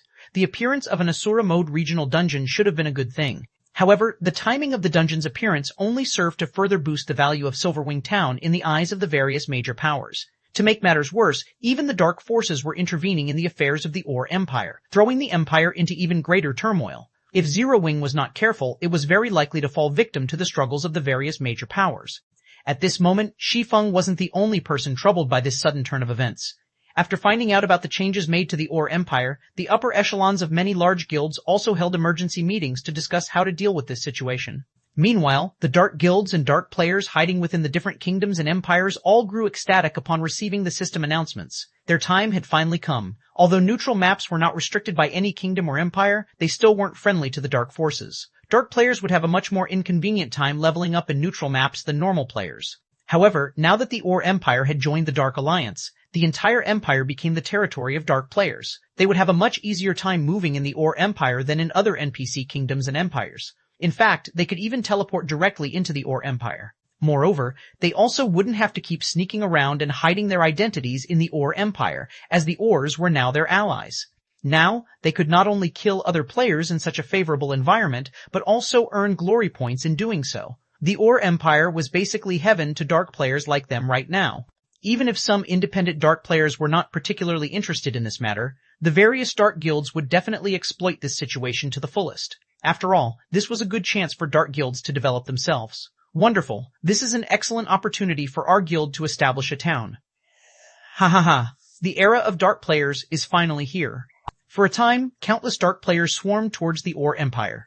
Ancient Rock City, Evil God's Branch Temple, after finding out about the latest changes of God's domain, Beast Emperor was also beaming with joy. Although the Evil God's Temple had no allies in God's domain, that did not mean he could not take advantage of this sudden development. There was a saying, the enemy of my enemy is my friend. With the various large guilds and dark players at loggerheads, he could cooperate with the dark players to deal with Zero Wing. Doing so would allow him to exact his revenge and destroy Silverwing Town, as well as accelerate the collection of enough contribution points to hasten the invasion of Starmoon Kingdom. Wind, get in touch with the dark guilds in the different kingdoms and empires and tell them that I have a proposition for them, Beast Emperor said, chuckling wickedly. Understood. Wind Hunter nodded. He then ordered his subordinates in the Purple Thorns Empire to arrange for a meeting with the upper echelons of the various dark guilds. Meanwhile, inside the first underground floor of Zero Wing's guild hall in Silverwing Town, Shi Feng had recollected himself and returned his attention to Craig Midlands. Craig Midlands hero, Great Lord, Wizard Saint level 66, HP 36,000 growth potential 96. As one of the 32 pillars, Craig Midlands had completed the God's Trial and gained the recognition of ancient gods for his achievements and strength. He possessed not only immense power but also some abilities that other heroes did not. In the past, the hero Shi Feng summoned using the specified heroes chapter he obtained had only one ability. Nonetheless, Craig Midlands had two of such special abilities. The first ability was called Hero's Glory, which facilitated the recruitment of powerful NPC soldiers for the town Craig Midlands was residing in. The second ability was called Magic Strengthening, which temporarily strengthened the weapons and equipment used by the NPC guards, improving their combat power significantly. Looking at these two abilities, Shi Feng finally understood why exactly Craig Midlands was so powerful. It was no wonder the Magic King could easily defend a large city and become an existence that even the various superpowers were helpless against. Just the effects of Hero's Glory could already bring immense benefits to the town or city Craig Midlands protected, not to mention the ability to strengthen the NPC guards there. Every guild town and city could recruit only a limited number of NPC soldiers. Hence, raising the quality of NPC soldiers was important. However, doing so was extremely difficult. The Magic King's ability to directly increase the combat power of NPC soldiers was simply absurd. Immediately, Shi Feng assigned Craig Midlands as Silverwing Town's magistrate. Now, not only did the NPC have authority similar to Shi Feng's, but the Magic King could also recruit and manage NPC soldiers on his own. Shi Feng had given Craig the highest possible authority an NPC could have in a guild town. Just as Shi Feng was about to have Craig start recruiting NPC soldiers, Aqua Rose suddenly sent him a message. The contents of the message were straightforward. The foundations of the 5 magic towers have already been completed. Only the cores are missing now. They're done already? Sure enough, having advanced architects construct the magic towers is much better. Shi Feng felt a little surprised as he read the message. However, after giving the matter some thought, he found it reasonable. Constructing the foundations of the magic tower was a joke that even basic architects could handle with ease, not to mention advanced architects. With dozens of advanced architects working together, it was only natural that they completed the task so quickly. Following which, Shi Feng had the Magic King take independent action. As for himself, he left the guild residence and hurried to the magic towers in Silverwing Town. 1731. Taking Shape. Chapter 1731. Taking Shape. After leaving the guild residence and entering the street outside, Shi Feng noticed that Silverwing Town looked much more like a proper town than before. Many new buildings decorated the town now. Even the 5-story tall shop meant for the candlelight trading firm had already been constructed. Now, all that shop needed was a link-up with the other shops owned by Candlelight and products to be put up for sale. Once that was done, Candlelight would be able to start doing business officially in Silverwing Town. Due to Silverwing Town having already reached a certain scale, the number of NPCs wandering about its streets had also increased. Now, the patrolling NPC adventurers and Zero Wings members weren't the only ones filling the streets. Moreover, Shi Feng even noticed a few mercenary NPCs wearing tattered armor walking towards Zero Wings' residence, possibly drawn by the Magic King. Although these NPCs looked destitute, when Shi Feng used omniscient eyes to inspect them, he discovered that even the weakest among them was a level 70, Tier 2 NPC. Normally, a recently established town would be fortunate to attract Tier 1 NPCs to become soldiers. Majority of the NPCs applying to garrison the town would only be at the elite standard. As for Tier 2 NPCs, those were basically impossible to find. Yet now, 3 Tier 2 NPCs were showing interest in becoming soldiers in Silverwing Town. For comparison, Zero Wing City had only a few hundred Tier 2 soldiers guarding it even until now. Although the 3 NPCs Shi Feng spotted were not particularly high-leveled, they were more than enough to deal with current players. Besides, NPC soldiers leveled up much more quickly than players. It's no wonder people were saying that a powerful hero could give rise to a city. When Shi Feng looked at the 3 Tier 2 NPCs, he could not help but recall the first-rate guilds that owned powerful heroes in the past.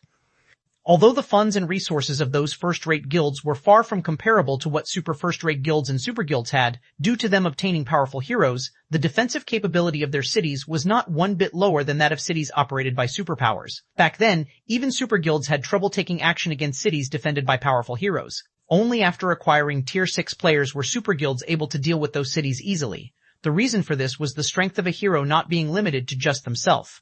Powerful heroes were also capable of recruiting powerful and talented NPCs to become soldiers of the cities they protected. In the past, the cities protected by such powerful heroes had plenty of its soldiers promoted to Tier 3, with some even reaching Tier 4. Buffed by the city's defensive magic array, these NPCs were capable of exhibiting extremely frightening combat power. Without an absolute advantage, trying to capture such a city was practically impossible. After walking a short while, Shi Feng arrived at the edge of Silverwing Town. Currently, a large number of architects could be seen demolishing the old walls of the town and building new ones in their place. Although the town's original walls had some defensive properties, they were useless against attacks at the Tier 2 standard and above. The new walls being built, however, could stop even Tier 3 attacks. Moreover, they possessed much higher durability as well as resistance to siege weapons. They also had an added effect that prevented players from crossing over them from above. For a neutral town, such walls were a must-have defensive measure. However, the cost of constructing these new walls was not cheap, a minimum of 10,000 gold for the entire perimeter of Silverwing Town. If not for Zero Wing having a money-printing machine like Zero Wing City generating large amounts of coins every minute, the guild couldn't have afforded to construct these new walls, in addition to the various hotels, bars, smithies, and restaurants. If a first-rate guild were tasked with managing Silverwing Town, the guild would be fortunate to get the basic facilities up and running. After all, the total cost of constructing Silverwing Town and the basic facilities in it was already close to 120,000 gold. This was a huge sum of money even for current super first-rate guilds, not to mention first-rate guilds. However, this was only a small part of the necessary investments into Silverwing Town. Zero Wing still needed to construct a battle arena as well as multiple defensive structures. Those things cost a lot more money to build than hotels and smithies. Meanwhile, standing at the four corners of Silverwing Town were 4 magic towers as well as one more magic tower located close to the town's main entrance. Guild leader, several superpowers have already contacted us. They say they're willing to partner with us as long as we hand over 50% of Silverwing Town shares, as well as allow them to build a guild residence in the town. In return, they'll help us fend off Beast Emperor's attacks in addition to investing 200,000 gold for the fortification of Silverwing Town's defenses, Aqua Rose reported when she saw Shi Feng approaching her. 50%? Every superpower is asking for this price? Shi Feng asked curiously. He was not particularly surprised by the fact that the various superpowers were offering to invest in Silverwing Town. After all, such situations frequently occurred during his previous life. In the past, many first-rate guilds had, fortunately, come across a town-building order, but lacked the strength to safeguard the town they built in a neutral map. In the end, these first-rate guilds would choose to partner with a superpower. The first reason for partnering with a superpower was to protect the town. The second reason was to free up more funds for the development of their own guilds. They would not have to sink everything they had into their neutral towns. Although there are slight differences in their offers, they have all stated that the 50% shares are a must, Aqua Rose replied, nodding. I've already tried negotiating with them on this point, but they all are of the opinion that we won't be able to hold Silverwing Town against Beast Emperor. After factoring in the latest system announcements, they are even more unwilling to budge on this point. We've also just received news that Beast Emperor has managed to add another large batch of evil demons, evil beasts, and independent players to his forces. Right now, these forces are already making their way towards Silverwing Town from Ancient Rock City. By the looks of it, Beast Emperor really plans on duking it out with us. What a bunch of old foxes. Shi Feng could not help but chuckle upon hearing Aqua Rose's reply. Do they really think that Zero Wing needs their help against Beast Emperor? Ignore those superpowers for now. All we need to do at the moment is have Zero Wing City's elite and expert members come over to Silverwing Town to develop themselves. If Beast Emperor sends any mythic monsters at us, have Cola and the others deal with them. Understood. I'll have them transfer over as soon as possible, Aqua Rose said, nodding. They might not have any way of dealing with the evil beasts and evil demons out in the fields, but none of those monsters should even think of approaching Silverwing Town with its 5 magic towers. Even if Beast Emperor sent a mythic monster at Silverwing Town, their side had Cola and many other Tier 2 players who wielded Tier 3 mana weapons. Including the Boo from the Magic Towers, Cola and the others should have no problem going up against mythic monsters. After Shi Feng was done speaking, he entered the closest magic tower and immediately began carving the magic circuits necessary for operating it. The magic circuits were formed using advanced magic arrays. For other players, this was a very difficult and time-consuming task. For Shi Feng, who had already become a master magician, however, he could easily complete the necessary advanced magic arrays and connect them into a functioning magic circuit all by himself. Within 5 minutes, Shi Feng was done engraving the magic circuit for 1 magic tower. After spending about an hour running around, visiting the 5 magic towers, he was finally done engraving the core magic circuits of the magic towers. Good! Activate all magic towers simultaneously, Shi Feng commanded as he stood inside the magic tower located behind the town's main entrance. Immediately, Aqua Rose and other members of the guild's upper echelon, who were stationed inside the other 4 magic towers, activated their respective magic towers. Suddenly, the gigantic crystal atop each magic tower released a dark blue glow. A pillar of light then shot up into the air from each crystal. In the next moment, the towering light pillars split apart and formed light blue barriers that enveloped the entire Silverwing Town. The instant the barriers formed by the 5 magic towers came into contact with each other, the barriers immediately took on a darker shade. By the time the barriers of the 5 magic towers fully merged with each other, a dark blue translucent dome had formed around the entire Silverwing Town. The spectacular scene was visible even to players over at the Primordial Divine Ruin. What's going on? What's happening in Silverwing Town? Everyone present at the Primordial Divine Ruin was dumbfounded as they looked at the dark blue dome covering Silverwing Town because they could feel the density of the mana around them actually increasing gradually. 1732. The Effect of 5 Magic Towers. Chapter 1732, The Effect of 5 Magic Towers. Silverwing Town's sudden transformation immediately attracted the attention of the various major powers at the Primordial Divine Ruin. What's going on with Silverwing Town? It's actually causing such a powerful mana drain. Cuttlefish, who was observing Zero Wing's newly built town from an open-air restaurant in the Primordial Divine Ruin, was filled with confusion. Although Silverwing Town appeared to be located right beside the Primordial Divine Ruin, in reality, over 1,000 yards separated the 2 locations. Despite the distance, the commotion in Silverwing Town affected even the Primordial Divine Ruin. If the rise in mana density in the Primordial Divine Ruin was already so remarkable, What about inside Silverwing Town? After thinking up to this point, Cuttlefish could not help but shudder. Nowadays, the understanding that superpowers had towards the effects of mana density was different from before. After conducting extensive research in libraries and live experiments, they had already discovered just how valuable locations with high mana density were.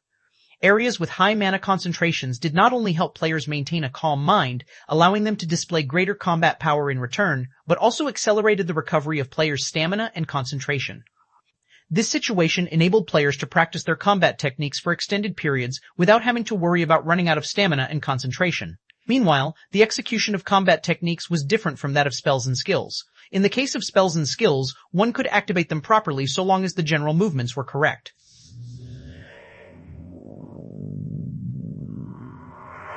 In the case of combat techniques, however, one's movements needed to be extremely precise. Otherwise, the combat technique would do more harm than good to the user. In short, the difficulty of executing a combat technique was much greater than activating skills and spells. One required arduous practice just to learn to execute a combat technique properly. Hence, if one wished to practice a combat technique efficiently, having an environment that boosted stamina and concentration regeneration was a must.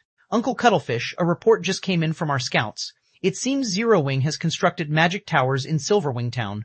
Moreover, the guild built 5 magic towers in one go, a crimson-armored Tier 2 berserker standing beside Cuttlefish reported. 5 magic towers? Did they see correctly? Cuttlefish revealed a stunned expression when he heard this. For a moment, he even wondered if he had misheard. It's true, they've sent a video recording. There are indeed 5 magic towers in the town, the Tier 2 berserker replied, a bitter smile appearing on his face. He too had hoped that there was a mistake in the report. However, after watching the video recording, he couldn't deny this fact even if he wanted to. How is this possible? Cuttlefish's complexion darkened as he watched the video recording the Tier 2 berserker forwarded to him. Wasn't it stated that each magic tower design allowed the construction of only 5 magic towers? At this point in time, the various large guilds were no longer strangers to the magic tower. After the first magic tower appeared in Stoneforest Town, the various large guilds had fervently searched for information about it, especially since the magic tower's existence allowed Stoneforest Town to become the #1 town in Moon Kingdom. In addition, as an advanced defensive construction, the magic tower provided the town with considerable defensive power.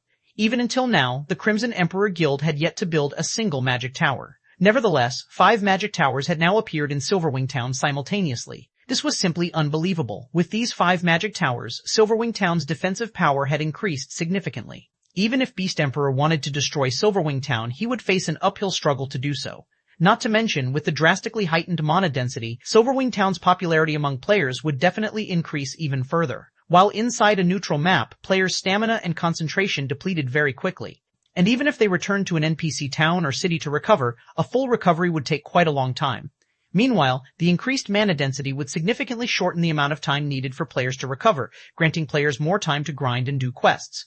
One could just imagine how attractive Silverwing Town would be to the players trying to develop in the Ore Empire. With this, Crimson Emperor would also have much greater difficulty in acquiring the shares of Silverwing Town. At this moment, besides Cuttlefish of Crimson Emperor, members of the other superpowers present in the Primordial Divine Ruin were also frowning at this situation. Damn it, just where did Zero Wing obtain another magic tower design from? The upper echelons of the various superpowers were filled with envy as they looked at the 5 magic towers of Silverwing Town. Right now, even a fool could tell that Silverwing Town had a promising future ahead of it. News about Silverwing Town having 5 magic towers spread like wildfire. For a time, the expert players that had been hesitating over developing themselves in the Ore Empire started migrating to the Empire in large numbers. Meanwhile, inside Silverwing Town, this is the effect of having 5 magic towers in a single town. Shi Feng was a little surprised as he felt the density of the ambient mana. He also noticed an additional buff appearing in his status window. Spirited State. If you remain in this state for 5 hours, your EXP gain will increase by 30% for 1 hour. If you remain in this state for 10 hours, your EXP gain will increase by 30% for 2 hours. Shi Feng's eyes glowed when he read the description of this buff. Moreover, aside from this additional buff, the 5 magic towers also received a boost to their attack range, their defensive radius now covering 6,000 yards. Shi Feng had never imagined that constructing 5 magic towers in a single town would bring such bonuses. This was his first time learning about such a matter. However, this was also a reasonable situation. After all, magic towers were incredibly precious. This was true even after 10 years had passed in God's domain. In his previous life, the various superpowers would split the magic towers they had to as many towns as possible. Even in important towns and cities, they would construct 3 magic towers at most. Nobody had been willing to spend an entire magic tower design on a single location.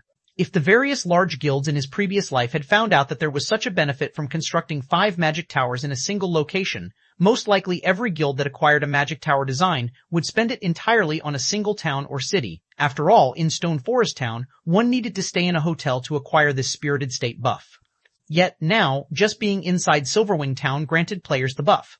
Only, the effects of the buff were inferior to the one gained by staying in Stone Forest Town's hotels, as the 30% increased EXP gain lasted only 2 hours. Even so, this buff was still extremely valuable. Now that such a benefit was available for free, the number of players willing to visit Silverwing Town would definitely increase even further. Most likely, the town would be able to develop into an intermediate town within a short period. Afterward, Shi Feng called out Silverwing Town's system interface and allowed access to non-guild members. Quick, look, Silverwing Town is now open to the public. Some observers quickly noticed the change in the town's status. Suddenly, countless players swarmed into the town. I'm in a spirited state? What's going on? Is this a joke? We can accumulate 2 hours of increased EXP gain buff just by staying inside Silverwing Town. All hail, Zero Wing. The players that entered Silverwing Town could not help but gape in shock when they looked at their status windows.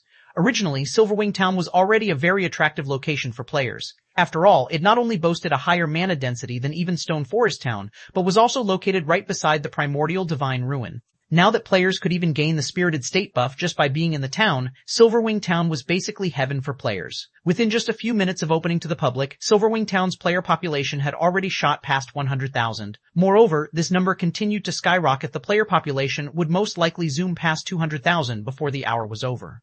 Guild leader, we detected a large number of players and evil beasts heading in our direction through the magic towers.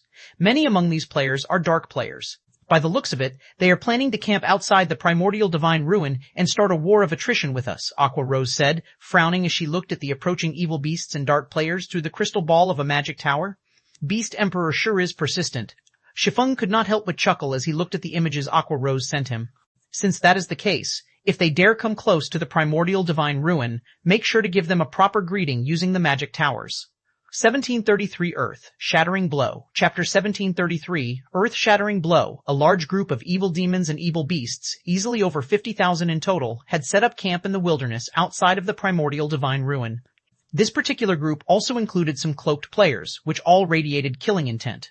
Just looking at these players could make one shiver. Some of these players didn't even bother with black cloaks to hide their identities, revealing the black IDs above their heads. It was obvious that these players had slain a frightening number of players. They were definitely not ordinary expert players. All of these players were very well geared. Despite recently reaching level 50, over half of their equipment consisted of level 50 mysterious iron and secret silver equipment. These pieces were definitely among the best available at this stage of the game. Wind, I'll say this first, the Crimson Horn Guild will only help you kill Zero Wing's members. We won't be taking the initiative to attack and turn ourselves into cannon fodder.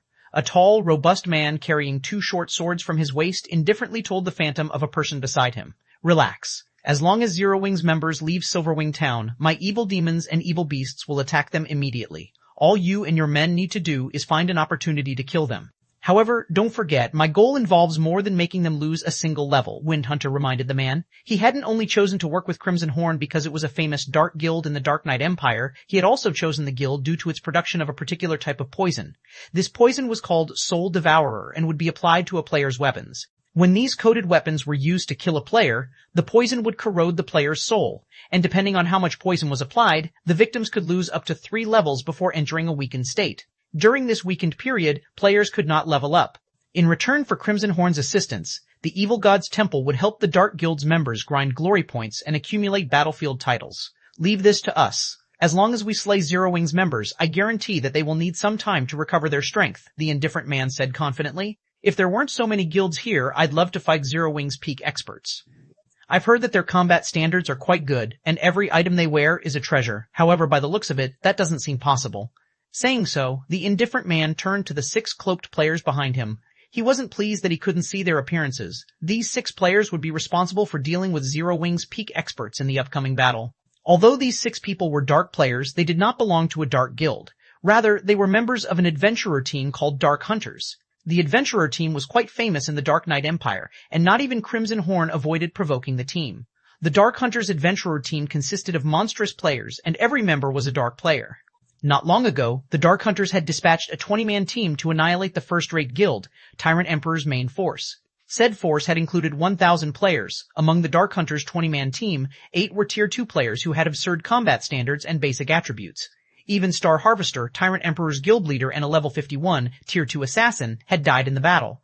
Naturally, a Tier 2 assassin possessed much stronger life-saving skills than a Tier 1 assassin. Even 5 Tier 2 experts working together should not be able to stop a Tier 2 assassin's escape, yet Star Harvest had still been killed. Moreover, a single player from the Dark Hunters had accomplished the deed. The strength the Dark Hunters had displayed had thoroughly shocked the Dark Knight Empire.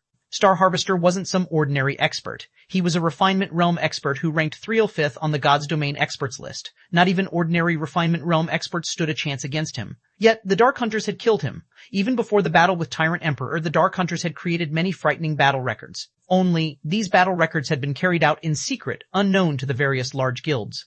The adventure team's accomplishments included the assassination of Crimson Horn's guild leader, Crimson Ghost. This was also why Crimson Ghost wasn't happy to see the 6 Dark Hunters members. In Crimson Ghost's opinion, the players from the Dark Hunters were inhuman, and he hadn't reached this conclusion just because of their monstrous strength. Rather, this opinion was based on the appearance they took on when they activated their true power. When they used their true power, they lost their human form, transforming into true monsters. They also used different combat methods than players like himself. Every one of the 6 players that had been sent from the Dark Hunters was a Tier 2 player. Even without the help of the evil demons and evil beasts, these 6 players were more than enough to deal with Zero Wing's main force members. Since everyone's all here, we'll proceed with the next phase of our plan. First, we'll set up an encirclement around the Primordial Divine Ruin and Silverwing Town, but make sure you stay a safe distance away from the town. We estimate that those magic towers have a maximum attack range of around 1,500 yards. Do not enter that range. We won't be responsible for your deaths. Hearing Windhunter's warning, the various dark players nodded their heads. War weapons were no laughing matter. The magic tower's attacks possessed power at the peak of Tier 3. Moreover, the attacks had very large ranges. Unless one used an invulnerability skill or spell, no player at this stage of the game could block an attack from a war weapon and survive. No, there was one player who could block an attack from war weapon like the magic tower, but none of these dark players believed that they had the strength to rival Black Flame. When Windhunter finished speaking, the present players went into action.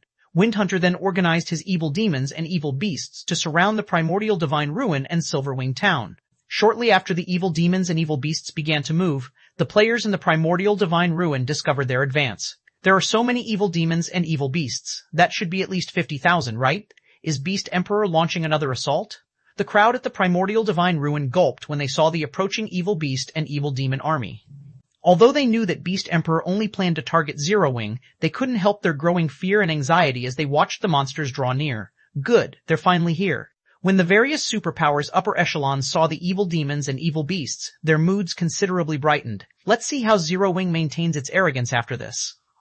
As long as Beast Emperor was willing to fight against Zero Wing would be under a considerable amount of pressure regardless of whether Beast Emperor won or lost. In that case, they would have an opportunity to acquire the shares of Silverwing Town. However, when the evil beasts and evil demons were less than 1,000 yards away from the Primordial Divine Ruin, one of the magic towers in Silverwing Town, which stood over 3,000 yards away from the monster army, began to gather energy. The mana around the magic tower swiftly collected at the gigantic crystal atop the tower. After a 2-second charge, a pillar of black-white light shot up from the gigantic crystal.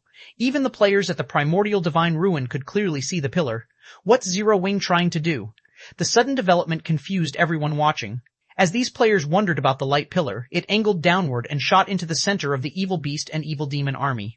Following which, the light pillar expanded and devoured the nearby evil demons and evil beasts. Every monster at Special Elite rank or below died instantly as the light washed over them.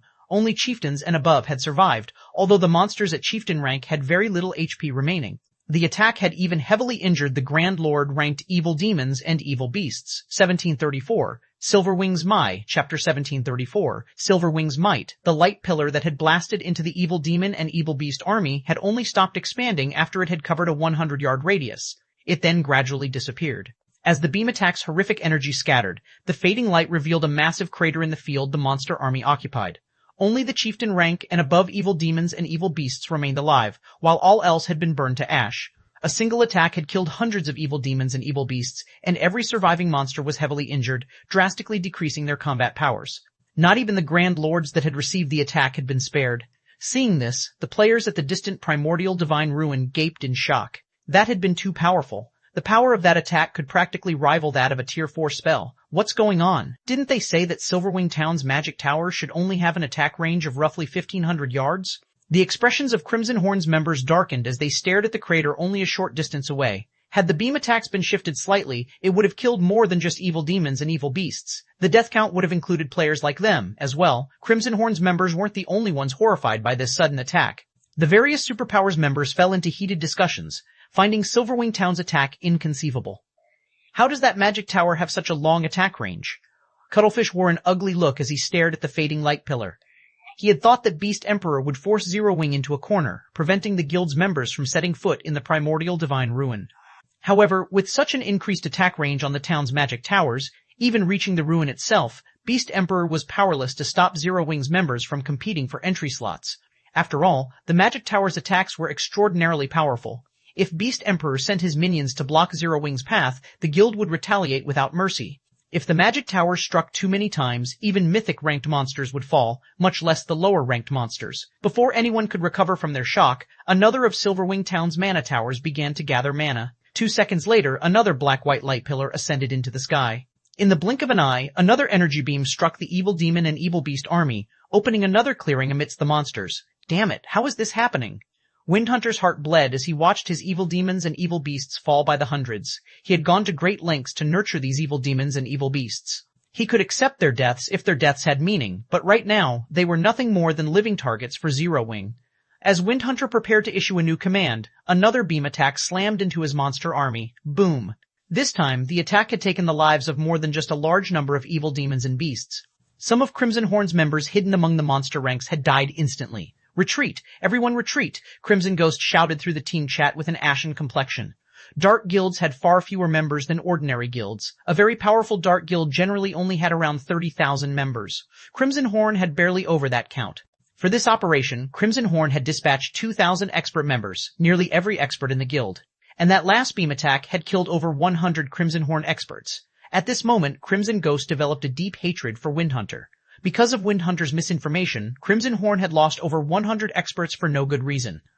As dark players, the death penalty they suffered was much more severe than ordinary players. Even though their alignment with the dark forces would lighten their death penalty slightly, it was still harsher than what ordinary players faced. Now that over 100 Crimson Horn experts had been killed, the guild had lost over 5% of its peak combatants.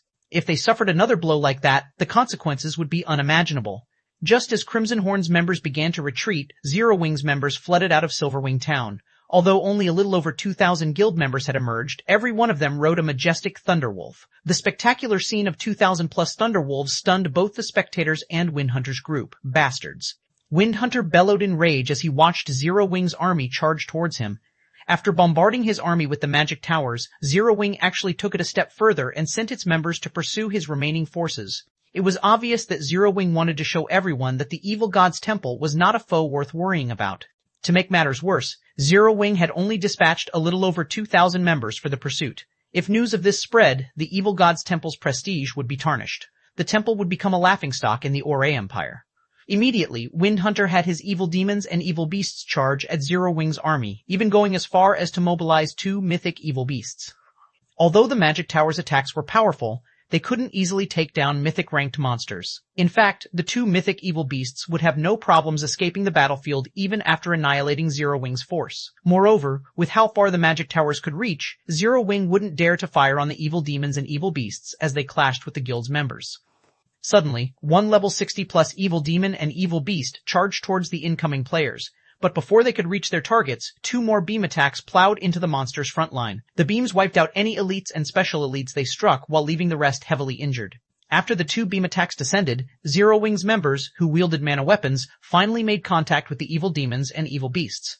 The moment they did, they started a slaughter.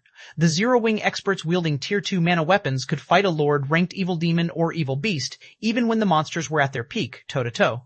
Hence, the weakened chieftains and lords posed no threat to Zero Wing's melee players. In addition, the ranged DPS provided cover fire, and the healers maintained everyone's HPs from the rear. Overall, the first wave of evil demons and evil beasts that met Zero Wing's army in combat was no match for Zero Wing's army.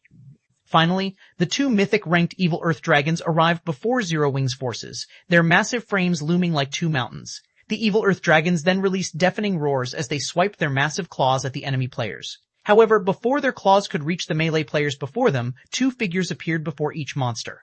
One of these figures was Kola, while the other was Turtledove, and the two MTs had already activated the power of darkness, increasing their attributes significantly. Silver divine runes illuminated the tier 3 mana weapons in their hands, and once the two guardian knights reached the evil earth dragons, they swung these weapons at the incoming claws. Tier 2 skill, divine adjudication. A golden glow bloomed before the two guardian knights as the two evil earth dragons' gigantic claws abruptly halted mid-swing. No matter how much force they used, they couldn't even move their claws an inch farther. After a brief moment, two explosions shook the area. The two level 75 evil earth dragons stumbled 5 steps back, and the ground beneath them trembled as they moved. Before the mythic evil beasts could recover their stances, Kola and Turtledove advanced once again and arrived before their targets. They then swung their weapons, and the silver divine runes covering the tier 3 mana weapons brightened as the blades fell on their targets. Tier 2 skill, Dragon Annihilator. Tier 2 skill, Current Blade. Kola and Turtledove used their respective legacy skills without hesitation. The moment their attacks connected with the evil earth dragons, the two mythic monsters let out agonizing cries as they were pushed back by 20 yards, a damage of over 800,000 appearing above each of their heads. Although the evil earth dragons' HP bars had only decreased by a very small fraction, barely noticeable to ordinary players, expert players with acute perception noticed the change. The players watching from the primordial divine ruin were frozen with shock, staring at Kola and Turtledove with dumbfounded expressions. 1735. A Nest of Monsters? Chapter 1735, A Nest of Monsters. The nearby Crimson Horn members couldn't help but gasp when they players pushed the evil earth dragon's titanic frames backward by over 20 yards. They were as shocked as if they had witnessed two ants push back a tiger and a lion. How is this even possible? Is Zero Wing just a nest of monsters? Both Crimson Horn's members and the various spectating players at the primordial divine ruin were at a loss for words. Aside from how massive the evil earth dragons were, just the fact that they possessed the strength of mythic monsters should make them impossible for players to go up against. Watching Black Flame kill a mythic evil demon had been scary enough, yet two more monstrous players had risen in Zero Wing. No, this can't be possible. They must have used some kind of special potion to boost their strength. They can't keep this up for long. Windhunter's eyes nearly fell from their sockets when he saw the evil earth dragons slide back. He was sure that Kola and Turtledove must have used some special method to grant them the strength to face mythic monsters for a short time. There were certain tools in God's domain that could grant players extraordinary power for a short time. Even Windhunter had such a tool in his possession, but it wasn't strong enough to allow him to go toe-to-toe with a mythic monster. As for the possibility that Zero Wing actually had two more players on Black Flame's level, that was simply absurd. He absolutely refused to believe that Zero Wing could produce 3 experts that could contend with mythic monsters on their own. Thinking up to this point, he commanded the evil earth dragons to continue their assault against the two guardian knights. Once the two mythic evil beasts had stabilized themselves, they whipped their tails at the two MTs. The massive tails swept up a powerful storm as they moved, forming a pitch-black rift wherever they passed. Faced with such an attack, even a Tier 2 MT with their life-saving skill activated would risk an instant death if they took the strike head-on. However, Kola and Turtledove remained unfazed as they swung their Tier 3 mana weapons again. 2 silver lights then clashed with the evil earth dragon's colossal tails as 2 loud explosions echoed across the battlefield. Even the crowd at the primordial divine ruin, which was over 1,000 yards away, could clearly hear the explosions. This time, neither side had gained an advantage over the other by the time the clash ended. However, the ground beneath them had cracked, the fractures extending out over 20 yards away. The frightening display of power made the watching players shudder. Boom, boom, boom. Despite the clash ending in a draw, neither side wanted to give up the fight. For a time, both sides exchanged one blow after another. Meanwhile, the surrounding Zero Wing members massacred evil demons and evil beasts in a frenzy. Any Zero Wing member could solo a Great Lord, dealing around 50,000 damage with their attacks. As for Aqua Rose, Alluring Summer, Blackie, and Violet Cloud, who wielded Tier 3 mana weapons, their spells easily dealt over 100,000 damage to their targets, with some dealing over 200,000 damage. From time to time, they would also use large-scale destruction spells, causing hundreds of thousands of damage to a clump of monsters. Although the evil demons and evil beasts greatly outnumbered Zero Wing's army, the army of 2,000-plus players had them completely outmatched. Before even 30 seconds had passed since the battle began, over 100 weakened chieftains and lords were killed already. None of the spectating powers had expected this battle to take this turn.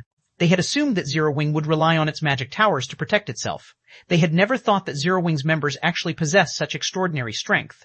If the rest of Zero Wing's force weren't busy with the other evil demons and evil beasts, the small army would definitely slay the 2 evil earth dragons. With such power, it's no wonder why they had no interest in our partnership offers. Quiet Melody, who sat in an open-air restaurant in the primordial divine ruin, could not help but reveal a bitter smile as she watched Cola and Turtledove fight the evil earth dragons. She had thought that Zero Wing was trying to keep up appearances by refusing the various superpowers offers for cooperation and would only lower its head after Beast Emperor's forces had cornered the guild. However, with Zero Wing's current display of strength, it certainly qualified to protect Silverwing Town without help. Not even the various superpowers could deal with mythic-ranked monsters so easily. With the 5 magic towers' absurdly long attack range, Zero Wing should have no problems defending Silverwing Town even after the town's protection period. That damned Wind Hunter. He nearly made us enemies with Zero Wing. Fortunately, we haven't actually fought Zero Wing's members yet. We should still have time to escape Zero Wing's notice. Crimson Ghost could not help but glare at the distant Wind Hunter as he watched the evil demons and evil beasts' extermination. Zero Wing's strength was nothing like what Wind Hunter had told him. Every one of Zero Wing's experts was ridiculously strong. Not even a tier 2 player like him dared to face Cola and Turtledove head-on. With the MT's incredible destructive power, they could likely kill him in one hit. The fight before him could no longer be described as a battle. This was basically a one-sided slaughter. When Crimson Ghost recalled how he had lost over 100 guild experts, he truly felt fortunate. If not for that incident, he wouldn't have given the command to retreat. Had his army of 2,000 players assaulted Zero Wing's members, the consequences would have been disastrous. Seeing Zero Wing's frightening combat power also instilled an indescribable shock in Crimson Ghost. Not even the super first-rate guilds that ruled over the Dark Knight Empire were capable of fielding such a powerful player army. Yet, an up-and-coming guild from Starmoon Kingdom had accomplished just that. Moreover, based on his investigations, Zero Wing didn't have the support of any backers. Meanwhile, the 6 cloaked players from the Dark Hunters rested in a corner of the battlefield. After observing the battle for some time, the ranger carrying a crystalline longbow shook his head. Zero Wing's members are much stronger than we anticipated. We're canceling our plans to plunder their weapons temporarily. Leader, although Zero Wing is clearly stronger than we had assumed, it isn't entirely impossible to kill the guild's ordinary experts. Those experts haven't even reached tier 2 yet. We can simply kill them and flee. The commander definitely won't let us off the hook if we fail this mission.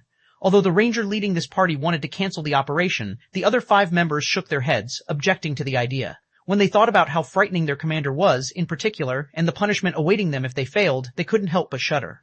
Their party leader might be able to bear the penalty, but they couldn't. Hearing his party members' objections, the ranger glanced at Zero Wing's ordinary experts. As his party members had said, although these Zero Wing players had higher basic attributes than theirs, their combat standards were lacking. They hadn't even reached the half-step refinement realm yet. Most importantly, these ordinary experts were all tier 1 players. The differences between tier 1 players and tier 2 players weren't limited to basic attributes. There was also a massive gap between their skills and physiques. With the strength of their 6-man party, they should be able to pick off a few of these ordinary experts before departing safely. Based on his observations, there were fewer than 10 players on Zero Wing's side that could pose a threat to their party. The others weren't a problem. Fine, but finish things quickly. Flee as soon as you get your hands on their weapons, the ranger said, nodding after giving the matter some thought. Their mission required that they obtain the weapons Zero Wing's peak experts wielded, but trying to kill Cola and the others was too much of a challenge right now. On the off chance that Zero Wing's peak experts surrounded them, their deaths would be almost certain. If they targeted the weaker experts, though, they'd have higher chances of success. Although they wouldn't obtain the weapons Zero Wing's peak experts wielded, at least they wouldn't return empty-handed. Under the ranger's lead, the Dark Hunter 6-man party charged towards Zero Wing's members, who were embroiled in a battle with the evil demons and evil beasts. 1736, Confrontation with the Dark Hunters. Chapter 1736, Confrontation with the Dark Hunters. On the chaotic battlefield, Cola and Turtledove continued to block the evil Earth Dragon's attacks. Meanwhile, the other Zero Wing members frantically cleared out the heavily injured evil beasts and evil demons, rapidly dwindling the army's numbers. The battle was thoroughly in Zero Wing's favor. Because of this, Zero Wing's excitement continued to mount as they fought. The mono weapon's incredible attack power couldn't compare to their normal weapons, and even though they were tier 1 players, they completely overwhelmed the lord-ranked evil demons and evil beasts.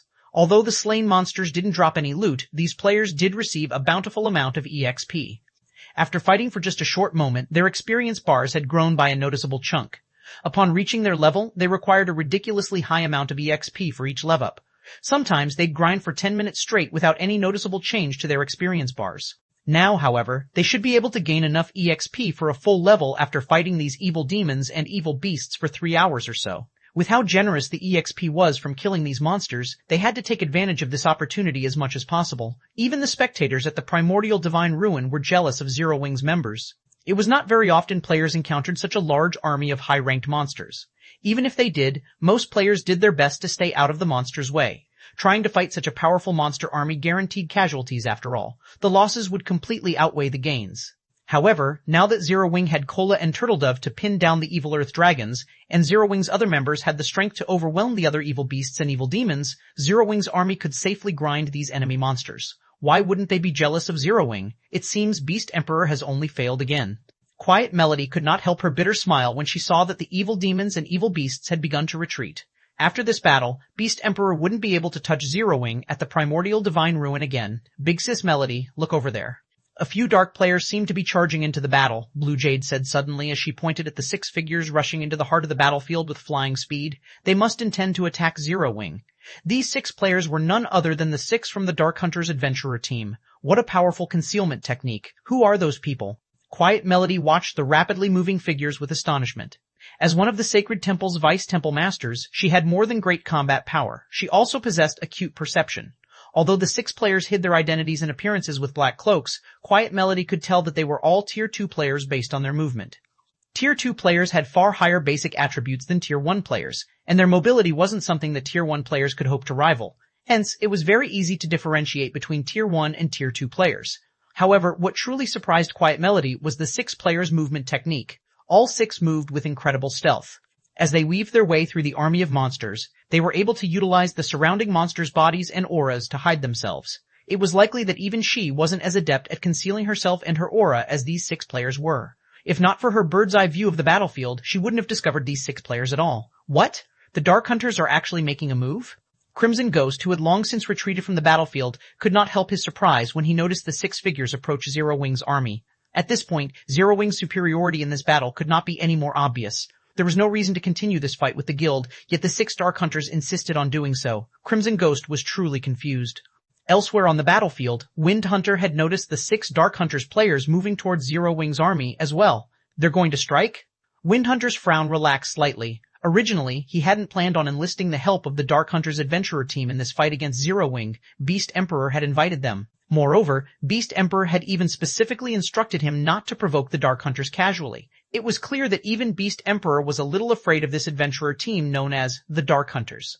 Initially, Beast Emperor's decision had left him slightly disgruntled, but after seeing that all 6 of the adventurer team's representatives were Tier 2 players, his opinion of the Dark Hunters had changed slightly. When he had tried to fight one of these representatives, he had learned exactly how powerful these 6 players truly were.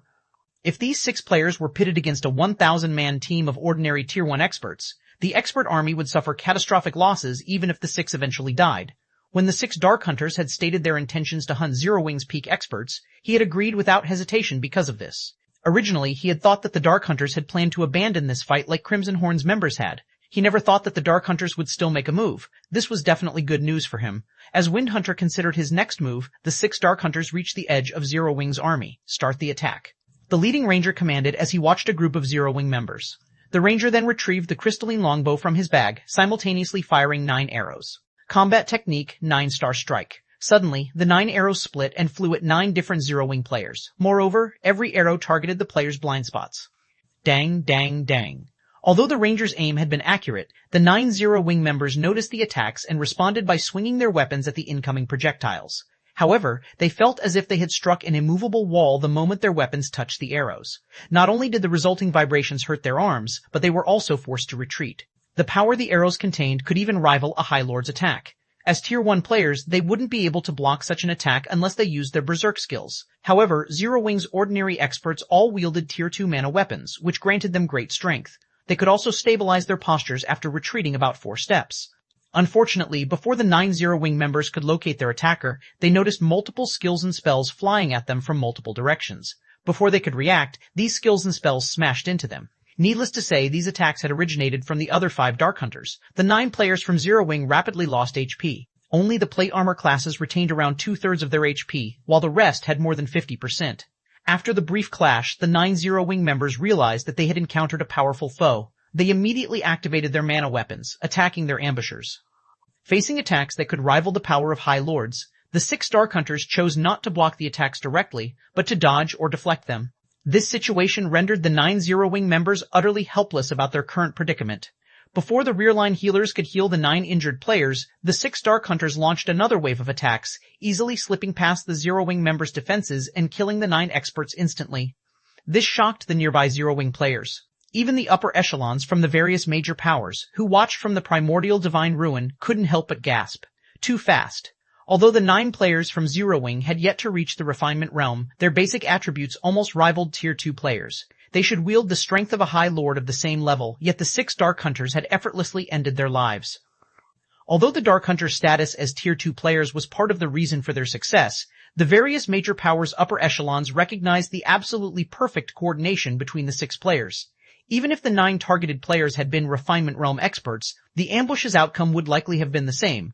After the 9 Zero-Wing members had died, they had dropped a total of 18 items, far more than normal. 3 of these 18 items were Tier 2 mana weapons. Good, we're retreating, the leading ranger commanded after snatching up a Tier 2 mana weapon. He then turned and fled.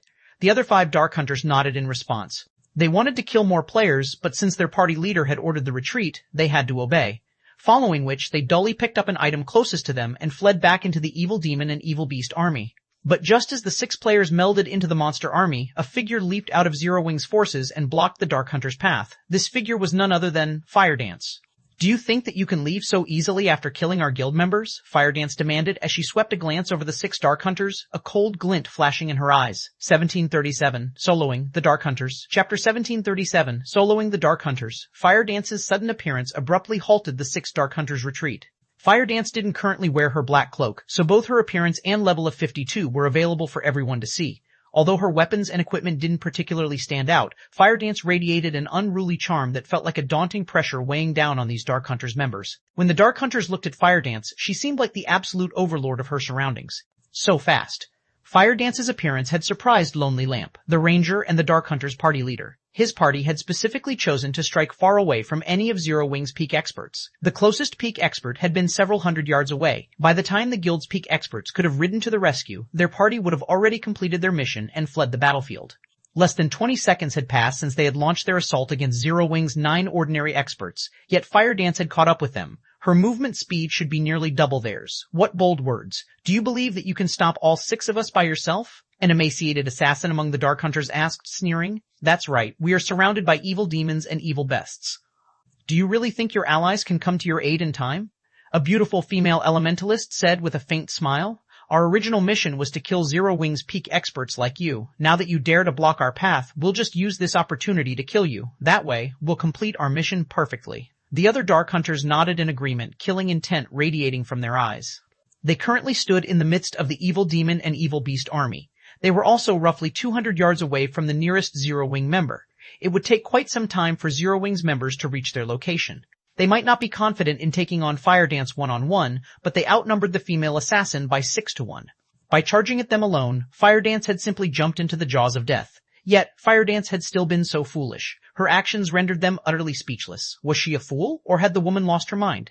Even the various superpowers who were relatively familiar with Firedance's strength were confused about the female assassin's actions, let alone the Dark Hunter's party. Is she tired of living? Does she not recognize those 6 players' strength? When the various superpowers' upper echelon saw Firedance charge into the army of evil beasts and evil demons, blocking the 6 Dark Hunters' path, they felt as if Zero-Wing's members were a bunch of lunatics. It wasn't unusual to see Black Flame make such bold and arrogant moves. He qualified to do so, after all, but Firedance, ha ha ha, Zero-Wing is finally going to suffer a little. Windhunter could not help but laugh at the situation. When he noticed Zero-Wing's members trying to reach Firedance to offer their help, he commanded some of his evil demons to stop them. While the 6 Dark Hunters had spoken, they had subtly surrounded Firedance, preventing her escape. Watch her speed. Ranged players, maintain your distance from her. Sharp, you'll be the distraction. Make sure she doesn't escape. We have to finish this fight as quickly as possible. Lonely Lamp commanded as he retrieved his crystalline longbow from his back. The other 5 Dark Hunters nodded in response. The emaciated assassin, Sharp Blade, then charged at Firedance with a Tier 2 Berserker and a Tier 2 Swordsman close behind him. At the same time, the Tier 2 Cleric at the rear cast the Tier 2 instantaneous spell Holy Mark on Firedance. Now, even if Firedance used Vanish and entered a forced stealth state, their party could keep track of her. As for Lonely Lamp and the Tier 2 Elementalist, they coordinated their attacks, firing from the female assassin's sides. In the blink of an eye, multiple attacks flew towards Fire Dance from different locations. "Pay for your arrogance," Sharp Blade shouted as he used shadow steps, appearing behind Fire Dance instantly. He then thrust his aqua blue short sword at Fire Dance's back.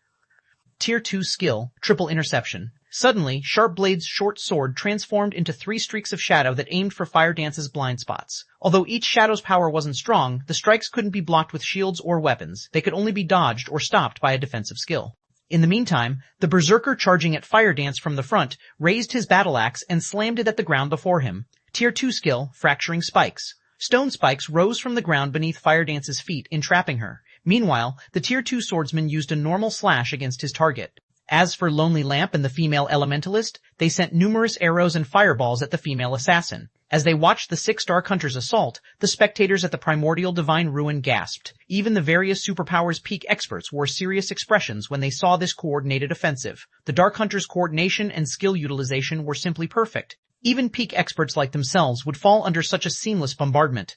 Even Fire Dance, the target of this offensive, was slightly surprised. She hadn't expected such high combat standards from the 6 Dark Hunters, and even their coordination had reached such an impressive level. However, before the numerous attacks could land, Fire Dance split into 6 identical copies of herself. Phantom. This was the 1000 Transformation's first additional skill. Although the 5 doppelgangers couldn't attack, they were invulnerable. Moreover, they could exist for a full 30 seconds. Boom, boom, boom. A series of attacks struck Fire Dance, but her HP didn't decrease in the slightest. Meanwhile, Fire Dance's sudden split and 6 copies had stunned the Dark Hunters slightly, and they paused for a brief moment. These are doppelgangers that can't attack. One of these 6 doppelgangers must be the real assassin. Lan Hua and I will attack the doppelgangers. The rest of you need to keep an eye out for the real body, Lonely Lamp shouted, reacting quickly to the new development. Although doppelganger skills like the one Fire Dance had just used were rare in God's domain, some did exist. Hence, players had learned of ways to counter these skills. In a one-on-one fight, players would have to flee and wait for the skill's duration to end. But if a party were to face such a doppelganger skill, the ranged players could launch AoE attacks, hitting every doppelganger simultaneously to determine the real body's location. The melee players could then take advantage of this information to attack the enemy's main body. Immediately, Lonely Lamp and the female Elementalist, Lan Hua, launched spells and arrows at all 6 Fire Dance copies. However, before they could do so, Fire Dance had switched positions with one of her doppelgangers and appeared beside the Tier 2 Berserker. She then lightly swung 1000 transformations at her target. Surprised, the Berserker hurriedly executed Whirlwind Slash to repel Fire Dance. Boom. The instant the Berserker's battle axe collided with 1000 transformations, however, the man's expression darkened. He felt as if he had just struck an impenetrable wall. Not only did his weapon stop abruptly, but the intense feedback forced him to take a step backward. Just as the Tier 2 Berserker stepped back, the Tier 3 Mana Dagger in Fire Dance's left hand glowed with a beautiful red light as the assassin thrust it towards the Berserker's heart.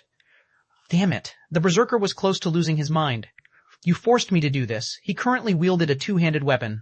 In terms of strength, he should be stronger than players who used one-handed weapons. Yet Fire Dance had surprised him by relying on 1000 transformations. Her first attack didn't leave him any energy to deal with the weapon in her left hand. As the Berserker finished his statement, his skin began to turn a dark shade of red. His body then seemed to grow a little larger, and just as the Tier 3 Mana Dagger was about to reach the Berserker, 2 longswords appeared, blocking its path. Boom. Following the sound of an explosion, Fire Dance involuntarily took 3 steps backward, and she gave the Tier 2 Berserker before her a surprised look. The Berserker no longer resembled a human. Instead, he had taken the form of a 4-armed, humanoid lizard. The Berserker now wielded 2 one-handed axes and 2 longswords in his 4 hands. You're quite impressive to force me to transform, but I'll be taking your life now, the Tier 2 Berserker sneered as he charged at Fire Dance. Silence dominated the battlefield. Meanwhile, the spectating crowd at the Primordial Divine Ruin watched this unbelievable scene with dropped jaws. A player had actually transformed into a monster. A mutated player? Shi Feng revealed a surprised expression when he saw the Tier 2 Berserker from Silverwing Town's walls. 1738 Dark Mutation, Chapter 1738 Dark Mutation. When the Tier 2 Berserker had transformed, Zero Wing's nearby players were dumbfounded. They had seen plenty of Berserk skills that slightly altered their user's appearance, but this was the first time they had seen a Berserk skill causing such a huge transformation. After transforming, the Tier 2 Berserker's aura had undergone a massive transformation. Not only was his aura much stronger now, but it also no longer felt human. However, this was still not the worst part. The most important change was to the Berserker's body. Currently, the Berserker had 4 arms instead of 2. Of course, having an extra set of arms wasn't necessarily a good thing, as human minds weren't accustomed to controlling more than one set of arms. If a person suddenly grew an extra set of arms, they'd have some difficulty controlling the new appendages. However, if the Berserker could control all 4 arms properly, he'd have a massive advantage in battle. A player with 4 arms would be able to execute more varied attack methods than a player with a single set. The 4-armed player could also commit toe arms to offense and 2 to defense. If the Tier 2 Berserker could coordinate all 4 of his arms properly, his combat power would double at the very minimum.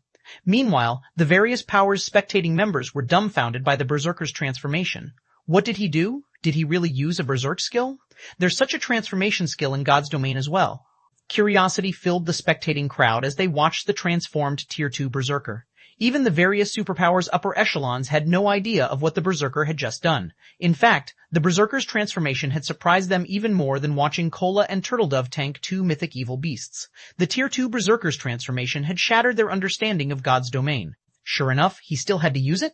Lonely Lamp could not help but sigh when he saw Dark Bear, the Tier 2 Berserker, transform. This was the Dark Hunters Adventurer team's greatest secret. Not many people knew about this transformation ability. However, now that they had revealed this secret to the public, their Adventurer team would definitely face trouble in the future. However, the Berserker's decision to transform didn't particularly surprise him. After all, Fire Dance had displayed extraordinary combat power. Had Dark Bear refused to transform, she would have likely killed him already. Aside from Lonely Lamp and the other Dark Hunters members, only Shi Feng had a clear idea of what was happening as he watched the battle from Silverwing Town's walls. The Tier 2 Berserker's transformation ability was known as mutation in God's domain. Mutation was a method of increasing one's combat power by abandoning one's human body. It was somewhat similar to Demon Player's demonification. The transformation process had no time limit, and it could be activated and deactivated at any time. To become a mutated player, one had to perform a particular ritual, which required the sacrifice of many players, even dark players. In addition, despite being dark players themselves, mutated players hunted other dark players. They did so because it was the only way a mutated player could mutate further and grow stronger. This was akin to how demon players improved their ranks. Only, mutated players had more of a restriction than demon players. Moreover, mutated players gained more combat power when they transformed than demon players. This was because, in their mutated form, mutated players would gain a body that was far more suitable for battle. Their attributes and life ratings also increased. In return, physical control became more difficult. Mutated players had a harder time remaining calm in their mutated form as well. But one had to admit that mutation allowed players to become extremely powerful. Shi Feng had never expected to find a mutated player at this stage of the game. By becoming a mutated player, players took a similar stance as the evil god's temple, becoming antagonistic to both dark and normal players. Furthermore, gaining a mutation was incredibly difficult as the process couldn't be conducted on the God's Domain continent. Normally, mutated players would only appear after pathways between the continent and other worlds opened. Back on the battlefield, after a short moment of silence, the transformed Berserker charged at Fire Dance.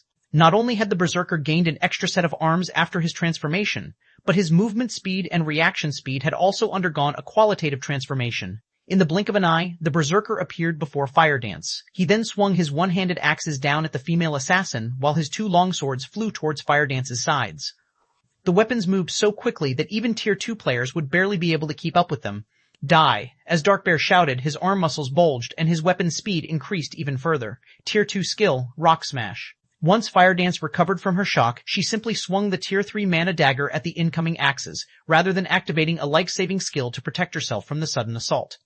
Silver divine runes lit up along the dagger as it was about to collide with the axes. Boom! Sparks scattered as the weapons collided, and the resulting impact's shockwaves cracked and shattered the ground beneath the weapons.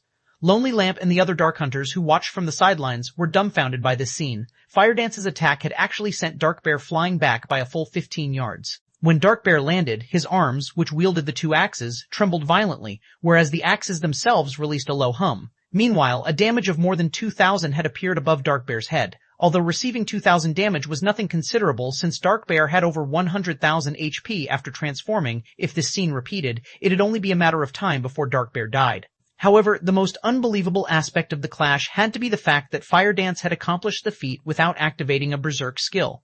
After entering his mutated form, Dark Bear's strength rose by 80%, yet he had still lost against Fire Dance's strength. Is she a monster? Dark Bear wondered to himself as he stared at Fire Dance in shock. Dark Bear could tell that Fire Dance had simply used the previous exchange to probe his strength. She hadn't used her full power. During that exchange, the Zero Wing Assassin hadn't even used a skill. Had Fire Dance applied a skill to her previous attack, the power of her strike would have definitely been much stronger. Had that attack struck his body rather than his weapons, he would have likely lost at least 50% of his HP. In other words, Fire Dance only needed 2 attacks to finish him off. Even Lonely Lamp and the other party members now feared Fire Dance, watching her with somber expressions, not to mention Dark Bear. Similarly, the outcome of the exchange between Dark Bear and Fire Dance had stupefied the crowd at the primordial divine ruin.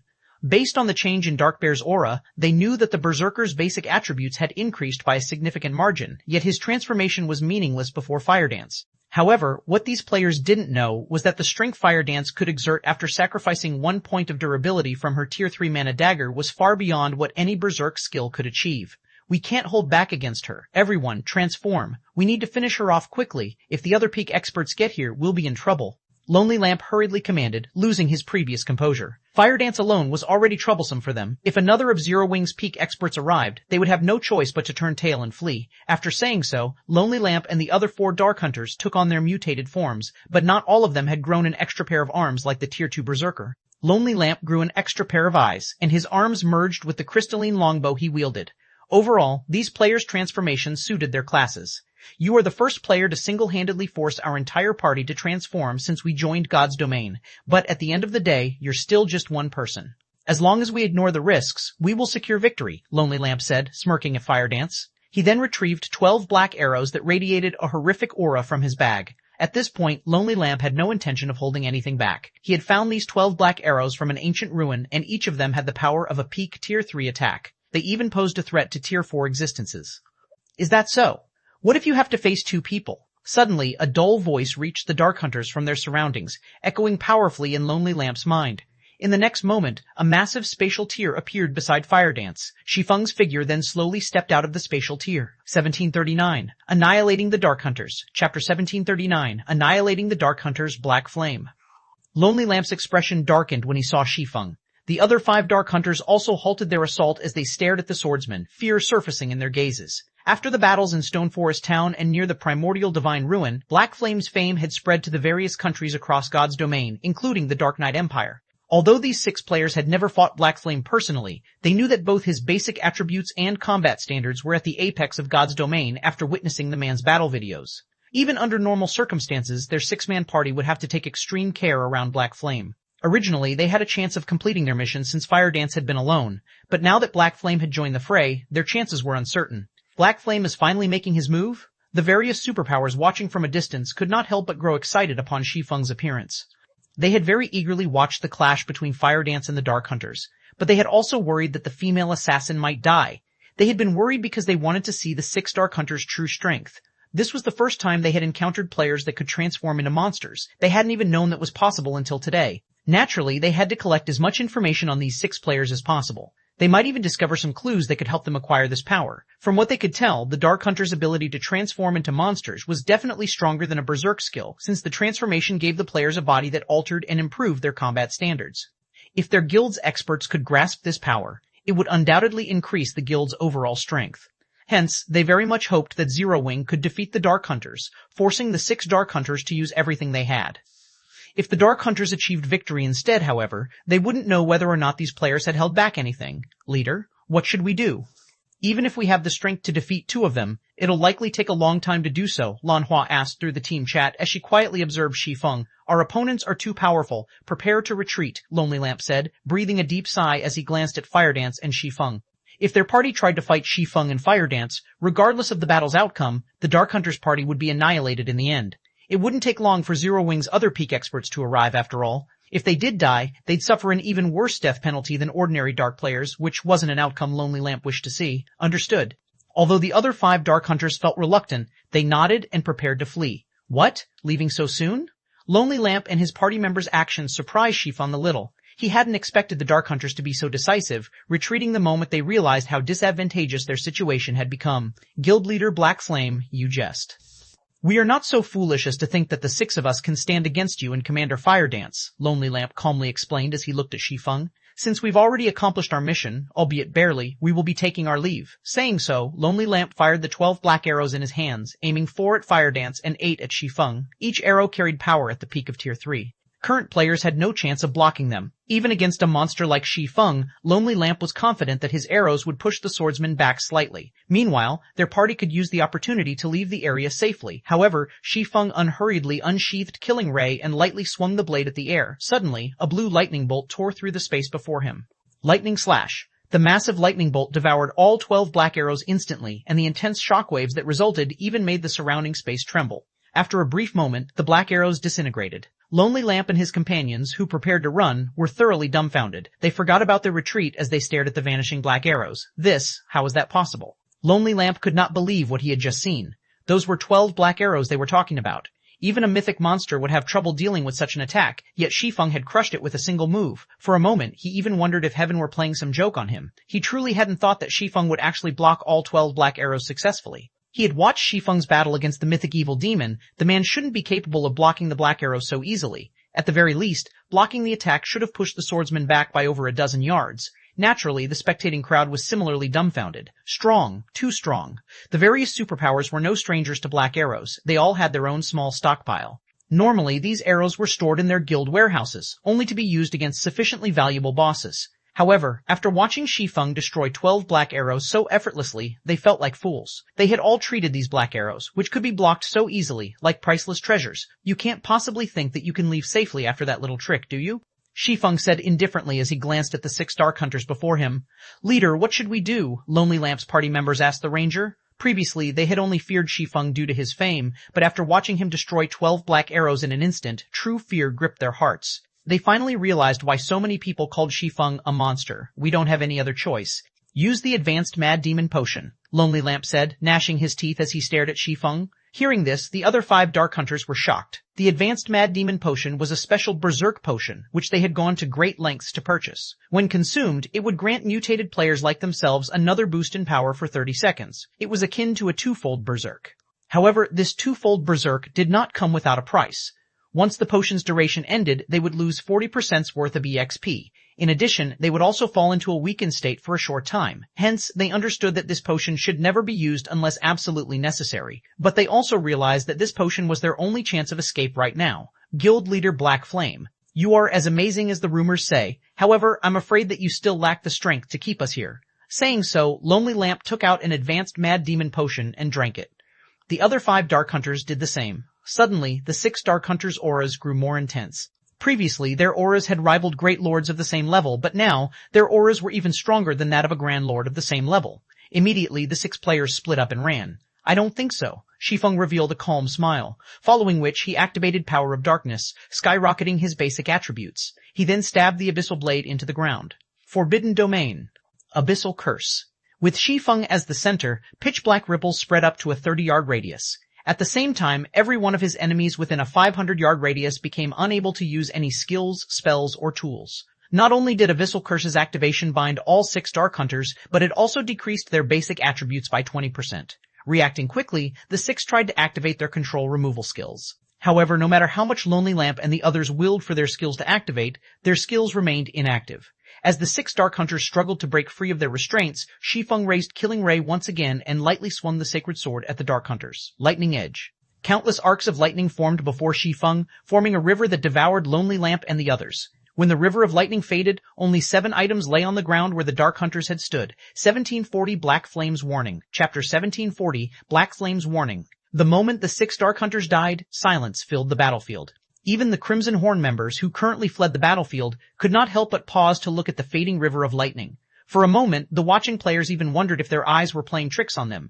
It wouldn't have been unusual if Shi Feng had merely slain a bunch of ordinary experts with a single hit, but the 6 Dark Hunters hadn't been ordinary experts. They were bona fide great experts. Every one of them was strong enough to make the various dark guilds in the Dark Knight Empire shudder with fear. Yet now, as if swatting a bunch of flies, Shi Feng had incapacitated and killed the 6 Dark Hunters with a single swing of his sword. They died? How is this possible? Those are the Dark Hunters we are talking about. Crimson Ghost, who had long since put some distance between himself and the heart of the battlefield, stared at Lonely Lamp and his companion's prior location in a daze. He had experienced Lonely Lamp's strength personally before. After transforming, Lonely Lamp and the other Dark Hunters' combat power was only slightly weaker than his when he activated a Berserk skill. However, unlike his Berserk skill, Lonely Lamp and the others' transformation did not have a duration. Once his Berserk skill's duration ended, he'd meet death very quickly. Moreover, Lonely Lamp's party had consumed a mysterious potion that had heightened their aura's intensity. Needless to say, their basic attributes must have risen further. If he had to fight Lonely Lamp while the ranger was in such a state, he'd likely die after a few hits even with his berserk skill active, yet even after multiple boosts, Shi Feng had killed the party instantly. He might be able to accept Shi Feng's victory after an arduous battle, but that hadn't happened. As soon as Shi Feng took the situation somewhat seriously, Lonely Lamp and the other Dark Hunters had burned to ash. When Crimson Ghost looked at Shi Feng, who quietly stood before the items Lonely Lamp and his party had dropped, his whole body shuddered. Too scary, fear and relief overwhelmed his heart. Shi Feng was a true monster with bottomless strength. If he weren't certain that Shi Feng was, in fact, a player, he might even suspect that Shi Feng was an NPC the main god system had created to prank God's Domain's players. Fortunately, he had not allowed his army to fight Zero Wing's forces. Even if some of his players survived, his army would have suffered severe losses. Meanwhile, the players from the various superpowers that watched from the primordial divine ruin gasped when the Dark Hunters had been annihilated, their eyes nearly falling out of their sockets. The 6 Dark Hunters exuded auras that could even rival Grand Lords of the same level. This proved that their basic attributes had reached that standard. Coupled with the Dark Hunters' combat standards, none of the superpowers present were confident that they could stop the 6 players' escape. No, to be precise, they might even struggle in a head-on fight against these 6 players. On the other hand, not only had Shi Feng killed all 6 Dark Hunters by himself, but he had also done so with one attack. Because of this, the various superpowers' upper echelons all wore solemn expressions. Since Shi Feng could exterminate the 6 Dark Hunters, needless to say, he should have no issues doing the same to them. This also implied that, as long as Shi Feng wished it, he could kill any one of them. Knowing this, how could they not take Shi Feng more seriously? This man, Quiet Melody, could not help but shake her head and smile bitterly as she watched Shi Feng collect the items Lonely Lamp and his party had dropped. It seems that not only did we fail to learn anything about those 6 players, but we also received a dire warning. In her opinion, Shi Feng had killed the 6 Dark Hunters instantly for 2 reasons. First, he didn't want others to take advantage of his efforts by learning the Dark Hunters' bottom line and secrets. The second reason was to give superpowers like the Sacred Temple a warning. Since he could kill the Dark Hunters so easily, he was naturally capable of killing superpowers upper echelons like her. It was a message that they should reconsider targeting Zero Wing at the primordial divine ruin. Otherwise, they would suffer a similar fate. Blue Jade, who stood beside Quiet Melody, nodded in agreement with her Vice Temple Master's words, complex emotions flashing in her eyes as she watched Shi Feng. After this battle, her admiration for Shi Feng had doubtlessly increased. However, she also bore a sense of rivalry in her heart. She felt as if she had just found a goal worth working towards. This Black Flame is truly arrogant. He actually dares to send the various superpowers a warning. Although he is arrogant, he has clearly earned it. Can't you see the various superpowers' faces? Those looks are priceless. It seems that nobody should entertain ideas of targeting Zero Wing at the primordial divine ruin in the future. That's right. Not only does Silverwing Town have such powerful and long-range defensive structures, but it is also protected by so many incredible experts. Even without the NPC guards, nobody would dare to target Silverwing Town and Zero Wing. Both the guilds and the adventurer teams resting at the primordial divine ruin elevated their opinions of Zero Wing. Some adventurer teams even thought of joining the guild as a whole. Now that Zero Wing dominated the Ore Empire's primordial divine ruin, its development speed would be astounding. It might even become a super first-rate guild in the virtual gaming world in a short time. If they joined Zero Wing before the guild became a super first-rate guild, they would have a higher chance of becoming internal members. If they became core members, they'd be set for life. Damn it, did Black Flame purposefully wait until the Dark Hunters attacked to make his move? Wind Hunter, who watched the battle from a safe distance, cursed as the Dark Hunters died, his complexion paling. He had thought that Lonely Lamp's party could cause Zero Wing some trouble, but they had only succeeded in throwing their lives away. Moreover, he had dispatched quite a few evil demons and evil beasts to reinforce Lonely Lamp's party. As a result, his minions were more clumped than usual, allowing the magic towers to target the monsters more easily. Suddenly, Beast Emperor's phantom appeared beside Wind Hunter. Beast Emperor then said, "All right, that's enough. Wind, you need retreat as well. We no longer have the ability to do anything against Silverwing Town. But are we going to let Zero Wing off the hook, just like that?" Frustration tore at Wind Hunter. Not only had his campaign failed to damage the guild, but it had also bolstered Zero Wing's reputation. Moreover, his monster army had sustained a lot of damage. This was the first time he had suffered such a severe loss. No, of course, we won't let Zero Wing off the hook. Regardless of my agreement with Nine Dragons Emperor or my personal reasons, I want to remove Zero Wing from God's domain permanently. But it's not time for that yet, Beast Emperor said as he glared at Shi Feng's distant figure, killing intent radiating from his eyes. Because of that man, his path to promotion had been cut short. How could he possibly spare Zero Wing after the losses he had suffered? However, thanks to this operation, Zero Wing has provoked the Dark Hunters. Provoked the Dark Hunters? Wind Hunter could not help his confusion. That's right. The Dark Hunters Adventurer Team is a mysterious organization consisting of a bunch of lunatics. Nobody can guess their true thoughts. However, one thing you can be sure of is that they are a vengeful bunch. Now that Black Fame has killed Lonely Lamp, one of its core members, the Dark Hunters won't let Zero Wing get away with this, Beast Emperor said, sneering. Zero Wing will only maintain its arrogance for a short time. Once the Dark Hunters take action, Zero Wing's days will be numbered. I understand. Wind Hunter nodded. He then commanded his evil demons and evil beasts to depart from the battlefield. However, even though the evil beasts and evil demons had begun their retreat, Shi Feng commanded Zero Wing's members to chase the monsters down. In the end, Zero Wing slaughtered another large number of evil demons and evil beasts. Meanwhile, news of this battle's outcome quickly spread to the neighboring countries. 1741. Popular Silverwing, Chapter 1741. Popular Silverwing. After the battle outside of Silverwing Town, Zero Wing's prestige and reputation skyrocketed. Zero Wing is amazing. Even Beast Emperor's monster army is helpless against the guild. I've heard that you can get plenty of combat techniques from the primordial divine ruin. Now that nobody can contest Zero Wing for Silverwing Town, won't Zero Wing acquire a ton of combat techniques? That's not all. Don't forget about Primordial City. I've heard that Primordial City can help players improve their combat standards. I've heard that Zero Wing has been recruiting new members lately. Why don't we give it a try? I've also heard that even Zero Wing's elite members can learn combat techniques without signing a binding contract right now. What? Those are combat techniques we're talking about. I've heard that even large guilds' core members have to sign strict contracts if they wish to learn one of the guild's combat techniques. Honestly, you can learn Zero Wing's combat techniques without joining the guild. Only, the price is exorbitant. However, if you become an elite member, you can get a significant discount. As news of Zero Wing's victory spread, many independent players made their way towards Star Moon Kingdom to join Zero Wing. As a result, the number of players applying to join Zero Wing had increased by nearly 3 times. For a time, Aqua Rose was swamped with work. To make matters worse, now that Zero Wing had proven that it had the strength to defend Silverwing Town, a large number of merchant players and corporations hoped to purchase shops, conducting their business in the town. This was especially true for the corporations that sold virtual goods. However, Shi Feng had no intention of selling Silverwing Town shops. Instead, he would only rent them out. Moreover, the rental price was an astronomical 2,000 gold or 6,000 magic crystals per month. Because of this price, 99% of the merchant players cursed Zero Wing. This was simply fraudulent. Shi Feng's decision even confused Aqua Rose. With 2,000 gold, one could buy a very good plot of land in an NPC town.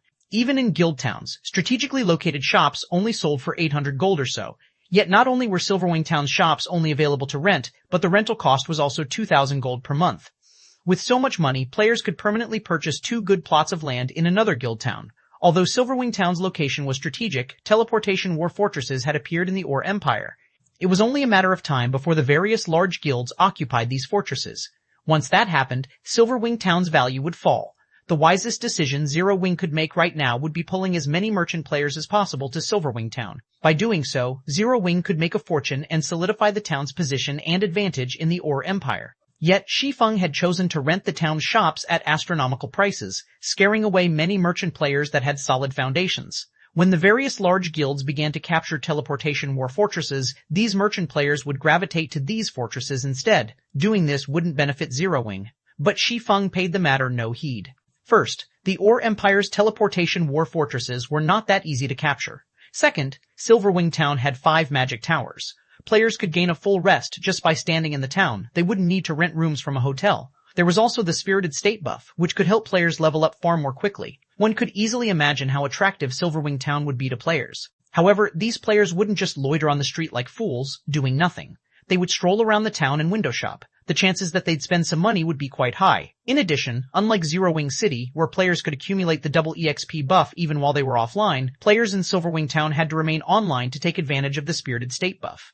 They could only take advantage of the buff while offline if they rested in a hotel room or a guild hall. Hence, there would be many players strolling down Silverwing Town streets. With how many players would wander Silverwing Town streets, business in the town would thrive as well as those in Zero Wing City. Naturally, he couldn't ask for too low of a price for the town's shops. Moreover, Silverwing Town needed to maintain more than just the 5 magic towers. There was also the Magic King, Craig Midlands. Silverwing Town's daily operation costs could drive any first-rate guild crazy, including the fact that Silverwing Town needed the funds to develop and had limited space. Selling the shops cheaply would be foolish. Rather, setting up hotels in place of shops would generate more income for the town. In the end, only 6 merchant associations were willing to rent shops in Silverwing Town.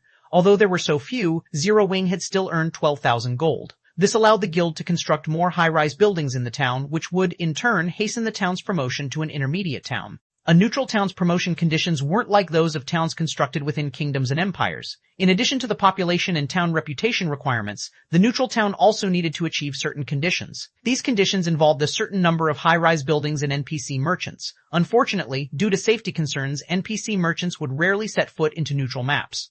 The town needed to earn a C rank in safety, but trying to do so with a basic town was excruciatingly difficult. Because of this, neutral towns had a hard time getting promoted. One had to develop the town to its very limits before it could reach the next rank. Of course, there were methods that could hasten this process, and one involved using a town promotion order. Only, the town promotion order a neutral town required was unusual. To upgrade a basic neutral town to an intermediate neutral town, one would need a gold-ranked town promotion order. Meanwhile, gold town promotion orders could be used to upgrade an intermediate town to advanced rank in kingdoms and empires. One could easily imagine how difficult such a promotion order would be to obtain.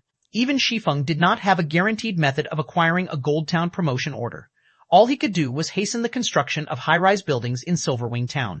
Although it was true that Silverwing Town currently had the ability to stop Beast Emperor's forces, he wasn't so arrogant to think that Silverwing Town's current state would always be enough to stop Beast Emperor.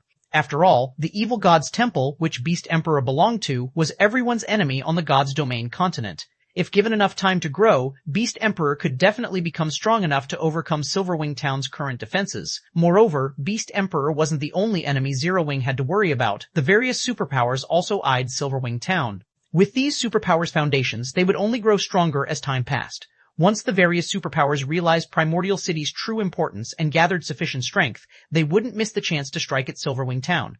The various superpowers only saw the benefits Silverwing Town currently offered. However, they had neglected to notice the potential threat Silverwing Town could become.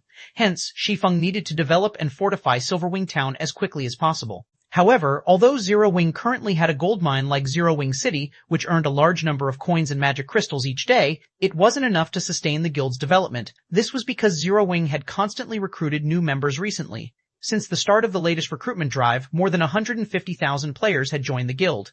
This number would only increase as time went on. Meanwhile, the guild needed to provide all sorts of benefits for these new members, and to do so, the guild would need a ton of resources. Normally, new members were a good thing for a guild. After all, the more members a guild had, the stronger it would be. But Zero Wing wasn't like first-rate guilds. Zero Wing's sphere of influence was tiny in comparison. As a result, although Zero Wing had gained more members, the guild did not have the necessary territory to let these new members operate and generate wealth for the guild, which was necessary to sustain the guild benefits its members enjoyed.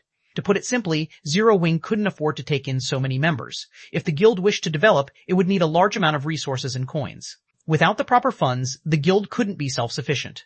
Meanwhile, after the battle, Shi Feng returned to Silverwing Town's candlelight trading firm and began to evaluate the guild's latest harvest. After killing the evil demons and evil beasts, the guild had acquired nearly 2,000 evil energy crystals from this battle. This was a considerable harvest. However, it was a drop in the bucket compared to how many evil energy crystals Shi Feng needed.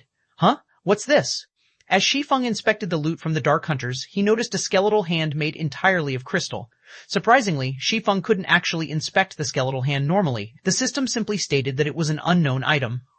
His curiosity piqued, Shi Feng used omniscient eyes to inspect the skeletal hand. The instant he tried to appraise the item, he heard the sounds of a series of system notifications. 1742 Philosopher's Hand, Chapter 1742, Philosopher's Hand System. You have discovered the Cursed Philosopher's Hand. System, Epic Ranked Main Storyline Quest, Philosopher's Wish, activated. Quest content. Locate the World Forest using the Philosopher's Hand and activate the World Gate. Reward, Philosopher's Hand. A legendary item? Shi Feng's heart pounded rapidly when he saw the system notifications. He had never thought that he would have the opportunity to acquire the Philosopher's Hand in this life. Any alchemist in God's domain would definitely have heard of the Philosopher's Hand. Like the Philosopher's Stone, the Philosopher's Hand was a treasure of the alchemy world, so Shi Feng knew quite a bit about it. It was a bona fide legendary item. Unlike the Philosopher's Stone, the Philosopher's Hand was a complete, undamaged item. Countless lifestyle players dreamed of using its abilities. If one were to say that the power of the Philosopher's Stone focused on refining materials, then the Philosopher's Hand focused on strengthening the standards of lifestyle players, allowing them to break through all kinds of bottlenecks easily and continuously elevate themselves to a higher level. In his past, the Philosopher's Hand had appeared in the hands of the first-rate Guild Kingdom's sword. With the help of the Philosopher's Hand, the lifestyle players working under Kingdom Sword were able to develop rapidly. Back then, this incident had shaken the entire Dark Knight Empire. The trading firm operated by Kingdom Sword also quickly became one of the top 3 trading firms in the Dark Knight Empire, inciting the other first-rate guilds' envy. However, the Dark Knight Empire was an empire even stronger, the Black Dragon Empire. There were a total of 4 superpowers fighting over the empire. One could easily imagine what kind of end had awaited Kingdom Sword. In the end, the 4 superpowers requested that Kingdom Sword sell its Philosopher's Hand. Although it was presented as a request, in reality it was closer to coercion. However, Kingdom Sword had already grown to become an extremely powerful first-rate guild by then. The guild had plenty of expert members and was already well on its way to becoming a super first-rate guild. Naturally, Kingdom Sword had refused the superpowers' requests. After all, the requirement to become a super first-rate guild was to have sufficient financial strength and resources. If Kingdom Sword sold its Philosopher's Hand, that would be equivalent to severing its path towards becoming a super first-rate guild. Originally, it would have indeed been very difficult for one superpower to deal with a powerful first-rate guild like Kingdom Sword. The surprising thing was that the 4 superpowers had actually worked together to deal with Kingdom Sword. As a result, Kingdom Sword had become history from then on. However, the guild leader of Kingdom Sword was also ruthless. Even when his guild had been on the brink of annihilation, he had still refused to hand over the Philosopher's Hand.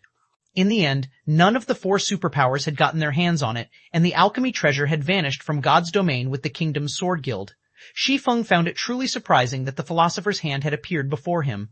If not for being targeted by 4 superpowers, there was no doubt that Kingdom Sword would have become a super first-rate guild. After all, the further one progressed in the game, the more important lifestyle players became to guilds. Many weapons, equipment, and items had to be crafted by the various lifestyle players. It was simply impossible to sustain a guild's development with dropped items alone. Looking at the Philosopher's Hand, many ideas danced in Shi Feng's mind. Although Silverwing Town seemed free of issues right now, the town would face great danger in the future. Sufficient power would be needed to maintain the town's safety. Although he had acquired the Bronze Guardian puppet design, Zero Wing simply wasn't capable of producing the Bronze Guardian puppet right now. It might be fine if he had obtained a design for the common Guardian puppet, as it did not require master-ranked lifestyle players to be produced. However, the Bronze Guardian puppet's minimum requirement was to have a master forger, a master alchemist, a master engineer, and a master enchanter. In addition, some parts needed to be made by 2 different kinds of masters, while some needed all 4 kinds of masters working together to make them. The Bronze Guardian puppets could only be crafted after meeting the requirements. Even then, the production success rate was very low. If one wished to produce the Bronze Guardian puppet reliably, the master lifestyle players selected had to be intermediate or advanced masters. Basic masters were too unreliable. Fulfilling these conditions was wishful thinking for the current Zero Wing. Master lifestyle players were not available on demand. Even 10 years after God's Domain had launched, basic masters had been extremely rare and had been greatly respected by the various large guilds, let alone intermediate and advanced masters. However, if Zero Wing acquired the Philosopher's Hand, it would be possible to nurture a bunch of basic masters within a short time. Building up some intermediate masters might even be possible. At that time, Zero Wing could start the production of the Bronze Guardian puppet. Just thinking about such a future was incredibly exciting. Bronze Guardian puppets possessed combat power at the peak of Tier 3. Moreover, players could control them fully since they were much easier to control than summoned creatures. A Void Realm expert that was ignorant of the realms of truth could still, at the very minimum, exhibit combat power at the refinement realm when controlling a Guardian puppet. Most importantly, unlike summoned creatures, Guardian puppets could be used permanently. They even dealt additional damage to buildings and magic arrays. Whether they were used in a siege or defensive battle, Guardian puppets were the perfect tool. Countless guilds had dreamed of obtaining Guardian puppets in the past. Guardian puppets were so powerful that the first-rate guilds that had them could even afford to provoke superpowers and get away with it. If he could produce several dozen Bronze Guardian puppets now, nobody in God's Domain could threaten Silverwing Town. Even if 10 mythic monsters charged at the town, the monsters could be easily stopped with 40 Bronze Guardian puppets. After all, Guardian puppets had extremely high defense, rivaling Tier 4 monsters. If he had 100 Bronze Guardian puppets right now, he would immediately set out to annihilate Ancient Rock City's Evil God Branch Temple right now. Of course, these were only fantasies. However, with the Philosopher's Hand, it was entirely possible to turn these fantasies into reality. Setting aside those ideas for the moment, Shi Feng quickly inspected the Philosopher's Hand's statistics. Cursed Philosopher's Hand. As the creator of the Philosopher's Hand failed to complete his wish before death, the creator's soul had attached itself to the Philosopher's Hand and cursed it to lose all of its power. Only after removing this curse will the Philosopher's Hand recover its original abilities.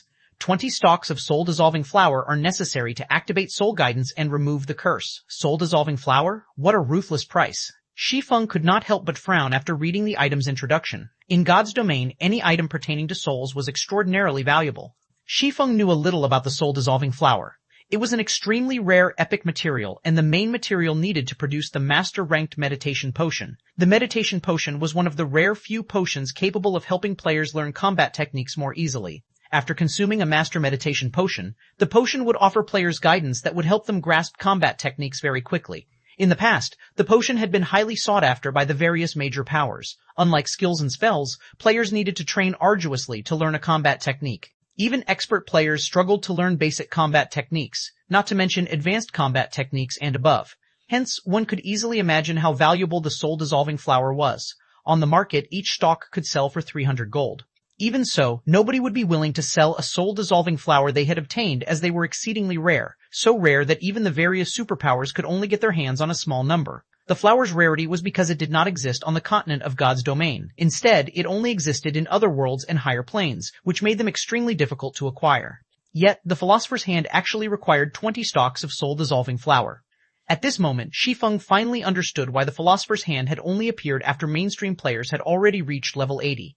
At that time, the pathways connecting the continent of God's domain and other worlds had already been opened.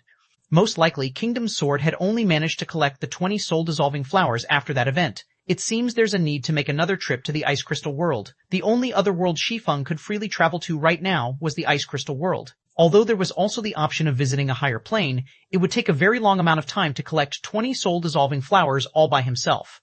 Meanwhile, there were many players in the Ice Crystal World. Done thinking, Shi Feng contacted Lifeless Thorn and the other members of the Asura Adventurer team and had them gather in White River City. After grouping up, they headed towards the Ice Crystal World.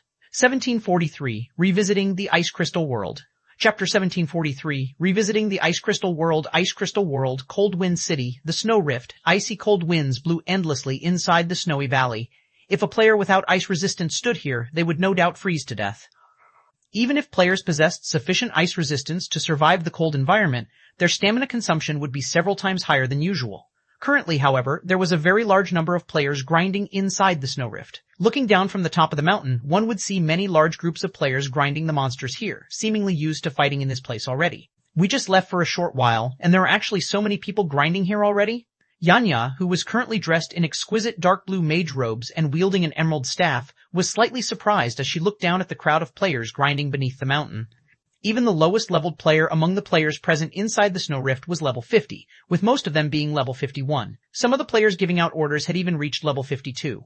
In an empire on the continent of God's domain, a level 52 player could easily rank within the top 30, yet there were actually more than 30 level 52 players present in the Snow Rift. Yanya and the rest of the Asura Adventurer team members that had gone over to the continent of God's domain together with Shi Feng had been roaming about the continent grinding and questing constantly. Shi Feng had even helped them level up a little. However, they had only reached level 52, yet so many independent experts of Cold Wind City had already managed to reach the same point. The monsters in the Ice Crystal World are stronger and provide more EXP, so the leveling speed of the players here is faster than that of the players on the main continent. Right now, the average level of large guild members on the main continent is already close to reaching level 50. It is very normal for the mainstream players here to reach level 51 and 52, Shi Feng said, not finding this situation particularly surprising.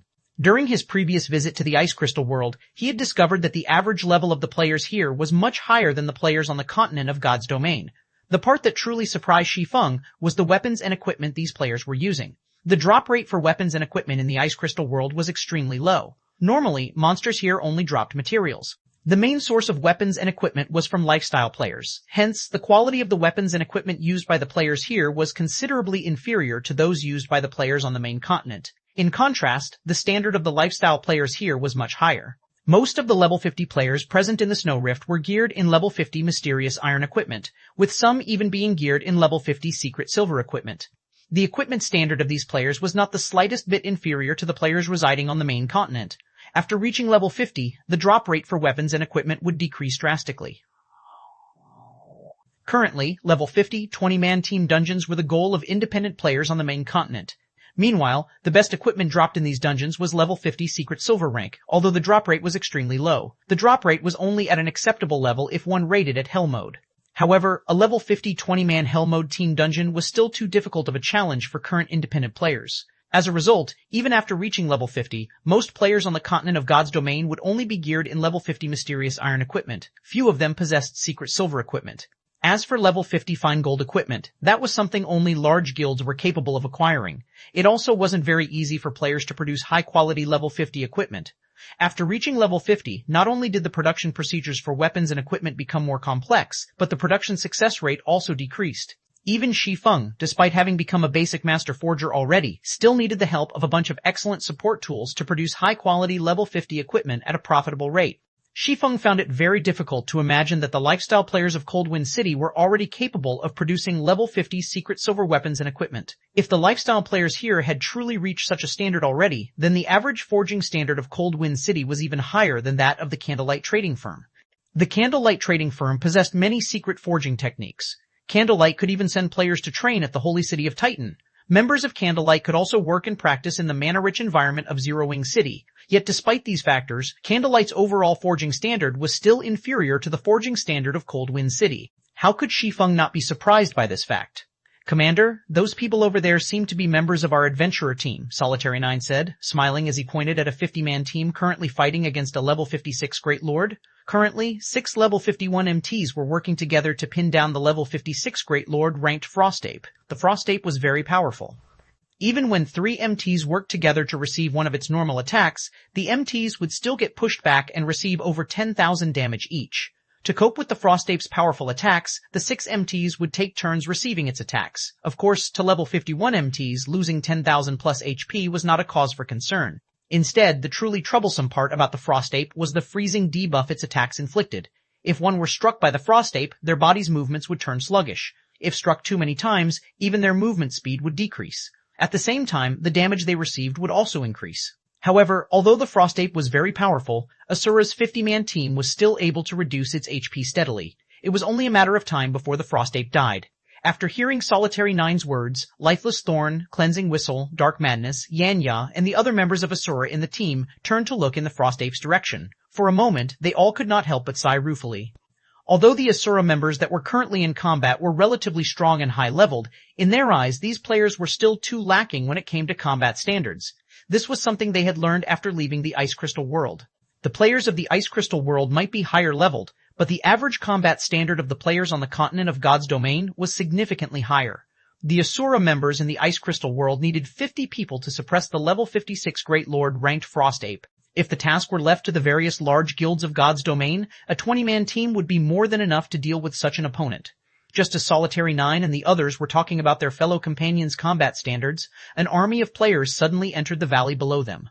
There were easily over 3,000 players in this army. Meanwhile, these players all wore level 50 mysterious iron equipment of matching designs. It was obvious that the equipment was player-made. Some of the leader-level individuals in this army were also equipped in 5 or more pieces of secret silver equipment. As for the 100-man team moving in the lead of this army, over half of the equipment on them was level 50 secret silver rank. The gorgeous and neat equipment these players wore quickly earned them the envy of the other players present inside the snow rift.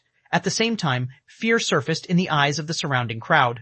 The players in this army all wore a guild emblem in the shape of a black lion. They were, evidently, guild players. When the players grinding in the snow rift saw the arrival of these players, they immediately started a discussion between themselves. Amazing. So, this is Hecate? Sure enough, Hecate isn't something the guilds of Coldwind City can hope to compare to.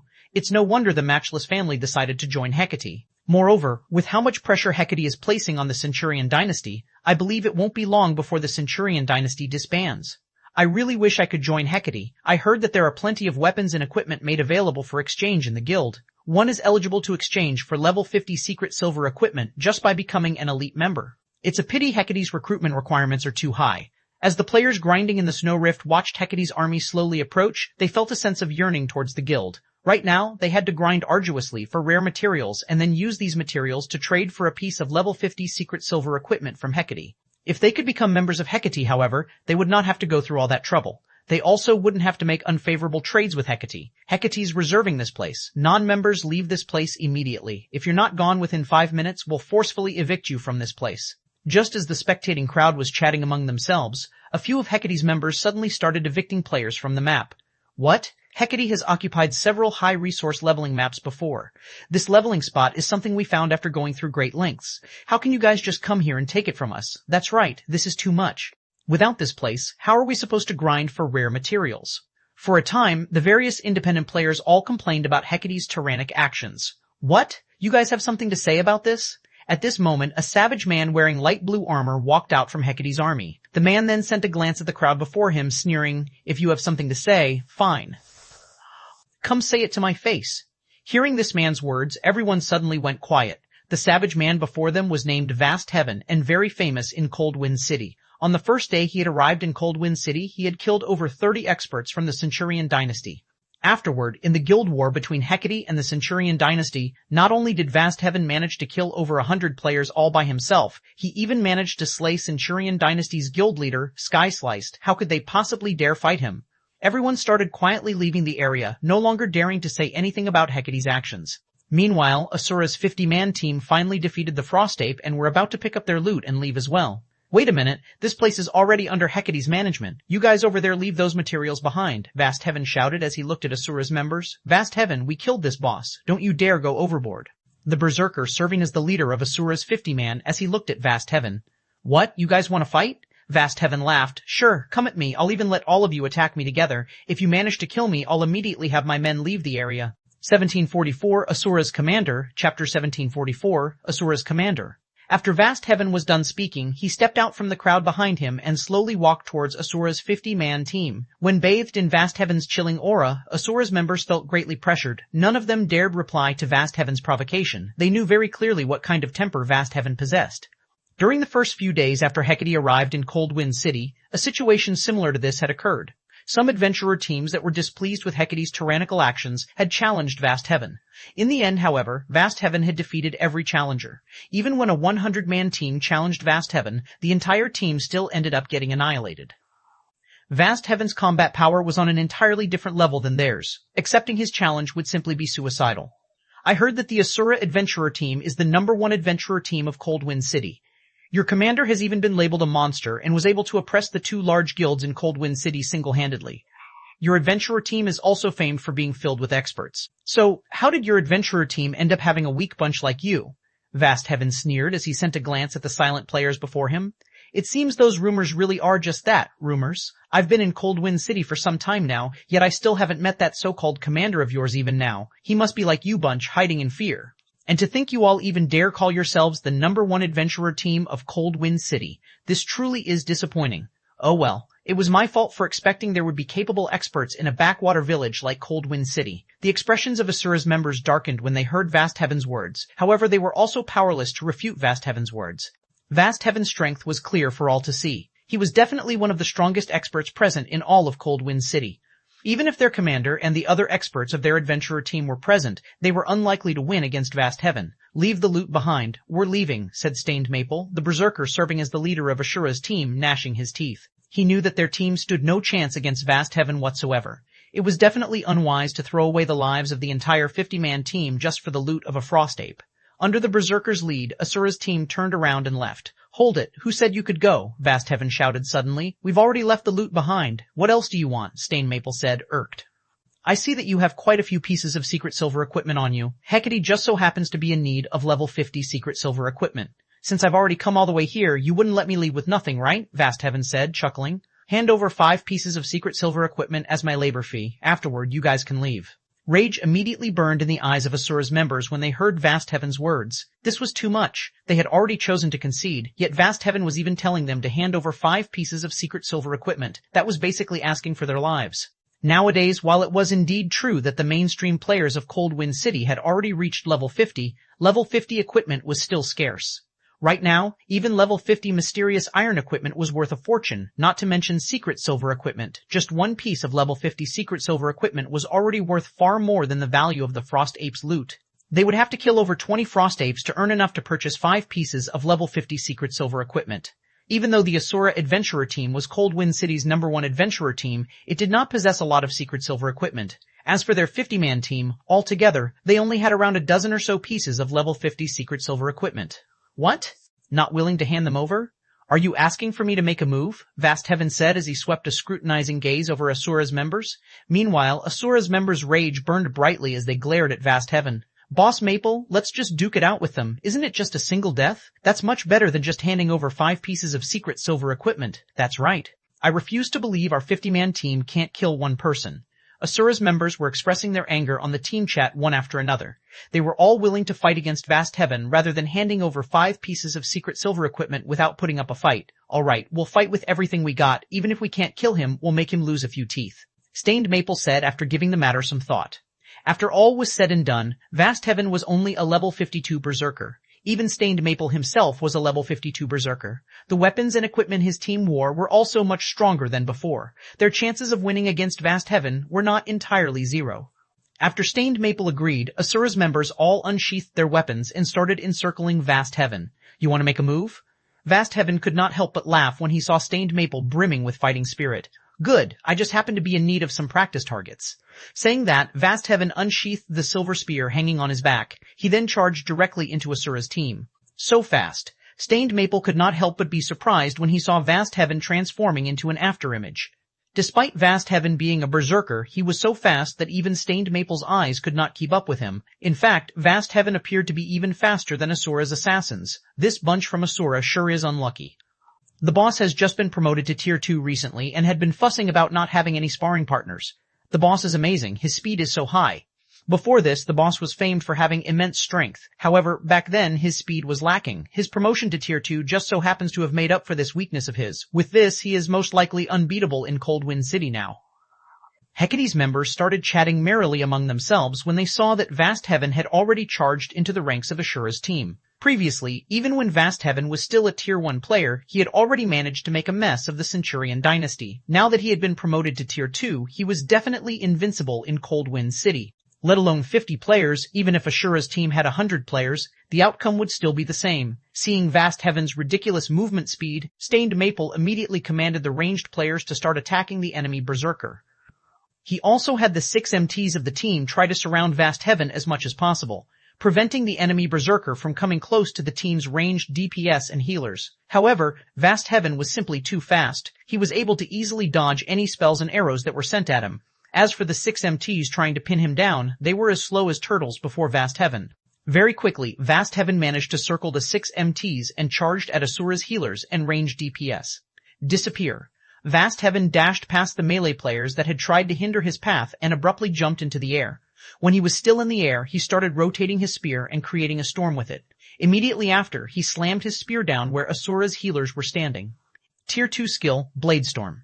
Just when Vast Heaven was about to descend on the healers, however, a crimson light suddenly flew at him. Like a meteor, the crimson light flew at the Tier 2 berserker's defensive blind spot. The frightening power it carried even scorching the air around it into nothingness.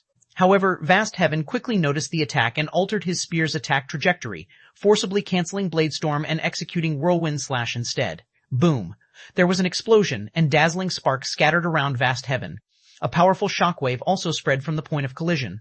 Like a cannonball, Vast Heaven's body was sent flying over 20 yards away and landed heavily on the ground. Only after taking 6 steps back did he manage to stabilize himself. Each step he took also left behind a deep footprint in the ground. A damage of over 22,000 appeared above Vast Heaven's head, his HP bar decreasing by a significant portion. What's going on? Is there a monster attack? Whether it was Asura's members or Hecate's members, both had incredulous expressions on their faces as they looked at the scene that had just happened. This was especially true for Hecate's members. When they saw Vast Heaven instantly losing over 1/3 of his HP, their eyes nearly fell out of their sockets. Who is it? Who attacked me just now? What's there to be proud about, executing an ambush? If you have the guts, come out and face me directly, Vast Heaven bellowed. Before Vast Heaven finished speaking, 10 people were already walking over from a short distance away. Although all 10 of these players were wearing black cloaks, none of them bothered hiding their appearances. Who are you guys? You actually dared to ambush me? Do you wish to make an enemy out of Hecate? Vast Heaven grew slightly afraid as he looked at the 10 approaching figures. Through the previous attack, he already understood that these newcomers were no ordinary people. At least, in terms of strength, he was no match for the expert that had just attacked him. Who am I? Shi Feng smiled. Weren't you looking for Asura's commander? I'm the person you're looking for. 1745. You lack the qualifications. Chapter 1745. You lack the qualifications. You're Asura's commander? Vast Heaven revealed a stunned expression as he watched Shi Feng walk towards him step by step. How is this possible? After he had arrived at Cold Wind City, he had heard many things about the Ashura adventurer team. Even the guild leader and vice-guild leader of the matchless family feared them. Originally, he had been eager to challenge Asura's members to a fight. However, the performance of the adventurer team during recent times was simply too disappointing. While it was indeed true that Asura had many expert members, in his opinion, these expert members were no different than amateurs that were not worth him spending energy to fight. After all, he had defeated several experts that were originally ranked in the top 10 of Cold Wind City. These top 10 experts were only slightly stronger than ordinary experts and were still far from rivaling him in terms of combat standards. As a result, he no longer paid any attention to the Asura adventurer team.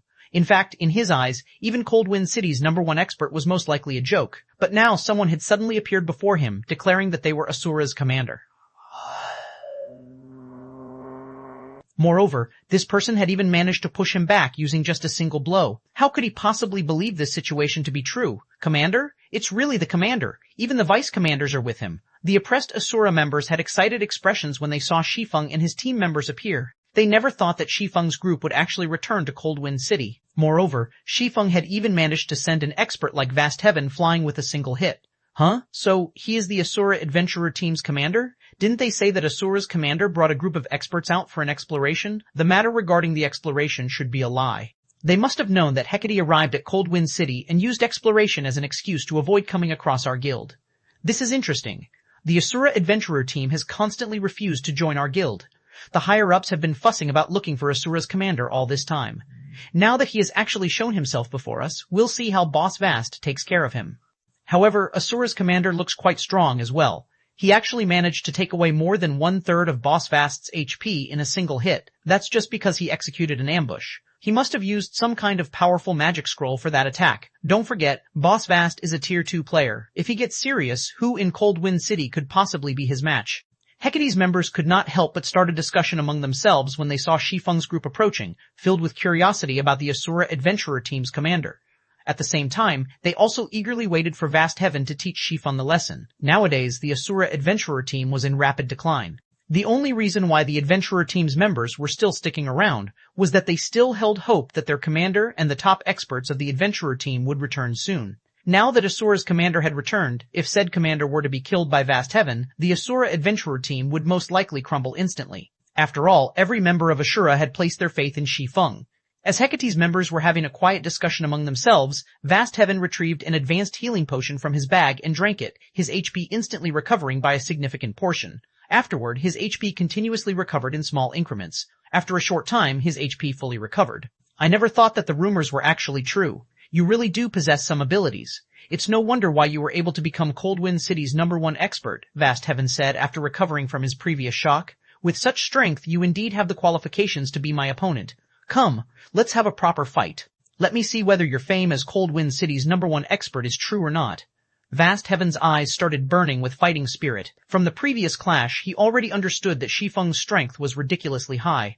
However, in a battle between players, the outcome could not be decided based on just the strength attribute only. You want to witness our commander's strength? I'm afraid you still lack the qualifications to do so, Cleansing Whistle said, clicking her tongue as she looked at Vast Heaven. If you wish to challenge our commander, you'll have to get through me first. Cleansing Whistle stepped forward from the group. Team leader Whistle, be careful. He is Hecate's Vast Heaven. Previously, even Sky Slicer fell to him, despite being supported by dozens of experts. You mustn't fight him alone. Stained Maple warned Cleansing Whistle in a panic. He knew very clearly just what kind of strength Cleansing Whistle possessed. After all, he was originally a member of the Waveheart Adventurer team and had joined Asura with Lifeless Thorn and Cleansing Whistle. While Cleansing Whistle was indeed very strong, she should only be roughly equal to the Centurion Dynasty's Sky Slicer. Meanwhile, Vast Heaven was someone who had single-handedly slain Skyshear together with dozens of experts from the Centurion Dynasty.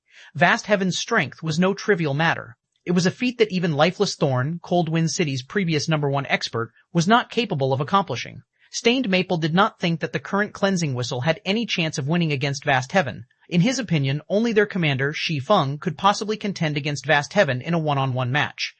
However, Stained Maple's warning was obviously ineffective, since Cleansing Whistle still continued walking towards Vast Heaven. Although Stained Maple wanted to try and stop Cleansing Whistle again, his attempt was hindered by one of Asura's vice-commanders, Solitary 9. When Stained Maple turned to look at the rest of Shi Feng's group, he noticed that nobody on the team showed any intention of stopping Cleansing Whistle. Instead, they simply took on the attitude of spectators, making it look like this upcoming fight had nothing to do with them whatsoever. This is insane. Every one of them has lost their minds. Stained Maple was rendered speechless by his allies' actions. Despite having clearly stated that even the Centurion dynasty was powerless against Vast Heaven, Shi Feng and the others were actually allowing Cleansing Whistle to go into battle all by herself. This was basically sending Cleansing Whistle to her death. Besides Stained Maple, his team members were also very anxious. Boss Maple, what should we do? The commander and the other higher-ups are refusing to listen to your advice. I heard that Vast Heaven has a special tool that can increase the death penalty of the players he has killed. If he uses that special tool, we don't have a choice. If Cleansing Whistle looks to be getting pushed back, we'll charge in together, Stained Maple said through the team chat as he gritted his teeth. He was determined that he would not let Cleansing Whistle die. Currently, the Asura Adventurer team was in a precarious situation and in urgent need of powerful experts to take charge of it. Meanwhile, Cleansing Whistle was one of the top 10 experts in the Adventurer team. The Adventurer team could not afford to let her get killed and lose multiple levels. The other members in Stained Maple's team nodded in agreement.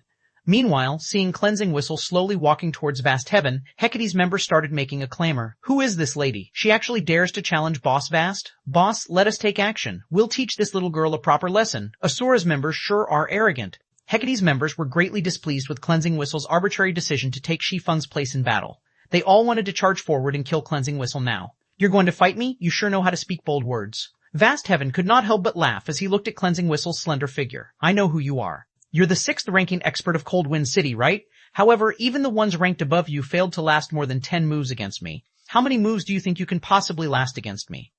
He was filled with feelings of ridicule as he watched Cleansing Whistle walking towards him. Even before he had completed his Tier 2 promotion, he had managed to defeat experts ranked higher than Cleansing Whistle with great ease.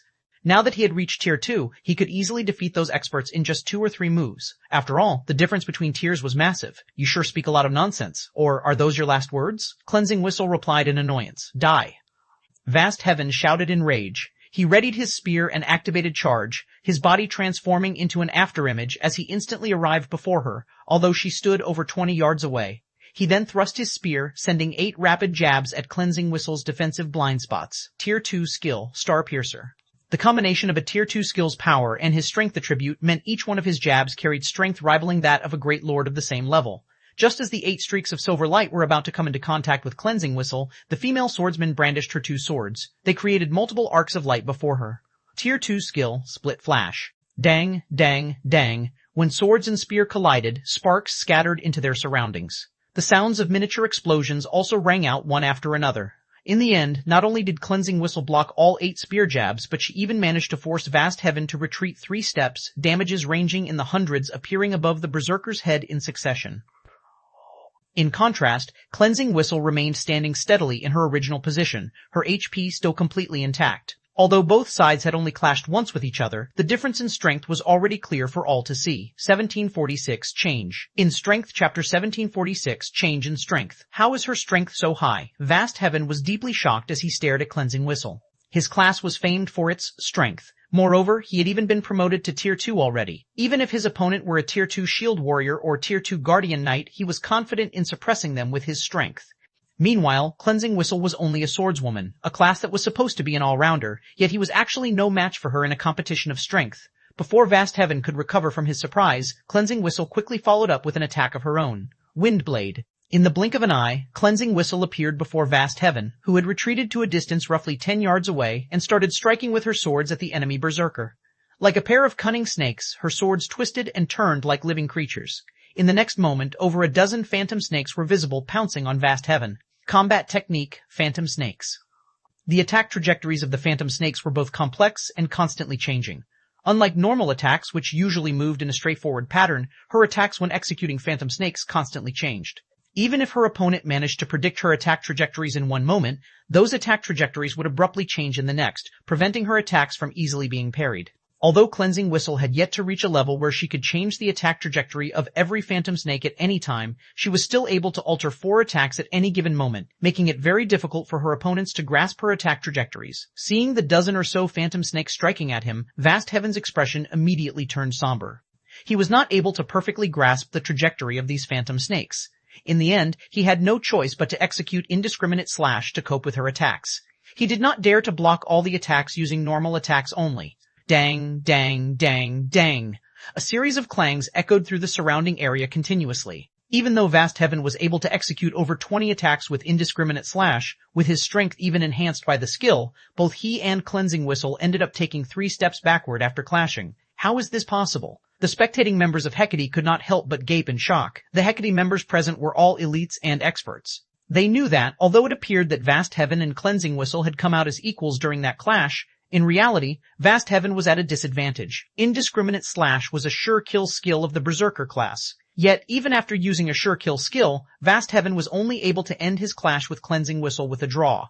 Meanwhile, Cleansing Whistle hadn't even used any skills during the previous attack. One could easily imagine what kind of outcome would result from a normal clash. Looking at Cleansing Whistle again, an indescribable sense of fear sprouted in the hearts of Hecate's members. Vast Heaven was a bona fide Tier 2 Berserker, his combat standard ranked at the top of Hecate. Yet, he was actually being overwhelmed by a player from some backwater city. If they were to tell this matter to the other experts of Hecate, their words would most likely be treated as a joke.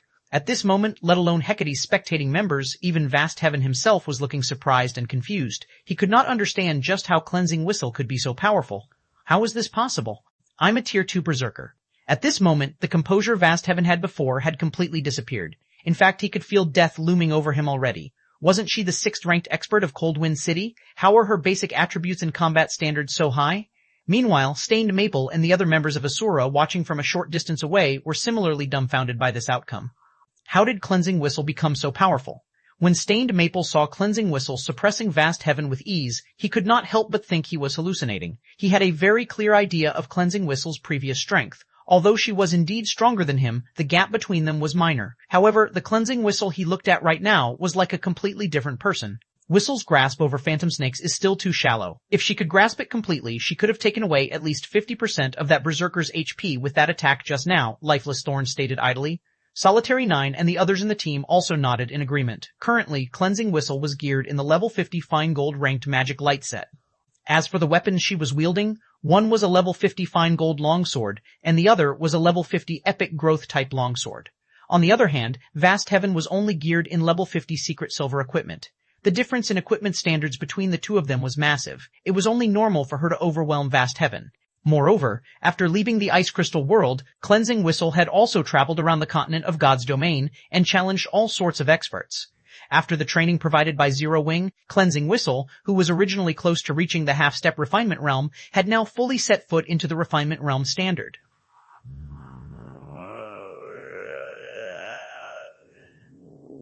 Her combat standard was only slightly inferior to Vast Heaven, someone who was a veteran refinement realm expert. However, with the advantage she had in terms of attributes, she could easily make up for this minor difference. As for the Phantom Snake's combat technique, it was one of the combat techniques Zero Wing had acquired from the primordial divine ruin. Although it was only a basic combat technique, its power definitely allowed it to rank among the top of basic combat techniques. To improve their strength, Shi Feng had decided to let Cleansing Whistle and the rest of them learn some suitable combat techniques in exchange for having them owe the Asura Adventurer team some contribution points. If Cleansing Whistle could fully grasp Phantom Snakes, with her powerful attributes, it would definitely be possible to shave away half of Vast Heaven's HP in a single attack. Taking away half of Vast Heaven's HP with a single attack? When Stained Maple heard Lifeless Thorn's words, he suspected he was hearing things. This was Vast Heaven they were talking about. The Berserker was someone capable of going up against dozens of experts from the Centurion dynasty all by himself. Yet, in the eyes of Lifeless Thorn's group, such an expert was like an ordinary player one could find anywhere on the street. Just as everyone was feeling shocked by the strength Cleansing Whistle had displayed, Cleansing Whistle immediately altered her footwork after stabilizing herself. She transformed into multiple afterimages, making it look like there were 5 copies of her as she dashed towards Vast Heaven. Combat technique, Residual Steps. Similar to Phantom Snakes, Residual Steps was also a combat technique acquired from the primordial divine ruin. It was a special footwork technique that relied on afterimages to confuse one's opponent. Footwork-type combat techniques were capable of improving a player's combat power significantly. In terms of value, a basic footwork-type combat technique was equivalent to an advanced offensive or defensive combat technique. When one was fighting against an enemy of roughly equal combat standards, a footwork-type combat technique allowed one to take the initiative in battle. It was something crucial in a battle between experts. At the end of the day, Vast Heaven was only a refinement realm expert. As a result, he was not able to fully grasp the movement patterns of all 5 copies of Cleansing Whistle. When Cleansing Whistle was close to reaching him, he had no choice but to make a powerful stomp on the ground. Thunderclap. The ground around Vast Heaven trembled and shattered. preventing Cleansing Whistle from executing residual steps properly. As a result, her after images disappeared, and her real location was revealed. Die. Seeing an opportunity to strike, Vast Heaven immediately used his strongest Tier 2 skill, Death Charge. Vast Heaven's body increased in size, instantly becoming a 3-meter-tall giant. He raised his silver spear and stabbed it at Cleansing Whistle. Death Charge was a sacrificial skill that sacrificed 40% of his maximum HP to execute a charging assault on a target within 50 yards ahead of him. While the skill was in effect, it increased his movement speed by 100%, strength by 100%, and damage dealt by 500%. In the next moment, the ground beneath Vast Heaven's feet shattered. The Berserker transformed into a blur as he charged at Cleansing Whistle. Just as Vast Heaven was about to reach Cleansing Whistle, the latter suddenly swapped out the level 50 fine gold longsword in her right hand and replaced it with a tattered longsword engraved with silver divine runes. She swung the tattered longsword at Vast Heaven. Just as the tattered longsword was about to collide with Vast Heaven's spear, the silver runes engraved on the longsword lit up brightly. Boom! There was an explosion, and the ground beneath the point of impact shattered. Contrary to expectations, Cleansing Whistle did not get sent flying. In fact, she was still standing steadily in her original position. On the other hand, Vast Heaven's charge had stopped abruptly. He took 3 steps back involuntarily, the spear in his hands trembling visibly. His body had also fallen into a complete paralyzed state for a brief moment. Vast Heaven was thoroughly dumbfounded by this outcome. He failed to understand what Cleansing Whistle had just done, actually overwhelming his strongest attack. However, before Vast Heaven could recover from his brief paralyzation, Cleansing Whistle quickly swung the epic growth, type longsword in her other hand. Tier 2 skill, Storm Fury. This move was the strongest Tier 2 skill Cleansing Whistle possessed. In the next moment, countless wind blades assaulted the immobilized Berserker, chipping away at his HP rapidly. By the time Vast Heaven recovered from his paralyzed state, he had less than 1/3 of his HP remaining. However, Cleansing Whistle had already followed up with another 2 slashes. A moment later, Vast Heaven's vision darkened, and his body collapsed to the ground powerlessly. 1747 King Returns. Chapter 1747, King Returns. As Vast Heaven's body transformed into particles of light and disappeared from the snow-covered field, an exquisite pair of silvery gray arm guards took the Berserker's place. Before the spectating crowd could recover from their daze, Cleansing Whistle collected the arm guards and stored it in her bag. She then shifted her gaze towards Hecate's army. Who else wants to duel? Cleansing Whistle asked with a faint smile as she glanced at Hecate's members. She had just acquired a piece of level 50 secret silver equipment by killing 1 player. This was far more profitable than raiding a team dungeon. Seeing the cute smile on Cleansing Whistle's face, dread filled the hearts of Hecate's members. Too scary. Vast Heaven was a Tier 2 expert, yet Cleansing Whistle had fought as if she had randomly encountered some common monster. Not only had she dealt with the Tier 2 Berserker so easily, but she had also killed him in an instant. This was a Tier 2 player they were talking about. Even if Cleansing Whistle were also a Tier 2 player, there shouldn't be such a huge difference between her and Vast Heaven. Moreover, a Tier 2 Berserker had even more HP than a Tier 1 MT of the same level. Yet Cleansing Whistle had, faced with such power, who would possibly dare challenge Cleansing Whistle to a duel? Hecate's members remained silent for a time. Meanwhile, Stained Maple and his companions were ecstatic once they snapped out of their daze. Hecate had constantly suppressed their adventurer team in Coldwind City, so watching Cleansing Whistle kill Vast Heaven, one of Hecate's top fighters, was truly a joy to behold. Amazing. So, this is the effect of the special training the commander had mentioned. Stained Maple could not help but shift his gaze toward Shi Feng, astounded. When Shi Feng had first established the Ashura adventurer team, he had stated that as long as they were willing to work hard, he would help them grow stronger. He had assumed Shi Feng's claim was merely a boast. Now, however, it would seem that Shi Feng had told the truth. The man really had a way to make them stronger. Moreover, the improvement wasn't insignificant. Take Cleansing Whistle, for example. Compared to the last time he had seen her, when she had still been a member of the Waveheart adventurer team, she was like an entirely different person. However, the increase in her strength wasn't limited to her basic attributes. He could also tell that Cleansing Whistle's combat standards had undergone a qualitative transformation. When Stained Maple looked at Cleansing Whistle now, he felt a mental pressure similar to Lifeless Thorn's previous aura. Only, this pressure was not as intense Lifeless Thorn's. When Stained Maple thought about how Cleansing Whistle had grown so much stronger after leaving with Shi Feng, passion and anticipation rose within him. He knew that Vast Heaven held a high position in Hecate. Although he had no hope of reaching Cleansing Whistle's current standard, as long as he became as strong as Vast Heaven, he would qualify to look down on the various large guilds. Meanwhile, when the distant spectating independent players saw Vast Heaven die, their jaws hit the ground. He died? Vast Heaven actually died? Who is that woman? I know her. She's Cleansing Whistle. She used to be the 6th strongest player in Coldwind City. The 6th strongest player? Are you kidding me? Vast Heaven has defeated 2 players who ranked higher than Cleansing Whistle by himself. Even if Cleansing Whistle has become significantly more powerful in such a short time, she shouldn't be able to kill Vast Heaven so easily, right? As the spectating crowd watched Cleansing Whistle, they started to research the woman. However, what they learned shocked them. Vast Heaven was a berserker, while Cleansing Whistle was a swordsman. Normally, berserkers had an absolute advantage in terms of strength in a melee battle against swordsmen without the involvement of skills. Thus, in a one-on-one confrontation, berserkers were far stronger than swordsmen. Yet, when Cleansing Whistle had fought Vast Heaven, she had suppressed the enemy berserker from start to end. This proved that the woman wore higher quality equipment than Vast Heaven, but what surprised them most was the improvement speed of Cleansing Whistle's combat standards. Before joining the Asura Adventurer team, Cleansing Whistle's combat standard had only been slightly higher than independent experts like themselves. However, the combat standard the woman had just displayed was clearly far superior to theirs. The combat technique Cleansed Whistle had just employed, in particular, had seemed like some kind of skill or spell. They had never seen such mystifying combat techniques before. No one would believe that Cleansed Whistle had hidden her strength before she had disappeared. After all, before joining the Asura Adventurer team, Cleansing Whistle had constantly competed with Lifeless Thorn for the position of Cold Wind City's strongest expert. Why would she have held back while doing so? The only explanation was that Cleansing Whistle had drastically improved her combat techniques after she had joined the Asura Adventurer team and left Cold Wind City. For a time, the distant independent players were overwhelmed by their interest in and desire to join the Asura Adventurer team. Meanwhile, Hecate's members glared at Cleansed Whistle in silence, having lost their prior fear. Asura Adventurer team, huh? You actually dared to kill a member of Hecate? You must be tired of living. Autumn Changes, the army's vice commander, said as he strode forward. He sneered at Cleansed Whistle and the others as he said, "This is a good opportunity. We'll teach you who truly rules over Cold Wind City. Everyone, charge." Vast Heaven's death was indeed shocking. He had never thought that the Asura Adventurer team actually possessed an expert of such caliber.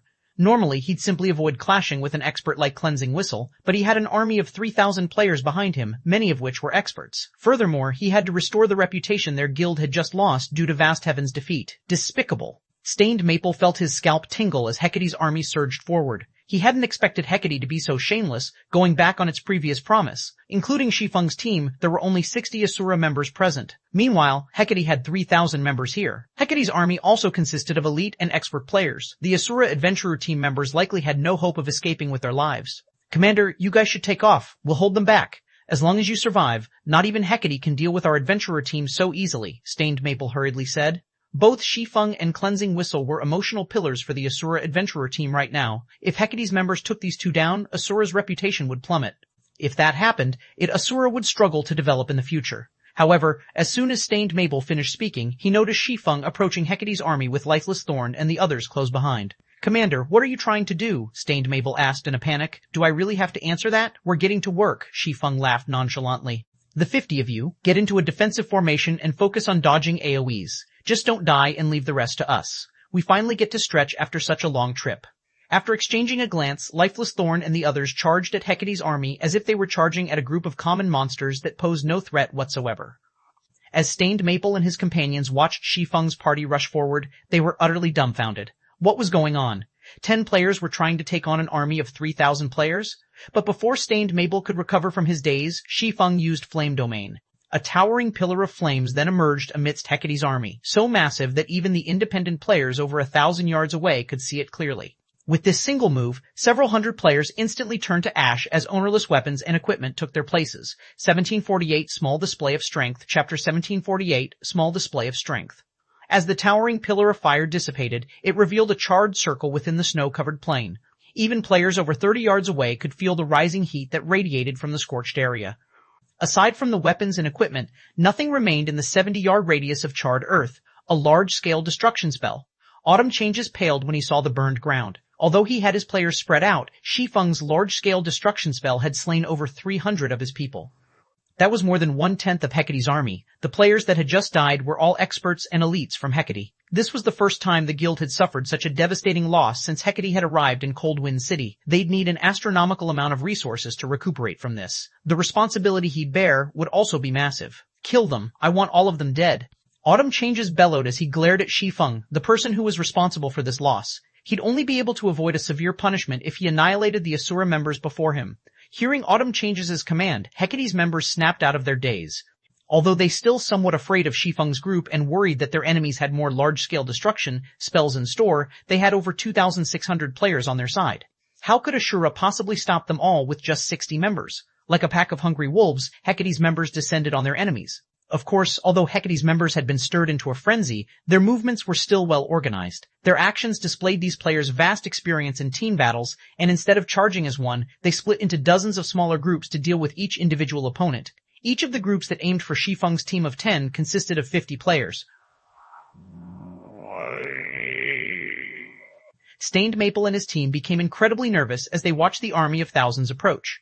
Although they had fought in many team battles before, they had been small-scale skirmishes, only involving 100 or 200 players. This was the first time they had participated in a battle involving thousands. As they watched the large groups rush towards them in an orderly manner, they struggled to breathe. Hecate's army outnumbered them by dozens of times. This overwhelming advantage couldn't be negated just because Shi Feng had used one large-scale destruction spell. The Aesir adventurer team is finished now. There's no helping it. Hecate is Coldwind City's current overlord. How could an adventurer team hope to contend with it? The independent players in the distance sighed ruefully as they watched the battlefield at the bottom of the canyon. This was the difference between a guild and an adventurer team. Even if an adventurer team were very powerful, it would only be able to stand against an ordinary guild like Centurion Dynasty or Matchless Family at most. However, Hecate was a large guild that ruled over multiple cities. An adventurer team with a little over 1,000 members was a joke before a guild like Hecate. As Hecate's army advanced, Lifeless Thorn and the others exchanged glances before they turned to Shi Feng. Commander, you mustn't join this competition. This is a rare chance for us to display the fruits of our labor. If we miss out on such a golden opportunity, it'll be difficult to find another, Lifeless Thorn said. That's right, Commander. If you make a move, we won't have anything to do. Cleansing Whistle complained. The rest of Shi Feng's party nodded in agreement. They were very familiar with Shi Feng's strength. After the battle on Thunder Island in particular, they had learned just how vast the world truly was. All of the players that had participated in the struggle for Thunder Island had been experts among experts. Refinement Realm experts had been a dime a dozen, yet Shi Feng had slaughtered everyone that had stood in his path. No one had possessed the power to stop his rampage. A couple of thousand elites and ordinary experts were not even worth Shi Feng's time. Meanwhile, they had just recently completed their Tier 2 promotions and had yet to test out and familiarize themselves with their newfound strength. A battle of thousands of players was the best practice ground for them. Fine, I won't attack, but you better take care of this quickly. Stained Maple's group won't be able to hold on long, Shi Feng said, sighing. He had wanted to trample over Hecate's army with overwhelming strength, which would have made it easier to expand the Asura adventurer team in Coldwind City. That way, he would have had more players to help him with his quest. After all, the soul-dissolving flower he needed was extremely rare. Without sufficient manpower, searching for the flower would be nigh impossible. Commander, rest assured, we'll make sure to end the battle before Stained Maple's group starts to falter. Lifeless Thorn, his eyes glowing with excitement as he turned to the approaching Hecate members. Shortly after completing his Tier 2 promotion, Shi Feng had suddenly called for them to gather for a trip back to the Ice Crystal world. He hadn't even had the chance to experience the power of his Tier 2 class. After reaching Tier 2, his physique had improved significantly. This would no doubt affect his execution of skills and combat techniques, and he would need to fight in many battles before he got used to the new changes.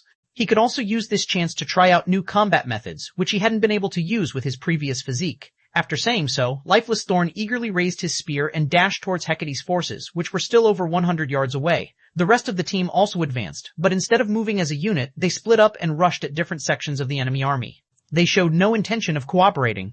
What are they trying to do? Stained Maple felt devastated as he watched Lifeless Thorn and the others move independently. They were going up against an army of over 2,600 players, yet Lifeless Thorn and the others planned to fight solo? Even Autumn Changes was stunned as the enemies rushed towards him. Have these people lost their minds? Autumn Changes could not help but rub his eyes to make sure that he was not hallucinating. Hecate's army still had over 2,600 elite and expert players remaining. Even Vast Heaven wouldn't recklessly charge into such a force by himself, using a roundabout strategy instead, yet Lifeless Thorn and the other Asura members were running towards their army like a bunch of lunatics. Good. Since they wish to die so badly, we'll grant their wish. Ranged unit, prepare to attack. Once they're within 50 yards, launch your attacks and blast them to smithereens, Autumn Changes commanded. Hearing Autumn Changes' orders, the ranged players at the rear line readied their bows and channeled their spells. As soon as Lifeless Thorn was within range, they would launch their attacks. 90 yards, 80 yards, 60 yards. The moment Lifeless Thorn crossed the 50-yard mark, Hecate's ranged players fired their spells and arrows. These arrows and spells blotted out the sky. Come! Lifeless Thorn revealed a wild grin as the attacks rained down. He responded by swinging his sword at the incoming attacks. Tier 2 skill, Blade Storm. With a light swing, a storm formed before Lifeless Thorn. Like a barrier of wind, the violent storm blocked every spell and arrow Hecate's members had launched. Not a single attack had made it through. How is that possible? Hecate's members were stupefied when they saw Lifeless Thorn emerge unscathed. They had never dreamed that a skill could be used in such a way. Lifeless Thorn had actually used an offensive skill as a defensive skill. Bladestorm had a 3-second duration. Taking advantage of the skill, Lifeless Thorn made his way towards Hecate's front line without receiving any damage. However, 8 MTs immediately stepped forward to intercept Lifeless Thorn. Seeing this, Lifeless Thorn swept his spear in a horizontal arc. Tier 1, skill, Whirlwind Slash, boom. The swing sent every MT that stood in Lifeless Thorn's path flying, their HPs decreasing by a significant chunk. Following which, Lifeless Thorn advanced and arrived before the other melee players. His rapidly thrust his spear at his enemies and the weapon transformed into over a dozen afterimages. Although the melee players tried to defend themselves, the Lifeless Thorn's jabs targeted their blind spots. Moreover, his attack speed was extremely high. They simply could not keep up with the attacks. In the end, the spear struck these players multiple times before they transformed into streaks of light and vanished. The attacks Hecate's ranged players launched were utterly ineffective against Lifeless Thorn as he constantly and swiftly changed positions. Wherever Lifeless Thorn passed, players fell, one after another. Moreover, Lifeless Thorn's movements became faster and smoother as he continued to fight Solitary 9, and the others had also charged into Hecate's ranks by this point. Although their performance was not as violent as Lifeless Thorn's, they were just as unstoppable. Whenever they used a Tier 2 skill, they instantly killed 10 or more players. Although Solitary 9 and the others took some hits, they instantly recovered the lost HP with an advanced healing potion. Meanwhile, the Hecate members that had charged at Shi Feng were even more miserable. Before Hecate's members could reach him, Shi Feng activated Defensive Blade, which increased his attack range tremendously. He then lightly swung Killing Ray at the approaching players. The swordsman's strength was already beyond that of a Tier 3 Great Lord of the same level, and the players that had failed to block his attacks had fallen instantly. Although the players that had blocked the attack had survived, they were paralyzed for a brief moment. As a result, they couldn't block Shi Feng's following attacks. At this moment, the difference in tiers and attributes could not be more obvious. Asura and Hecate's members were on an entirely different level. How was this possible? Autumn Changes was racked with confusion as he watched this happen. With just 10 members, the Asura adventurer team had rendered Hecate's 3,000-man army utterly helpless. Just who are these people?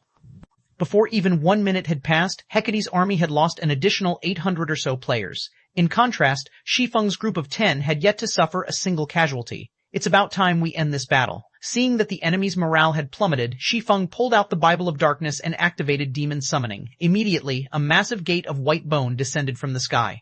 As the gate opened, a 5-meter-tall, dual-horned, pitch-black demon emerged. 1749. Legend of Cold Wind City, Chapter 1749, Legend of Cold Wind City. The massive bone gate immediately caught the attention of everyone present. When the bone gate abruptly opened, power of darkness flooded out and instantly turned the snowy plain into a barren wasteland.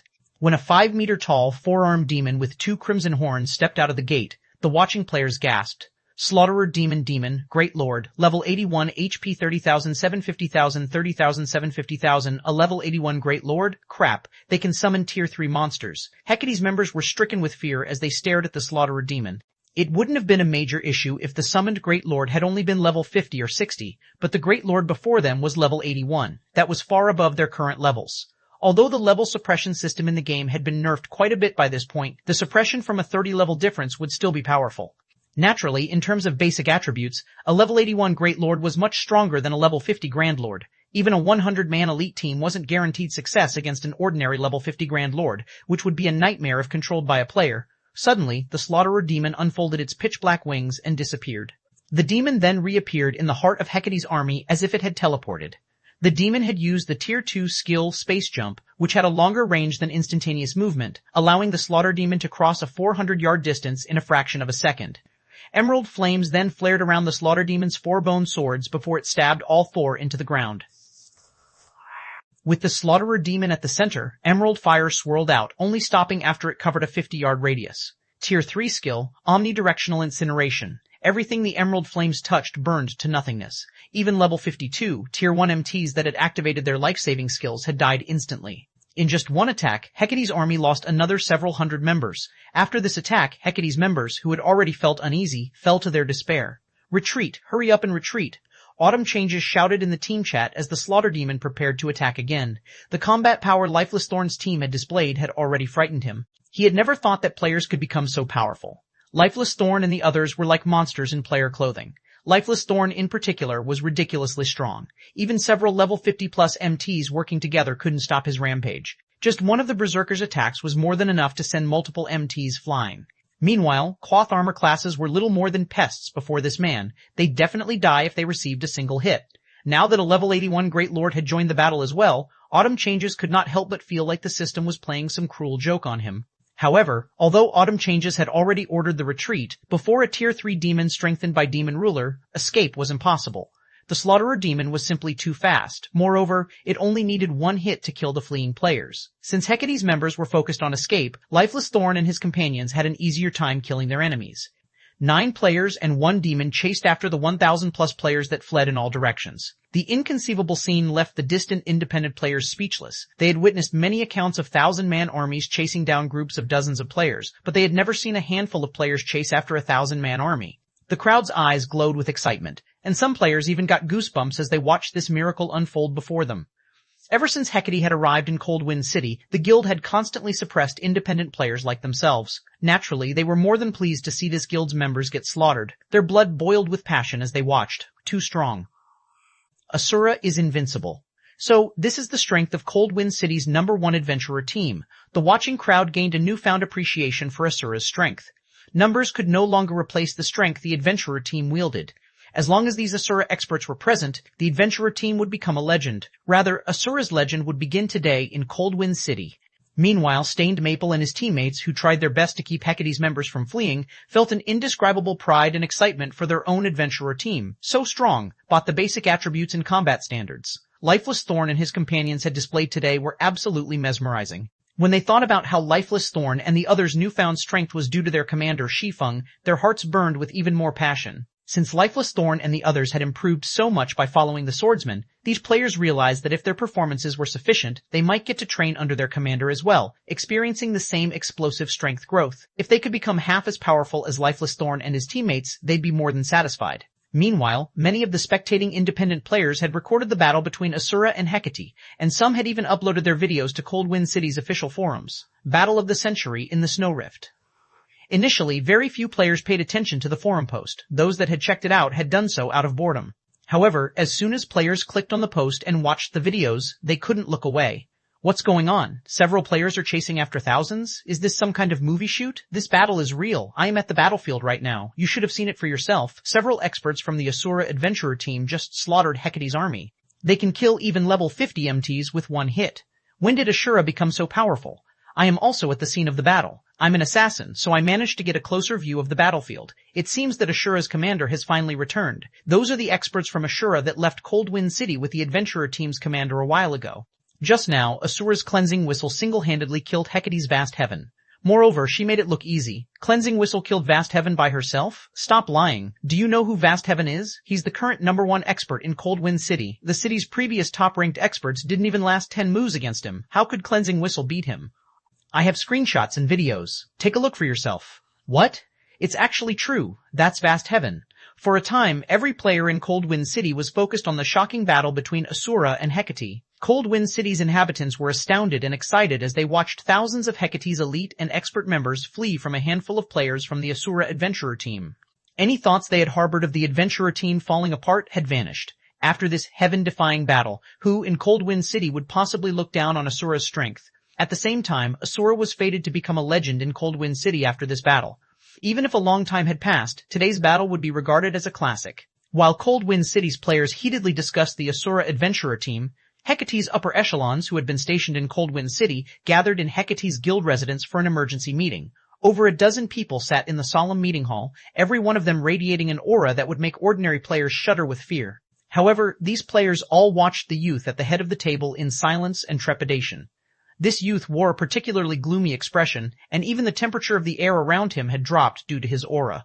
Speak, what is happening? What is this Asura adventurer team? The handsome youth demanded. 1750. Establishing an Adventurer Alliance. Chapter 1750. Establishing an Adventurer Alliance. Inside the silent hall, the handsome man's shout immediately made Hecate's upper echelon tremble involuntarily. Although they were part of the upper echelon of Hecate and possessed great individual strength, when facing the handsome man before them, they instinctively felt a sense of awe towards him. The reason for this was the identity of the male youth before them. He was none other than Carnage, the player nicknamed Hell Knight, who was also one of Hecate's Vice Guild leaders. Although Carnage was baby-faced, in reality he was already over 40 years old, much older than they were. Moreover, he had worked as a mercenary and was nicknamed the God of Death. It was no exaggeration to say that a large part of Hecate's current success was due to Carnage. Moreover, Carnage was also the head instructor for Hecate's internal training program, and every one of them present inside the meeting hall right now had actually received his tuition. Even Vast Heaven owed the strength he had today to Carnage's tutelage. Meanwhile, the training they had undergone was akin to going through hell. Hence, they knew exactly what kind of personality Carnage had. Normally, he didn't lose his temper easily. When he did get angry, however, it was like hell descending on the world, and right now, they could sense that he was furious. However, his reaction was only natural. Of the 3,000 elite and expert members the guild had sent to the Snow Rift, over 2,000 had gotten killed. Even when Hecate went to deal with the Centurion dynasty, it had not suffered such a staggering loss. Yet, now, the guild had sustained such casualties just because often players. The guild used tons of resources to nurture its elite and expert members. After opening up the path to Cold Wind City, it had sent only 1,000 expert players over. Only after arriving at Cold Wind City and annexing the entire Matchless family did Hecate's guild member count in Cold Wind City skyrocket, the number of elite and expert members breaching 10,000. Meanwhile, among the 3,000 players Vast Heaven had brought to the Snow Rift, nearly 400 were the guild's original expert players. And among the 2,000-plus players that were killed, 300-plus were these original experts, the equivalent to losing more than one-third of the total number of experts Hecate had in Cold Wind City. This was a massive loss. The levels lost was one thing. The crucial point was the weapons and equipment lost. In the Ice Crystal world, guild elites and experts relied mainly on lifestyle players for their weapons and equipment. However, very few lifestyle players could produce weapons and equipment of suitable standards for elite and expert players. Not to mention, the materials needed to produce level 50 secret silver weapons and equipment were also extremely valuable and very difficult to acquire. Meanwhile, based on the post-war statistics, they had lost over 200 pieces of level 50 secret silver equipment. Since producing just one piece of level 50 secret silver equipment already required a lot of time and resources, all the more for 200 pieces.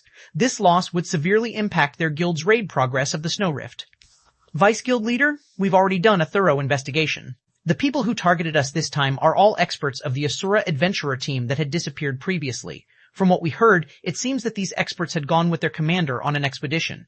However, the strange part is that these experts weren't so strong before. Right now, we still don't know how they managed to gain the combat power they have, a level 52 elementalist reported in a careful tone. They suddenly became stronger? Carnage's lips curled up slightly as he read the report his subordinate sent him. This is interesting. They're just a bunch of hillbillies, yet not only did they gain a massive boost in basic attributes after going out on an expedition, but even their combat standards have undergone a qualitative transformation. It seems this Asura Adventurer team has quite a huge secret. Investigate this matter immediately. Use every means available to dig out this secret. As long as Hecate acquires it, then the day Hecate becomes the #1 guild in the north will be just around the corner. Right, also notify the main branch to send the 12 Heavens to Cold Wind City. Upon hearing Carnage's command, everyone in the room was shocked despite themselves. They had never thought that Carnage would actually summon the 12 Heavens to a backwater like Cold Wind City. The 12 Heavens were the apex combatants of Hecate. In Cold Wind City, aside from Carnage, Vast Heaven was the strongest member of Hecate present. Even so, Vast Heaven's level was still insufficient for him to become one of the 12 Heavens, only qualifying as a reserve member at most. Normally, the 12 Heavens would be split up and dispatched to Hecate's various branch guilds. Nevertheless, Carnage was having all 12 of them come. Hecate's upper echelon shuddered in fear just thinking about this matter. These people could still remember the last time the 12 Heavens were all together. Back then, they were gathered to help repel the siege of a super first-rate guild's army. In the end, due to the 12 Heavens, the invading super first-rate guild had no choice but to give up on capturing one of Hecate's guild towns. Yet now, Carnage was actually mobilizing the 12 Heavens just to deal with a single adventurer team. This was simply insane. Elsewhere, Shi Feng and the others had already returned to Cold Wind City. After reaching the city, the group discovered that nothing much had changed there. The player population in the city had increased only slightly, with the majority of the newcomers being new players to God's Domain, and a small portion being Hecate's guild members. Unlike on the continent of God's Domain, players belonging to the Ice Crystal world couldn't travel freely between different cities. In the Ice Crystal world, travel between two different cities generally required players to unlock the gate separating the two cities first. Another method was to use a special pathway. However, activating such special pathways was very troublesome. These pathways also had many restrictions, hence, ordinary players couldn't travel freely between different cities. Currently, outside Asura's residence, Asura's members crowded around the entrance as they welcomed Shi Feng and the others' return. It's the commander. The commander is back. All hail the commander. Asura is invincible. The Asura Adventurer Team's members were all thrilled to see Shi Feng. The shouting of thousands of players echoed throughout the streets of Coldwind City, firing up the independent players that had come to join in on the fun. Due to Shi Feng and the others defeating Hecate's army, Asura's fame in Coldwind City had recovered to its peak. In fact, the Adventurer Team's fame was even greater than before. The strength Shi Feng's group displayed had captivated the independent players of Coldwind City. As a result, many independent players were now hoping to join Asura. Commander, with this, I'm afraid the various large guilds of Coldwind City will target our adventurer team, Solitary 9 said, revealing a bitter smile as he looked at the crowded street around him. The goal of guilds was to take control of NPC cities. Meanwhile, unlike in the NPC cities on the continent of God's domain, players could gain a small portion of control over the NPCs in the Ice Crystal world. Doing so required the support of a large number of players. At the same time, players also needed to complete a series of contributions to the city. At this point, the Asura Adventurer Team's strength was completely different from before.